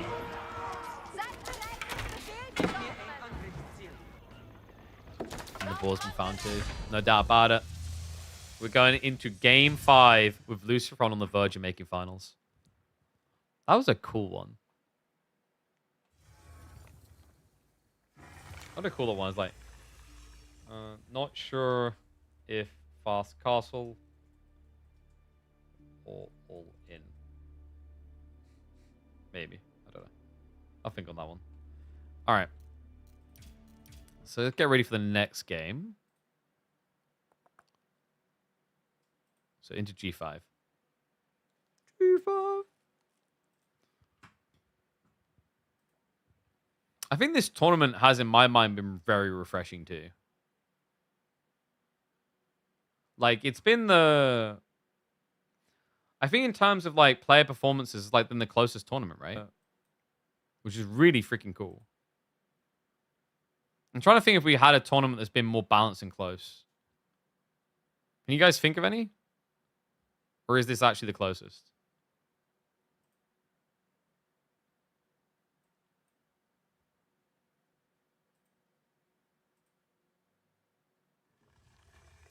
Because, like, basically, if you think about it, outside of... I think Anatan's the exception, right? So 7 out of 8 players were snatching games away from each other all over the place.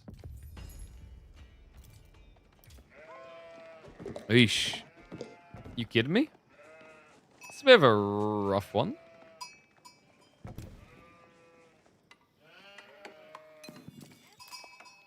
Sengoku Macedonians is pretty Macedonian favored, right? But Sengoku versus Byzantines?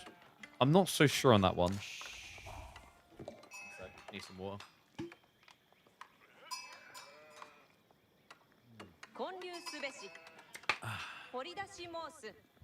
Alright.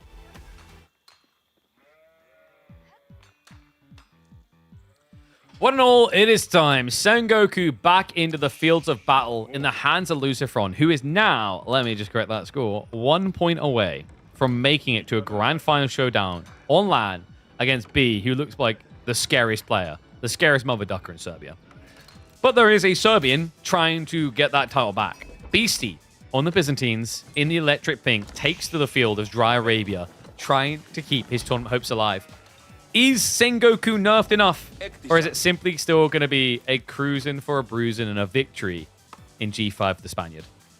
I mean, interesting one. Dry Arabia spawns like this as well. I mean, this is the first thing I look at. Can you get the resources stacking on top of each other? Because if you can, then your start as Sengoku is going to be bloody bright. And especially when you consider that on the other side, when was the last time you saw a Byzantine player play Dark Age? I'll wait. No, I'll wait for you guys to give me an answer, because you guys remember the last time they done Dark Age? I kind of can't. Yeah, I think if you had to list civs that won't do Dark Age, I would put Byzantines at bottom 3. Anyone else, like, any disagreements? I don't think so, right? I think that's pretty accurate. They don't like doing it. The Limitane costs more than standard spearmen. It also means you're not scaling your economy off the system, which feels bad as well. Like, they're down there with things like Marlians and Golden Horde, etc. And the problem with that is Sengoku is looking for civ matchups where there isn't Dark Age. It's the dream, because if your opponent goes 5 spearmen, he can pin your ties and kill them. If he can't go 5 spearmen, it means you can walk these Yatai out casually and get as much food as possible. Now, Lucifron, it may look like noob mistake, why go boar? It's because boar's worth 40. So this is always the optimal play is to go secure your boar. But after that, the berries and deer placements are going to give him very juicy 3rd and 4th Yatais. Yeah, and he's already willing and dealing. I'd say very happy with game if you're Lucifron.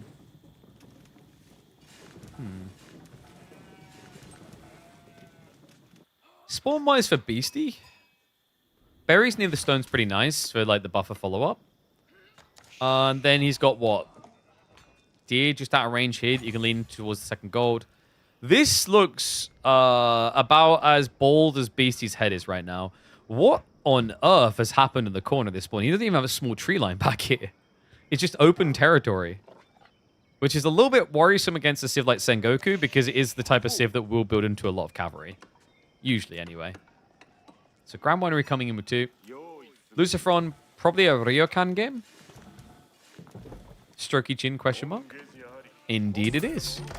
Yeah, I think Coca has its place. It's situational though, right? Like, I think Coca's best when you know you're probably going to get all in scent.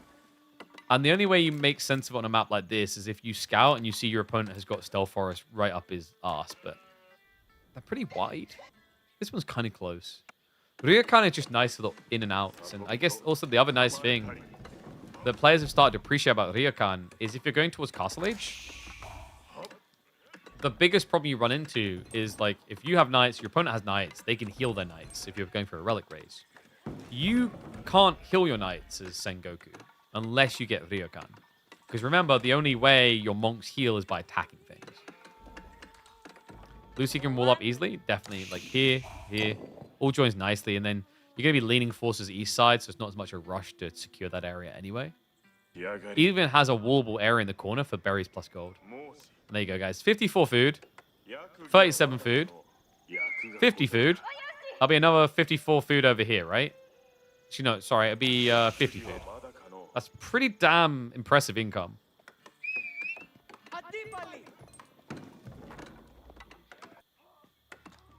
So we have them snaking out. So all system levels coming online momentarily for Beastie. I guess actually we should have like 4x'd a bit to get into the field. Probably going to be stables opening. There you go. Makes sense. You're probably going to want horsemen regardless because your opponent's either going Lombo or is going javelins, and both of them are counterplayed by the same unit. And it also happens to be your best feudal unit as Sengoku. Takeda already coming through. So remember, that's going to give him the extra health. Also, will give him access to the speed there. What's up, Frey?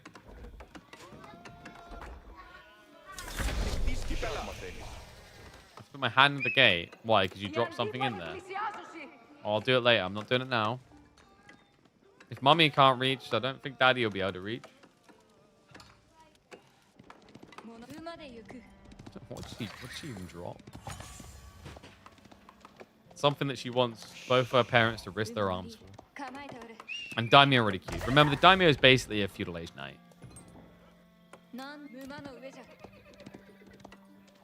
Where's better spawn? Lucifron.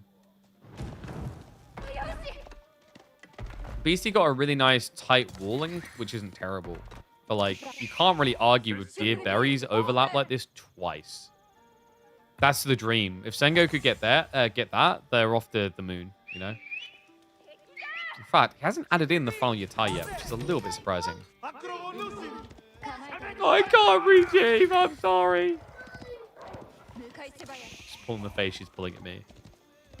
I mean, this is like a learning moment for her. She dropped some random crap in the neighbor's garden. This is what happens when you drop random crap in your neighbor's garden.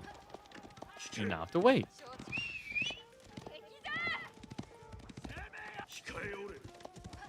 I wonder if Lucifron just checks now. Just a few Yari to be annoying. And oh, the scout. The scout keeps the gap open. He's like, hey, follow me. I know a secret path around the back of Leonidas. Damn. That's frustrating. Because now you have to contest 3 Yari and a Daimyo. Probably feels like he has to add in more spinmen as a result of that. And Lucifron is just going to milk that all the way to the bank. Look at him go. Food and gold being gathered up. This is castle. All right, this is its moment, guys. Temple of Equality.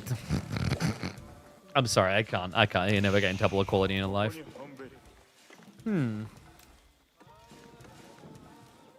If they make the Ikko Ikki monks 50% cheaper, we'll start getting Temple of Equality meme builds. Because then you would just spam multiple temples and build them as frontliners. That's the way. Well, that's not... I don't think that's ever going to happen. 50% would be broken for sure. A boy can dream. So Bun coming in on the back systems, just kind of punishing him for having that kind of loose wideness to it. Ikko Ikki spam is the way. Dude, it's pretty cool when you can get online, but it's like so hard to continuously build momentum with it. Because like you're going to have to spend your gold on them instead of knights. That's the problem. 38%. Like I think if Ikko Ikki monks were 40% cheaper out of the Temple of Quality, that would be good enough for it to be broken. Especially with Sake Brewery getting a little bit nerfed recently. Like you're a civ, like just like Japan, you need so much gold. The idea of giving out the brewery sucks. Looks like we have got perfect placement next to Matsuri. What was that thing that Beastie likes to tease them about the way they lay out their bases? This is perfect, no? He's got the 5 mats, all in range, where you want them. Despite the fact that he built Takeda clan and stables in the Matsuri is the funny part. But for the key things, he kept the place. And Wall's not going to be successful by Beastie. Spear should just keep him honest, though. I don't think you can get the Daimyo in there. He's massing Yumi behind this, and the Yatai is going to be in trouble. Has Beastie done enough? Not sure he has, really. Your army's split two sides of the map now, and your opponent's going to be producing Mad Samurai. And he has Yumi already. That's pretty scary. And I really mean he split it. He's got half spears and half javelins here. So if Lucifron just brings everything back and cleans one side, he can then push forward, right? Especially considering Beastie isn't teching himself, he continuously invests. So yeah, just kind of about buying a little bit of time here. The harassment of the gold is definitely annoying, but that's what the tree line is for. Make this tree line as empty as Beastie's head. Come on. And no, Ikkyo Ikki monks do not generate gold passively. You're thinking of Japanese Temple of Quality with Buddhist monks. They're different. You get unique techs in there, like more healing through combat, but the way the Ikkyo Ikki monks work is a little bit like the dervish from Ibids, but worse. Because they do AoE healing, but to do AoE healing, they have to be attacking monks. Which is kind of weird, because like I make an argument that there's more sense in them being cavalry horseback than like Roost Warrior monks, lol.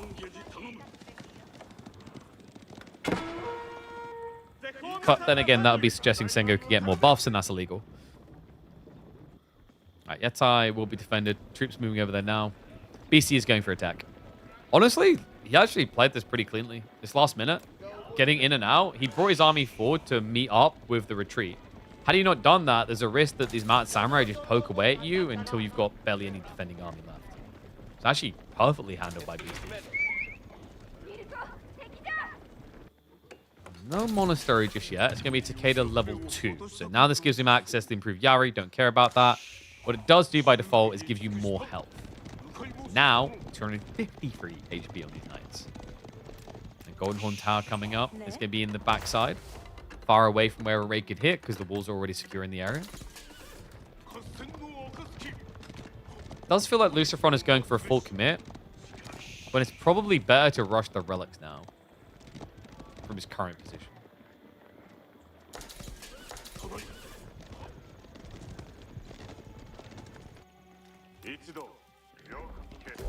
And there we go. He's going for it now. Buddhist Temple coming in.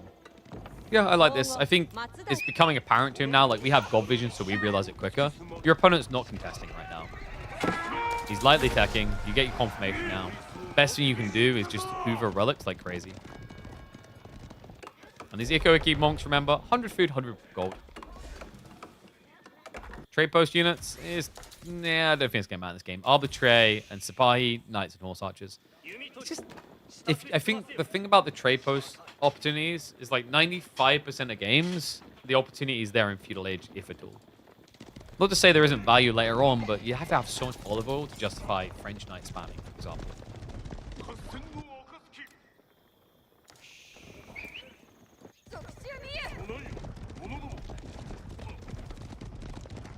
So who's favored right now? One of the problems with Beastie is by going castle with javelins, you do now get less inherent value compared to if you had just Rombo spam, right? And one of the annoying things when you play against Yumi is they do no damage to you, but you do tend to overkill them a lot. Yumi's main goal is simply just to kill the spears. And I think that's one of the problems. Like, in these situations, you're basically talking about it being Mounted Samurai versus Javelin as the core requirement to who wins the fight. Probably going to favor Mounted Samurai there, just because, like, jabs can't scale as quickly. I do like this from Beastie. Adding in Varangian is quite smart. Because your opponent has Yumi, they're already plastic damage archers. If you litter the battlefield with a melee blob, it means that Lucifron is going to be a lot more hard-strung to target fire correctly than you are in an engagement.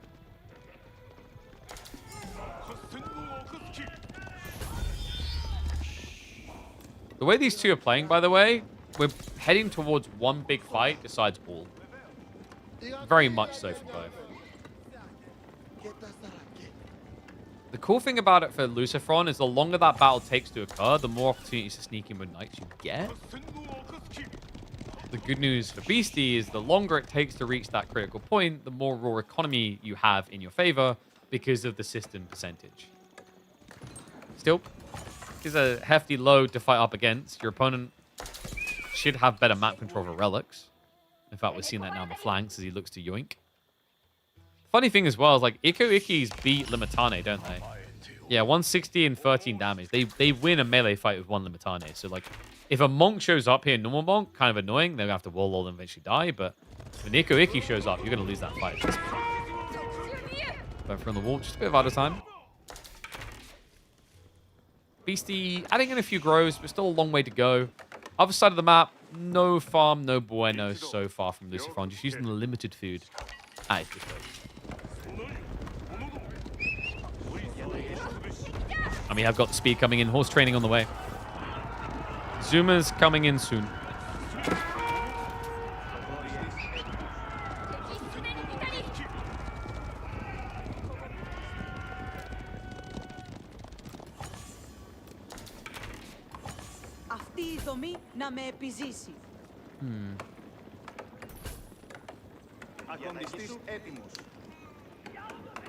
Trying to think what Lucifron needs to feel confident in a fight. Just the idea of raw scaling Yumi isn't terrible. Is there ever a world in which he does Samurai? That's an interesting thought. If you're Japan, 100% is viable. But when you're Sengoku, you don't get the Yodachi tech. You think the shield wall is bad on huge numbers? In a way, like, your opponent's going to reach a Yumi point where he'll just still kill spears in one hit. But we're kind of at a weird threshold where it is not necessarily guaranteed right now. That's a terrible step up. Lucifron, what the fudge?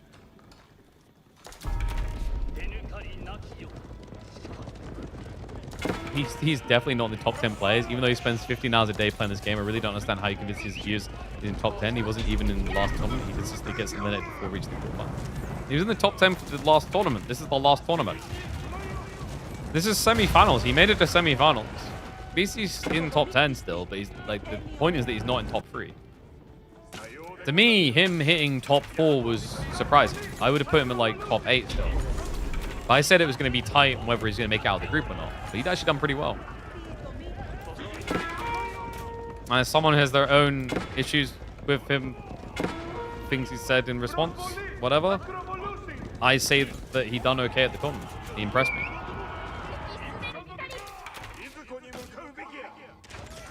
Flash coming in.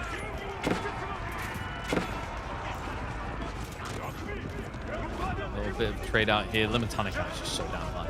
And to your point of, like, is it worth shield wall? It kind of feels like it here, right? Like, the javelins are clearing more Yumi than Yumi clearing Limitane. You could argue it's pointless because he's still dying, is the fair point. Right? Like, when the Yumi count is low, though, shield wall is handy. When the Yumi count is high, kind of not, because you're still going to lose one. The argument would be, though, that if you drop the shield, your opponent can micro 2 groups of Yumi, which isn't unheard of at this level, this caliber. Flash coming in. Oh, big chunk of the Limitane not engaging straight away. Lucifron forced to retreat, though. Numbers are looking scary. Koki Monks maybe could be useful here, just get a bit of trade damage out, but not going to occur. Sniper's going to be there, though. Camel Riders being brought low doesn't quite finish him off. Yeah, I like how that's like the first time chat for the person. He's still on top 10. Of course, said he didn't practice at all. I mean, but did Beastie say that would be the more important thing? I'd be surprised if there's no practice at all. Now, Samurai count looking pretty high. Brace comes through. Yumi. Oh, one-hit killing, but they're having a target fire down, which is a bit weird. 50 Limitane. I don't like. I'm just not seeing Sengoku's eco burst. They're just behind, and they just keep getting more behind. Like, this is one of those weird games where it comes back to that statement about Samurai. Like, could you have actually Samurai'd here? Would it have been weird because you don't have a Dachi tech? Yes. But this Civ does have other things, right? Like, the Samurai can be decent, especially with health buffs. I think the problem for him is he gambled into Mad Samurai to raid with. I say gamble, but it just makes sense. But Beastie just anchored himself. He didn't get greedy or impatient. He just waited. Happy to do so. And now we just have this kind of weird position where the Mad Samurai look good statistically on paper, but the cheap counter is already in mass. 55 spearmen. Just need to get more Yumi. At some point, this javelin count needs to be addressed. Very weird position. Yumi almost able to one-hit kill the jabs, actually. And arms count hasn't really risen. It's only 6 ranging total. And we have got the extra defenses coming through. So Lucifer's just trying to min-max each unit has. Smash comes in. Mountain Samurai with a hard commit. Speed count of 37. I don't think he has those. I mean, the Yumi count not really that impressive anymore. 25, make it 22 in the Mitane. Hold on a sec. Mountain Samurai with the health bars. Wait a second. The reserve spears, they've shown up, but they're a little bit late now. Beastie! He had a feeling it was looking good for him, but no. No, instead, it completely backfires. All right, there's your answer about shield wall. Holy crap. Mounted Samurai health bars are non-existent, but they're still existing. In a deciding game. Match point for Lucifron. And 60 spearmen is not enough. I mean, in fairness, though, guys, it wasn't 60 spears. It was 40 versus about 25 knights. And with shield wall up, the entire fight, the result can't be too shocking. I mean, the more shocking part to me is just how many spearmen weren't there. He kept a huge reserve at home because, quite rightly, he was worried about a backstab raid. Lucifron, calm and collected on it. Now has the push forward. It's not just the decrease in attack speed, by the way. Like, the shield wall's important, but when you think about the raw maths more, you're losing 25% attack speed, but your opponent's getting 15% on these guys as well. That's a huge difference in DPS. An insane difference, actually. Beastie. Looking a bit distraught. What do you do from here? He's going to hunker down the farms. The farms full, the game is over. Cow point placements is your boon, your only hope here. Mangonel in placements for what? For the win, is what he's hoping. Shield wall still locked in, always. It's working at this point because the Yumi count is low enough that you don't die in one hit, so it's kind of worth it now. Maybe worth dropping shields when the Knights engage like this because I'm getting deja vu again. Health bar's low, but still good enough. The Mitane gone. Mangonel placement comes in, but he's now got the burn power to burst through that outpost. Goes past. Camel Rider's targeted down, just ignoring what DPS is left. Limited DPS on these outposts. He looks for the army sweep. Backline of Javelin's gone. A double down on Yumi to follow up.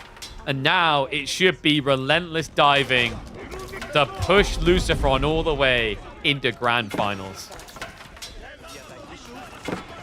Yeah, it turns out Unlimitane is not delivering like it used to. I really am impressed by the way Lucifron done this, though. Like, the double down with Knights, the health bar's getting so low. It looks easy, but to do is a whole other matter. Because those health bars, like, if this was a third fight required, all Knights are dead and you're in trouble. It's not as easy to do as it seems. Sengoku definitely strong, yes, but it's another one of those civs like Ridari, like with the Macedonians, actually, where if you keep taking fights, it eventually backfires. Same with Order of the Dragon. You keep taking fights, it tends to backfire, but no extra fights needed here. He locks it in. 4-1 victory to secure the grand finals of Homestead Cup and a showdown up against B. Damn. Go damn. That was impressive.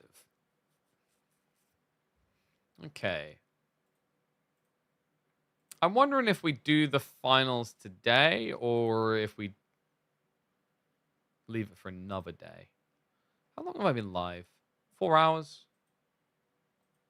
The finals could be like another 2 hours plus. Choices. What to do?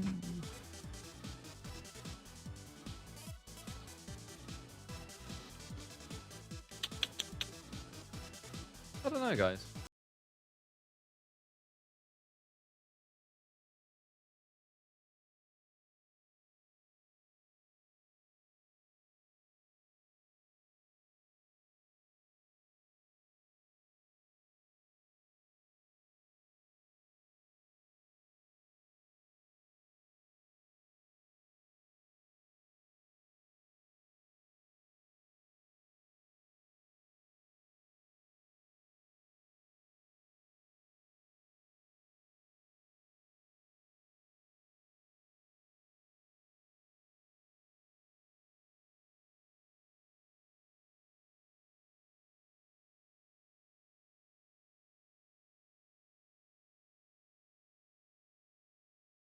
did they rush the patch? Because they just had a patch for the last tournament, right?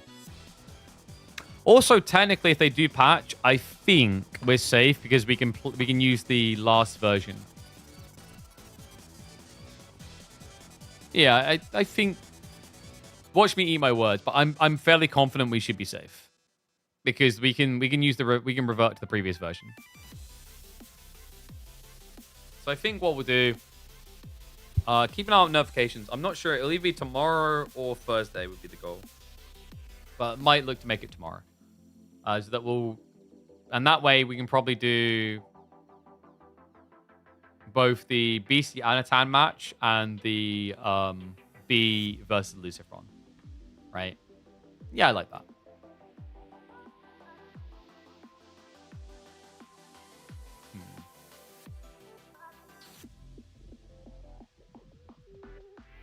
Question is, do I want to play some Olden Era? Or do I just go chill with the fam? I might go chill with the fam. I know, lame cop-out, but... I don't want to overdo it because my throat was pretty rough the last, like, 2 or 3 days. I'll say chill with the fam, I've got work to do, too. Lol.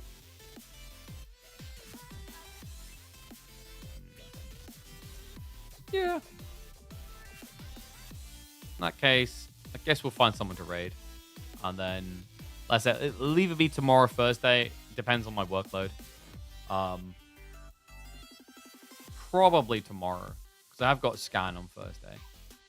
So I probably should leave that day open, not overloaded. Yeah, makes sense.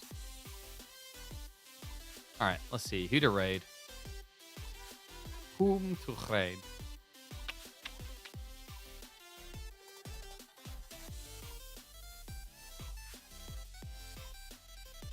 Having a look now. Who have I got online? I'm following. YouTube, I'm going to stream now, though. Thank you very much for watching. So, yeah, make sure you get notifications turned on. Next stream, we should be covering the Grand Final.